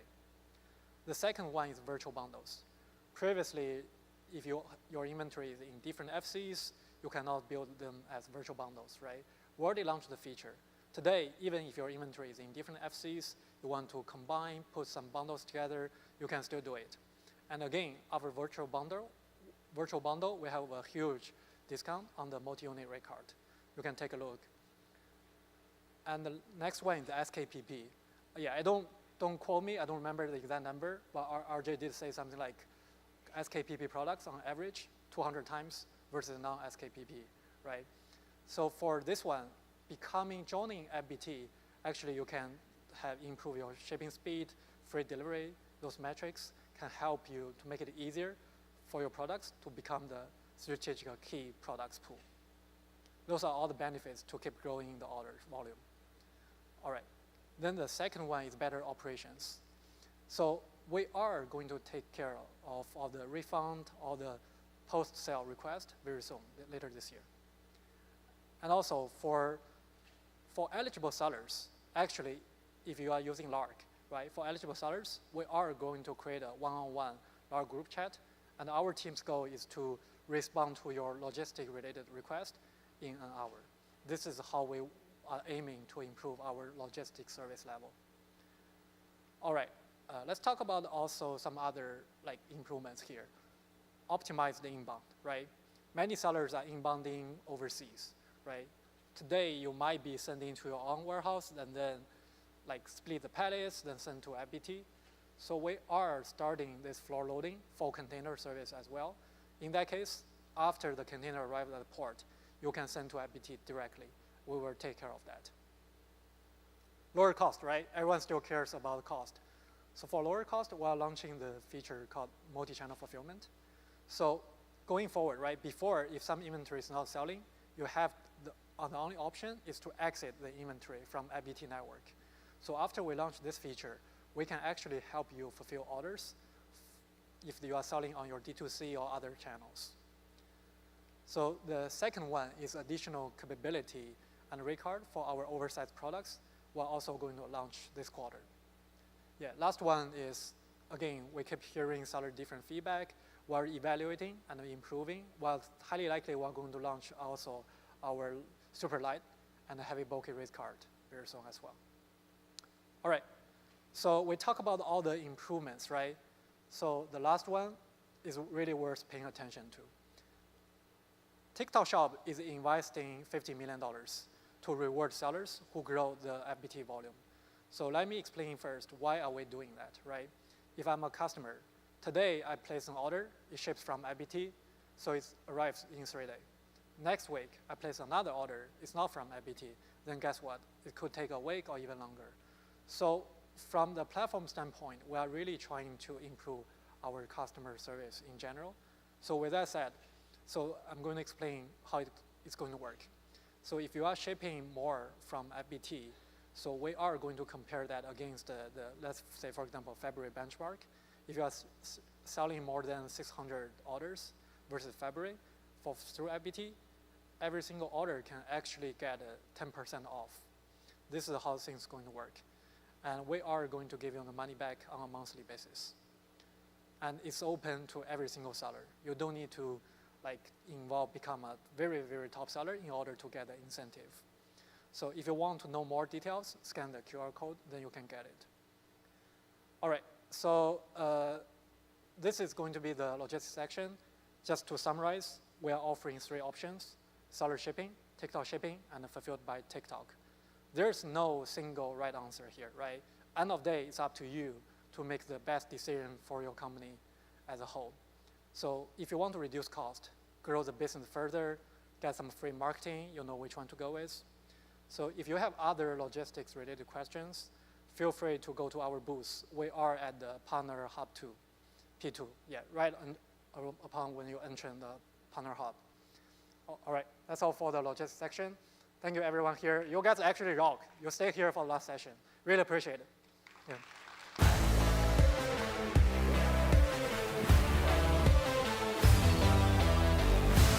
All right, friends, we did it. That's it for today. Thank you so much. Thank you, everybody who stuck around. I know it's a long day and it's a lot of information, but we really appreciate it. Last but not least, I just want to say thank you so much to TikTok. This is my first time being invited to be part of this event and emceeing for the event. It was a really great day. It was a real pleasure. And I want to give a last and final shout out to all of our staff, all of our volunteers across the board. This is hands down one of the best teams that I've ever worked with, and I've been doing this a long time. So once again, thank you to everybody. Thank you to everybody wherever the camera is live, who's been watching live stream. And tomorrow, say hi. I'm just going to be hanging out with all of you. So I'll see you tomorrow. One clap. I love it. There we go.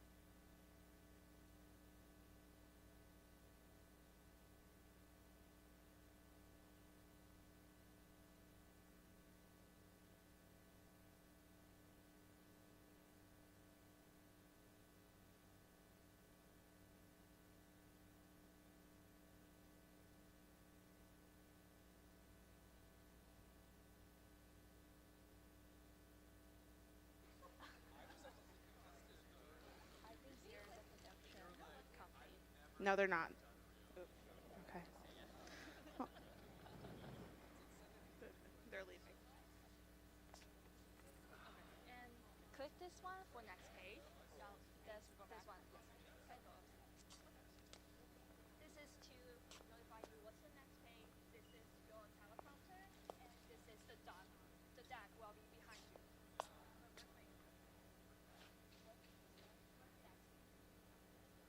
This is the one already like on the back, and this one's the next page. Should I go up correctly?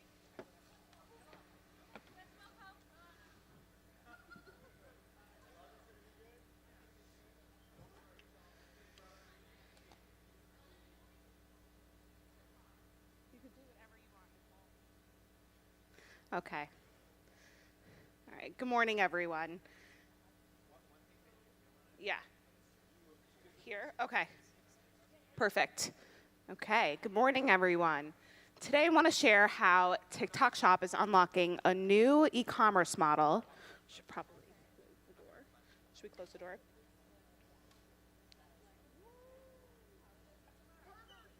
I'm changing it here. It's not up. Okay. Good morning, everyone. Today, I want to share how TikTok Shop is unlocking a new e-commerce model, and more importantly, how service providers are becoming the single engine behind the growth in the US market. In 2025, TikTok Shop in the US has seen strong growth across the entire ecosystem. Overall, the platform delivered 80% year-over-year sales growth, reflecting both increasing consumer demand and stronger platform adoption.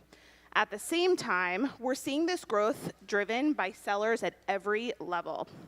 Revenue-generating sellers grew by 50%, showing that more businesses are not just joining, but successfully monetizing.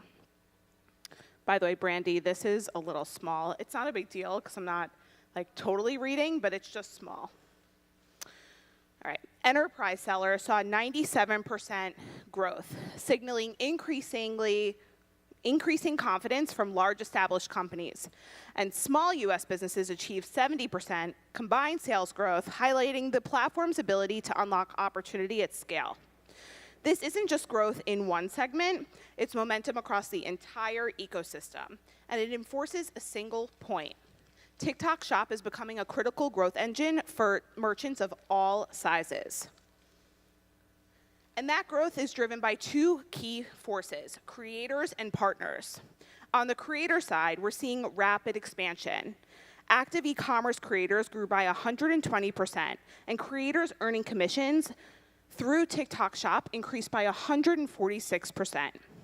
This growth reflects an ecosystem of creators that are growing and who are not just producing content, but actively driving commerce through their content.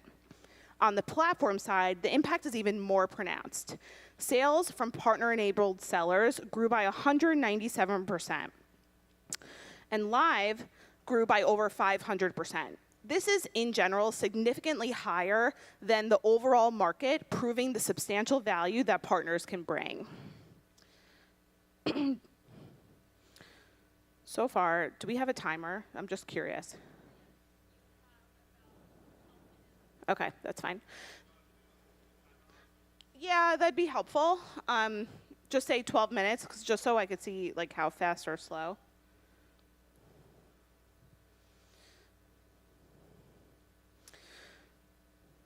So these stats really show the critical role that partners play in scaling both content and conversion across the platform.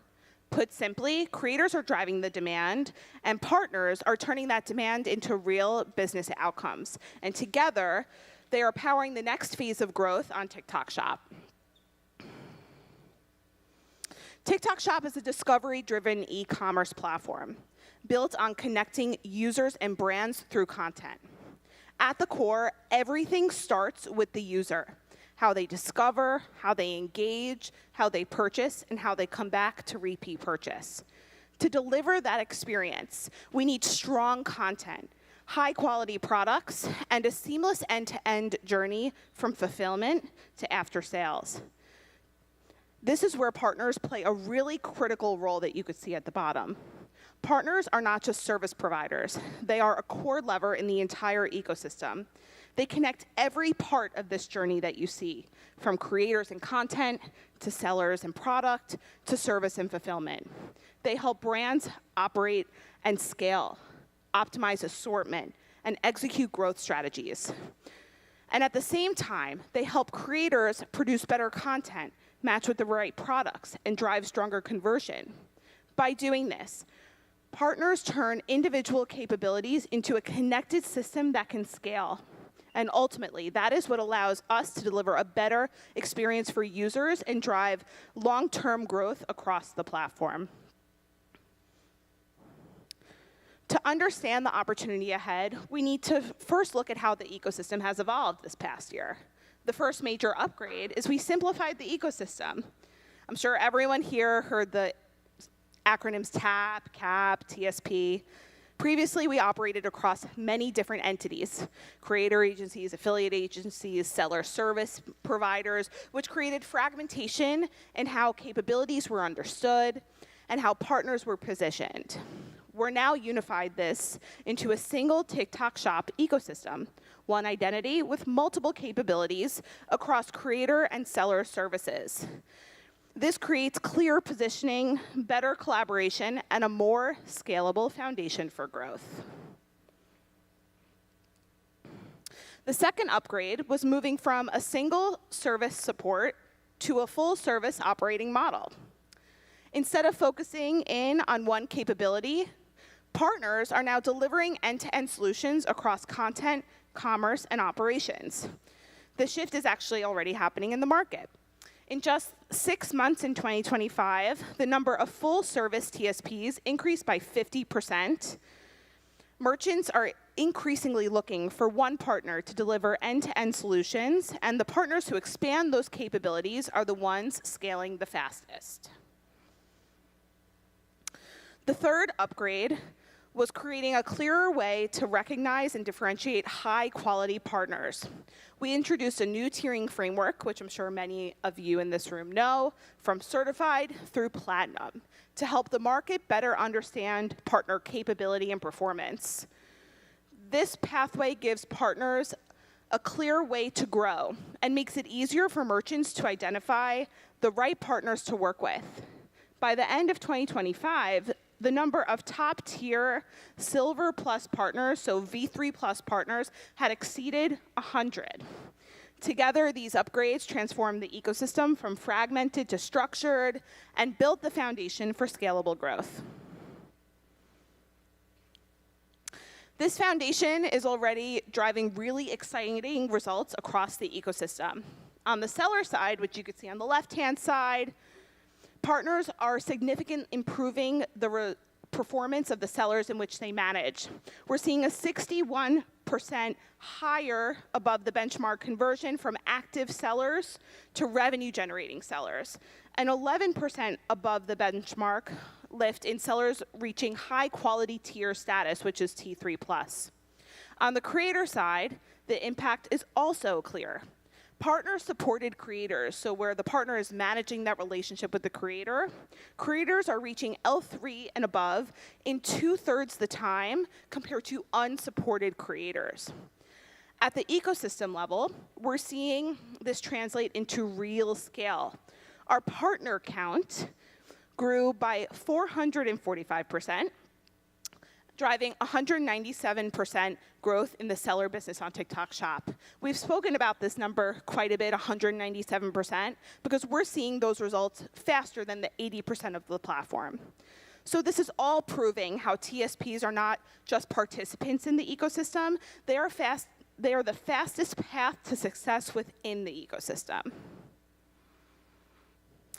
We're already seeing what this looks like in real practice across some of our top partners today. Take Pattern in the US. They joined TikTok Shop in 2024. They launched their operations in 2025 and scaled to Silver V3 Elite Partner in just 4 months' time. In that time, they onboarded some major brands like Pandora, Nutter Butter, and Ollie, showing how quickly partners can drive impact when they fully lean into the model. We're seeing similar momentum across other partners as well. Favored scaled from V2 in May of 2025 to V4 in just 4 months, while expanding into live across some of the top beauty brands on our platform and in the US. AFM evolved from a creator-focused partner into a full-service operator and supported brands across live, shop, management, and affiliate, consistently maintaining V4 status. The partners who move fastest are the ones who expand capabilities and operate end-to-end and align closely with the platform direction. Looking ahead into 2026, our focus is very clear, and it centers around building a more scalable ecosystem together with all of you in this room. As we mentioned in the outset, the core of the TikTok Shop is user experience. Everything we build and scale starts here. In 2026, we focused on strengthening that experience across 4 key areas. And so this is where we're really looking forward and want to focus here. The first is product experience. By accelerating the onboarding of strong merchants, especially strategic key merchants, and expanding high-quality supply so users can discover the right products on our platform. We'll come back to this in detail in a little bit shortly. Second is content experience. By driving more vertical, professional, and conversion-driven content across merchants and creators. Third, logistics experience through FBT and TikTok shipping to improve delivery speed, reliability, and overall fulfillment quality. And fourth, after-sale experience by equipping sellers with better tools, policies to strengthen service and trust. Together, these 4 areas really define the end-to-end user experience. When the experience is strong, users convert more, come back more often, and build long-term trust in the platform. As we mentioned, the core, hold on. Okay, there's a little bit of a delay, heads up, Brandy. There's just a little bit of a delay, just letting you know. Yeah, should be fine. So what does this mean for all of you as partners? It's very simple. There is more opportunity, especially in working with strategic key merchants, SKMs. I think we all know what SKM means in this room. We're coming off of strong momentum with the 80% year-over-year growth and partner penetration nearing 60% of that. And now we're really focused on scaling the further acquisition and incubation of SKMs. On acquisition, there's over 7,000 high-value merchants, not yet on TikTok Shop. And we're expanding incentives and improving our lead system to be able to help you win them. On the incubation side, as more of these merchants come in, there's demand for strong partners to be able to deliver the operations behind growing those merchants. So we will make sure that there's deeper platform investment, stronger incentives, and more visibility behind incubation of these strategic key merchants. It's not only about bringing them in, it's about scaling the next wave of growth. And our goal here is very simple. If you are building on TikTok Shop, we want you to grow faster and earn more here than on any other platform. So what we've seen is partners who win on TikTok Shop are not just strong in one area. They operate across the entire ecosystem. In 2025, this was really centered around 5 core service capabilities: shop operations, live, affiliate, ads, and these are only the foundation. But in 2026, the bar is a bit higher. We're adding a critical capability called seller acquisition. Not just operating the merchants, but bringing high potential brands on the platform and helping them scale. The partners who win won't just run the business, they will help build the entire ecosystem at large. And this shift from execution growth to creating it, the partners who lean into this are the ones who are going to succeed in the next phase of TikTok Shop. Building on this, we want to make sure that the path to growth for a partner is very clear. We will start in the different phases of our tier growth. At V0 to V1, Oh, I guess we took out V0, that's fine. V0 to V1, the focus is simple. So V1, it's all about mastering one core capability, and you can prove the results on that single capability. It's about building that strong foundation. From the V2 to V3 phase, you begin to expand. You develop strengths across additional capabilities, so you can take on more merchants and drive greater impact. At V4, you become a full-service operator, operating across core capabilities, all the 5 that we just mentioned, with at least one key area of strength and greater impact. At V5, this is what our leading partners and top partners look like. You're operating at a strategic level, fully aligned with the platform direction and mastering end-to-end execution and merchant acquisition. This shift is about growing your own business to help grow the ecosystem, and the path is very clear. The opportunity is real. It's just about how fast you could adopt this model. So to wrap up, TikTok Shop represents a new model of commerce, one that is content-driven, creator-empowered, and ecosystem-enabled. At the center of this model are our service providers, all of you in this room. And if merchants are the foundation, creators are the fuel, service providers are the force that turns that opportunity into real scale and results. Thank you.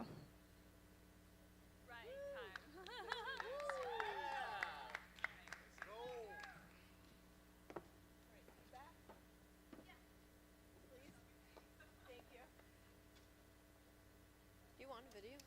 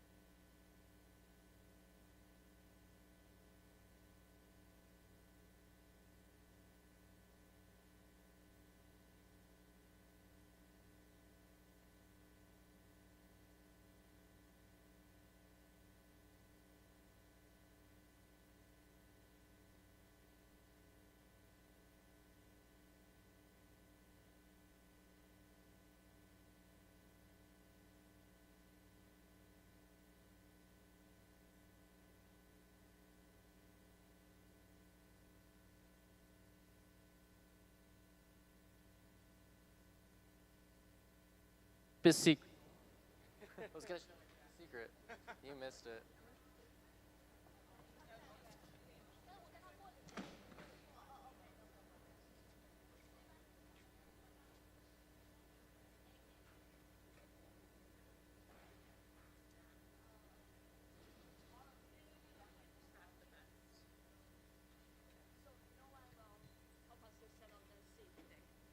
Okay.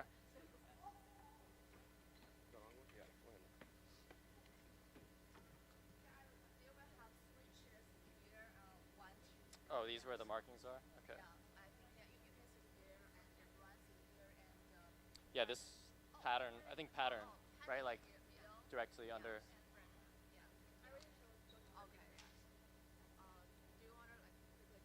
Sure. Yeah, I can talk about the topic a bit. We're not going to have anything, I think, because it's all question based.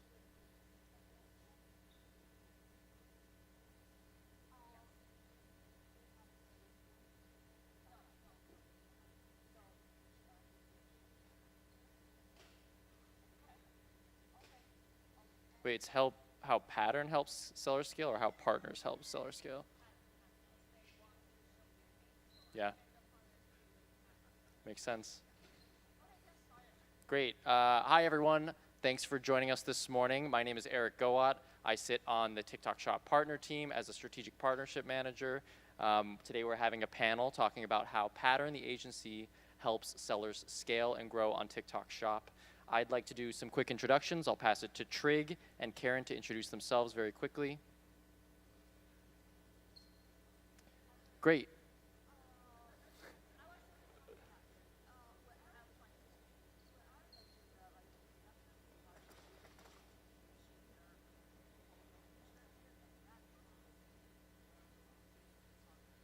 Yeah, I think that's a good idea. Keep their name while they're introducing themselves and then switch.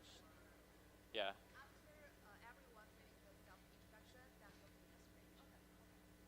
Yeah, yeah. So they'll finish. One more round, sure. Sure. Hi, my name is Eric Goat. I work as a strategic partnership manager on the TikTok Shop team. I'll pass it to Trig and Karen to introduce themselves and let's do your role and one line about your company.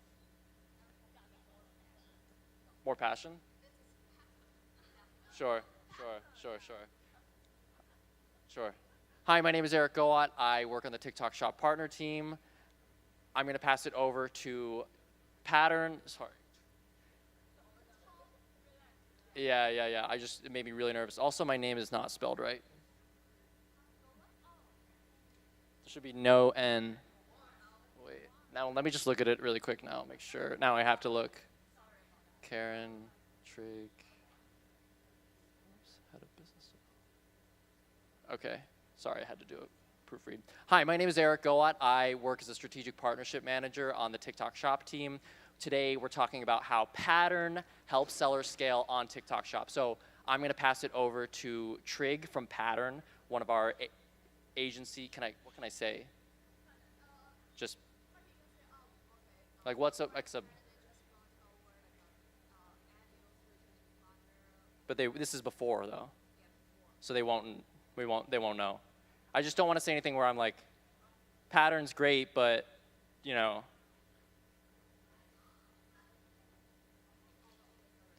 Like, is there anything I can say that is PR safe that's embellishing Pattern without saying that they're a top agency?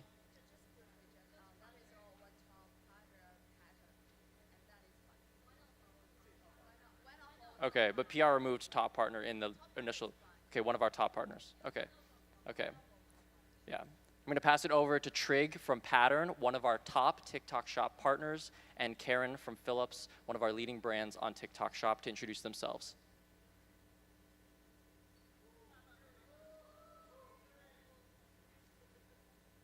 Great, so with that, let's get started. I know we are tight on time. I'd like to start with the brand. So Karen, for you, on the decision of TikTok Shop as a channel, knowing that Philips started on the platform almost 2 years ago, can you take us through what was it for Philips about TikTok Shop that made you decide to invest seriously in the platform? Was there a specific moment or a data point that really convinced your leadership to dive in?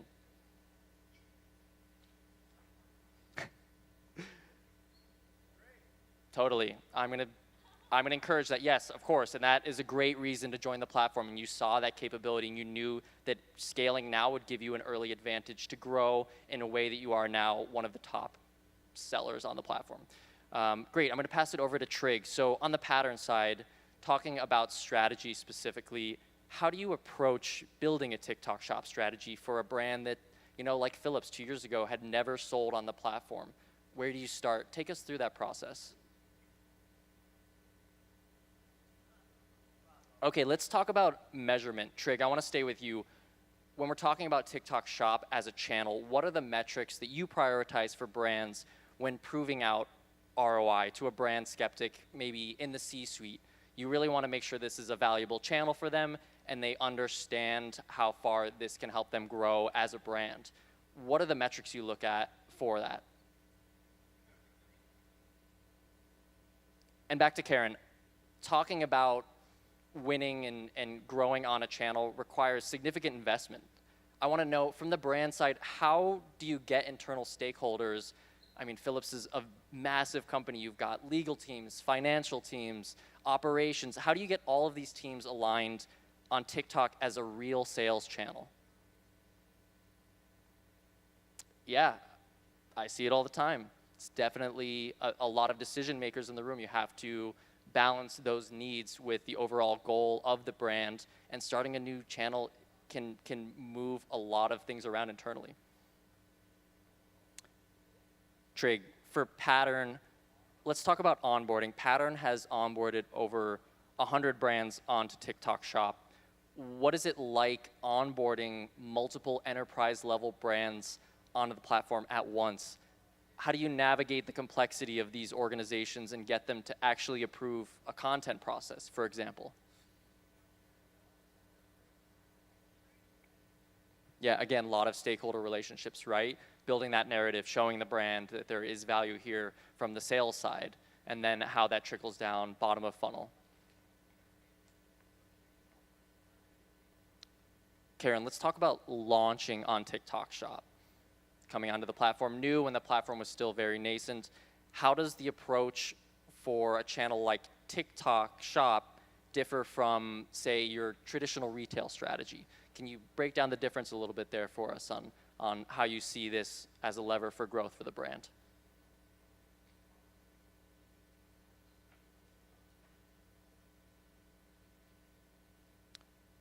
Great, definitely. Yeah, and quickly, and quickly, Trig, talking about mistakes, a lot of brands have started on the platform, they've grown so big, but with any business, you hit a couple bumps in the road. What is the most common mistake that brands make launching on TikTok Shop, and what is something they can do to course correct it immediately? Yeah, having your street address match your documents that you submitted will definitely get you onboarded on a TikTok Shop quicker. And continuing with you, Trig, I want to know, how do you balance content versus commerce? There's this entertainment-first nature of TikTok Shop. How do you stack that against actually driving conversion on the platform? Of course. Karen, I want to over to you for Philips. If you had to pick one Philips product to be the mascot for the brand on TikTok Shop, which one would it be and why? Knowing that Philips has scaled so much on the platform now, you have multiple hero SKUs in rotation, but what would be the one product that you really feel like is the standout for the Philips brand? Yeah, I actually use it every day. You can see right here.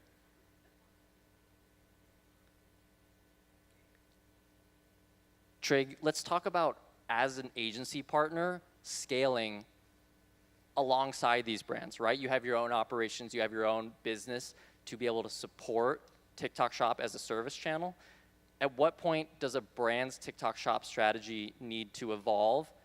And what does leveling up actually look like specifically for a brand? What do they have to do to reach that next phase, and what does that look like?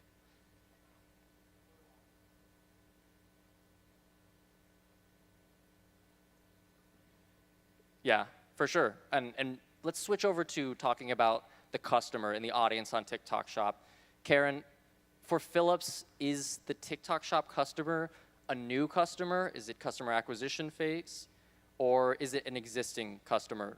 And does that matter to the strategy? Can you talk us through a bit of the logic that you have approaching TikTok Shop as a business channel for your customers specifically?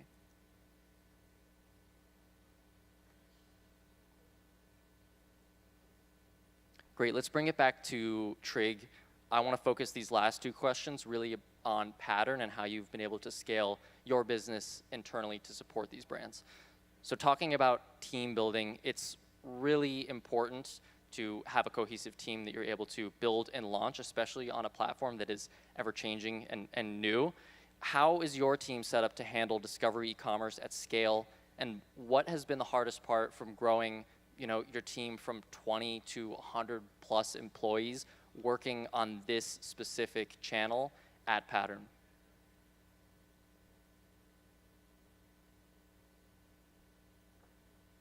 Yeah, onboarding is a huge roadblock for a lot of brands. So being able to figure that out is definitely going to help you scale quicker, and creating a conducive environment internally at Pattern like you guys have, and making sure that everyone has stake in the game to grow this and they feel like they're a part of something that is new and emerging and exciting is really going to take you far. And I've seen it firsthand.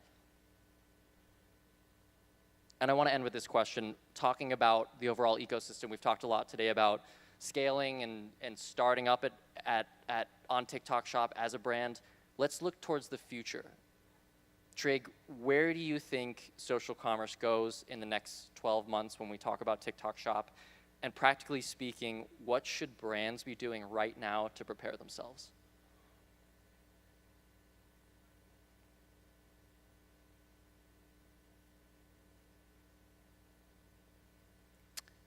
You heard it here. Looks like we're right out of time. I want to thank Karen and Trig for speaking with us. And next up we have, do I introduce the next thing or how does that flow? Mandy introduced it.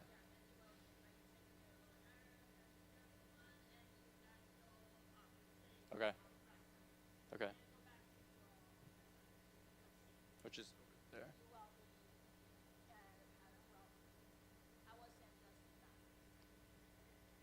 My seat is the only plastic seat in the whole. Okay. Okay, got it. Is there anything else you need me to do or see? The chairs will be here. I've briefed them both.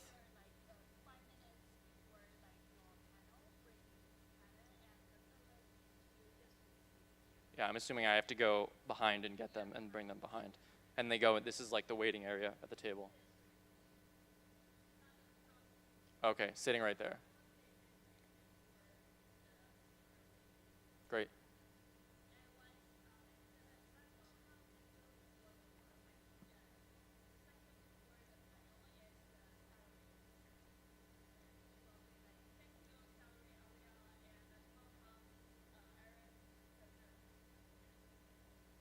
Okay. Okay.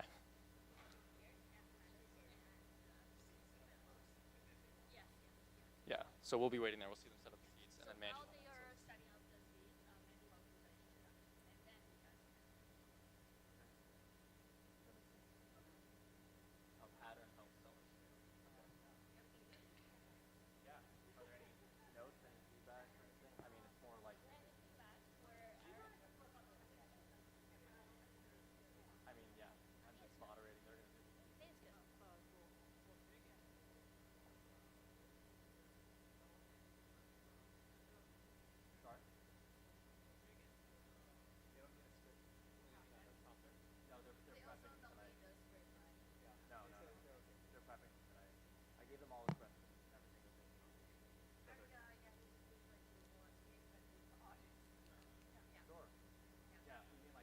Turn out to the audience?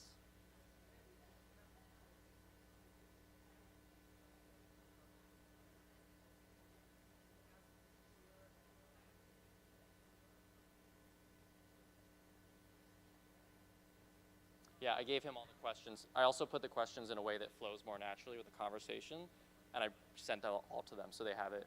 They're doing a prep meeting. On the note, do you want me to play out like more of the crowd, or you mean get them engaged? Like, how many people have tried to set up your TikTok shop and it's not been passed the first time around? Maybe that doesn't make us look good. That doesn't make us look good. How many brands are winning on TikTok shop? Raise your hands. One?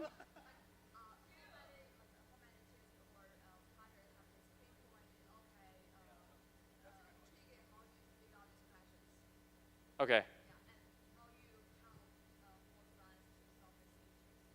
Okay, so it's going to be all partners, yeah.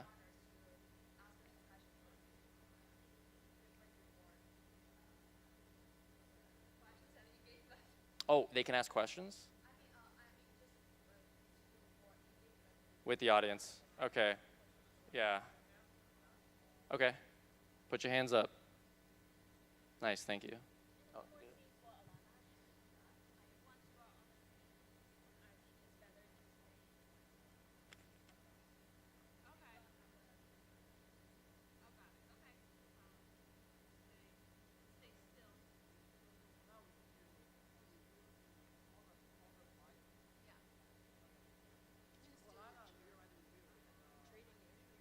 Oh,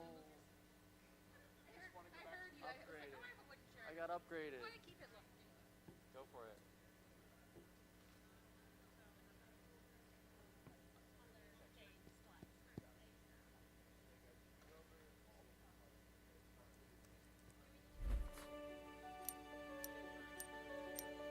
A moment of discovery.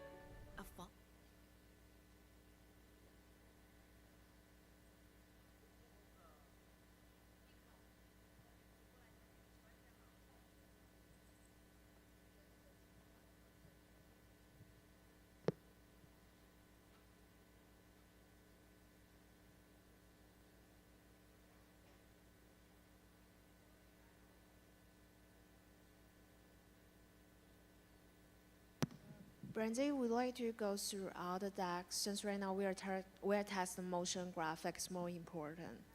Actually, it's to have tech to go through all the deck, but we want to test motion graphic first.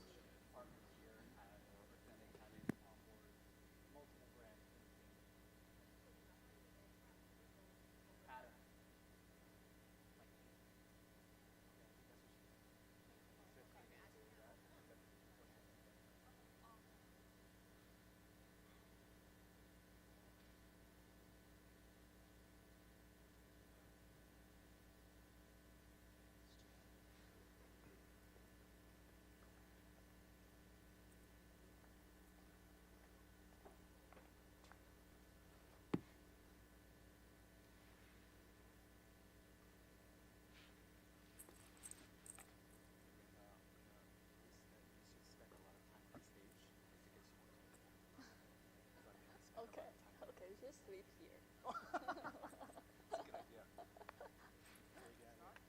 他要先那个看那些动效，那个比较重要，然后才会看我们的那个。Yes。然后才会看我们的 PPT。好。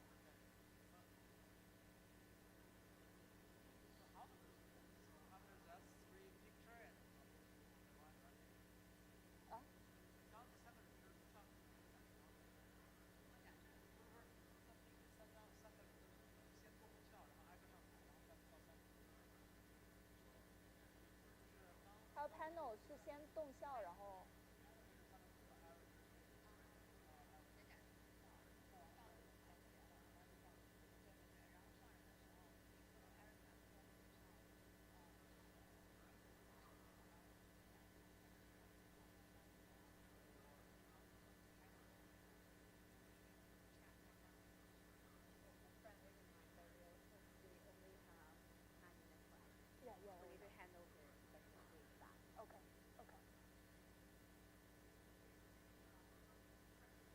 他说只有9分钟了，我们要别过那个阿拉娜那个，就过剩下其他人的看一遍嘛。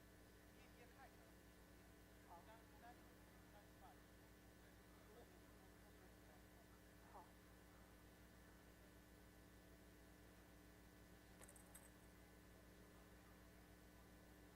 好。Yes。好，好，OK。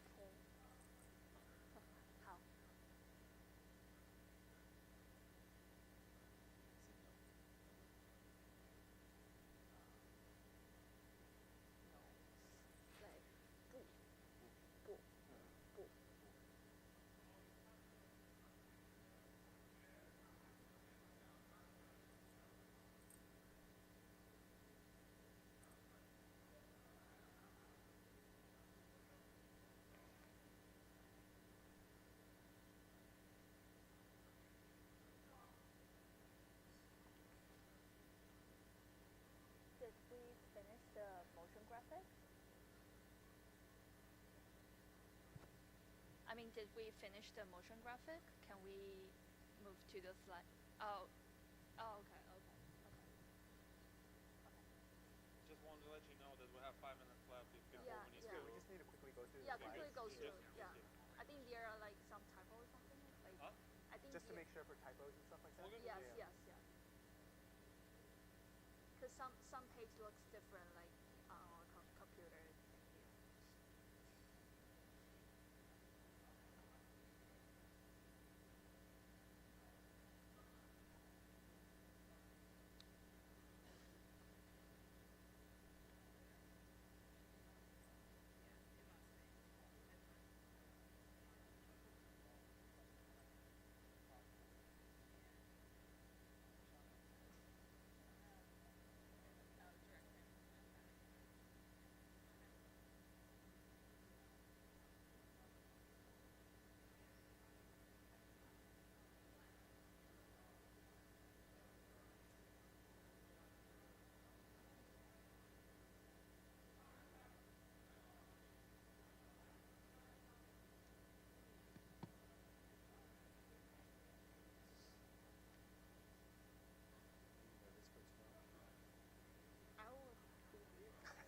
Nothing to know. But if there, yeah, I have to, yes, I will do that. Or like work around back. The course Yes. It all will be because I have to control the decks.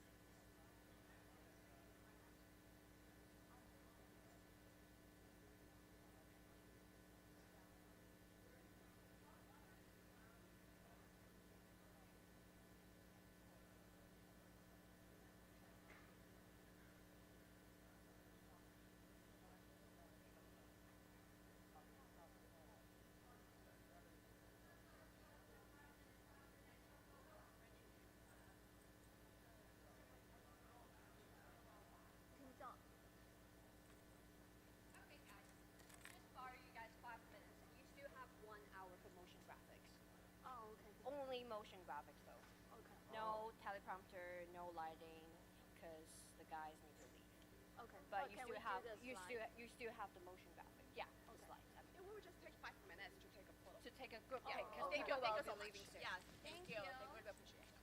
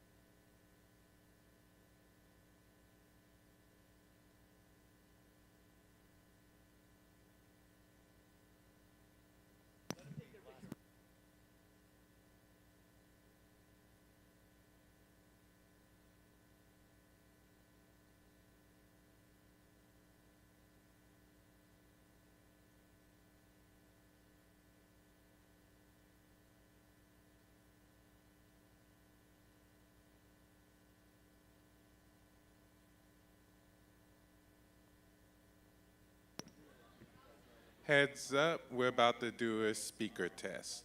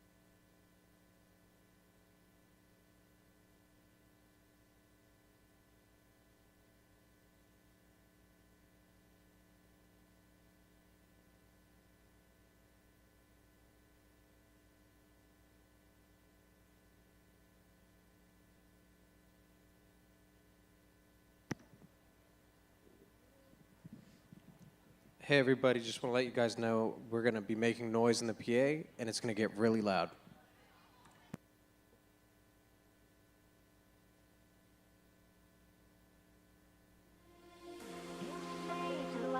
Cross your mind, I say only all the time, I say only all the time. You say to you, this one you are mine, I say only all the time, I say only all the time.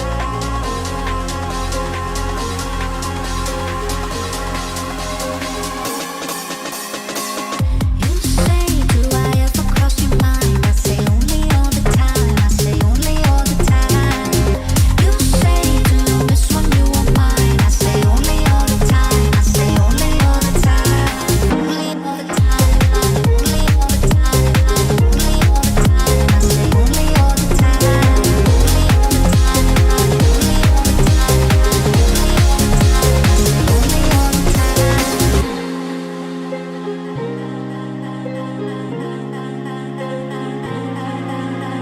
There was a time I thought I had everything I ever wanted. Now I go to sleep just to dream. Waking up and I see your eyes in the lights over London. The air, I can smell your perfume, and I swear I can still hear you call my name when there's no one else. When there's no one else. When there's no one else. When there's no one else. When there's no one else. When there's no one else. When there's no one else. When there's no one else. When there's no one else. You say, do I ever cross your mind? I say only all the time. I say only all the time. You say, do you miss when you were mine? I say only all the time. I say only all the time. You say, do I ever cross your mind? I say only all the time. I say only all the time.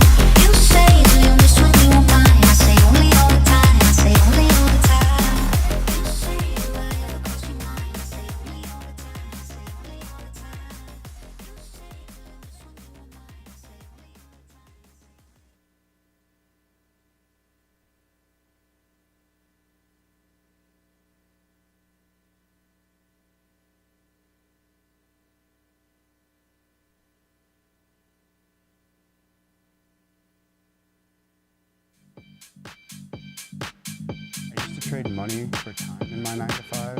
I was working 12-hour shifts with the baby at home. Having my son was probably the most impactful thing that's ever happened to me. I put some work. You supporting me.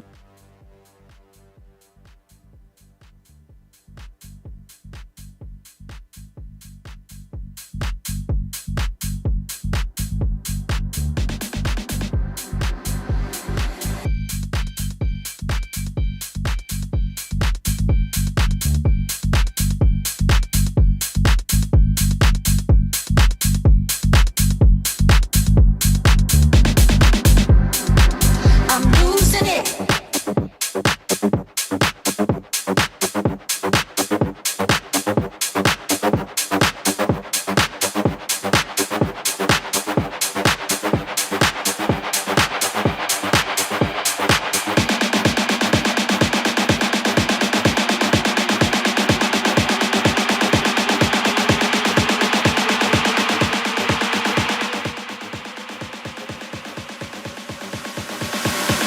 I'm losing it.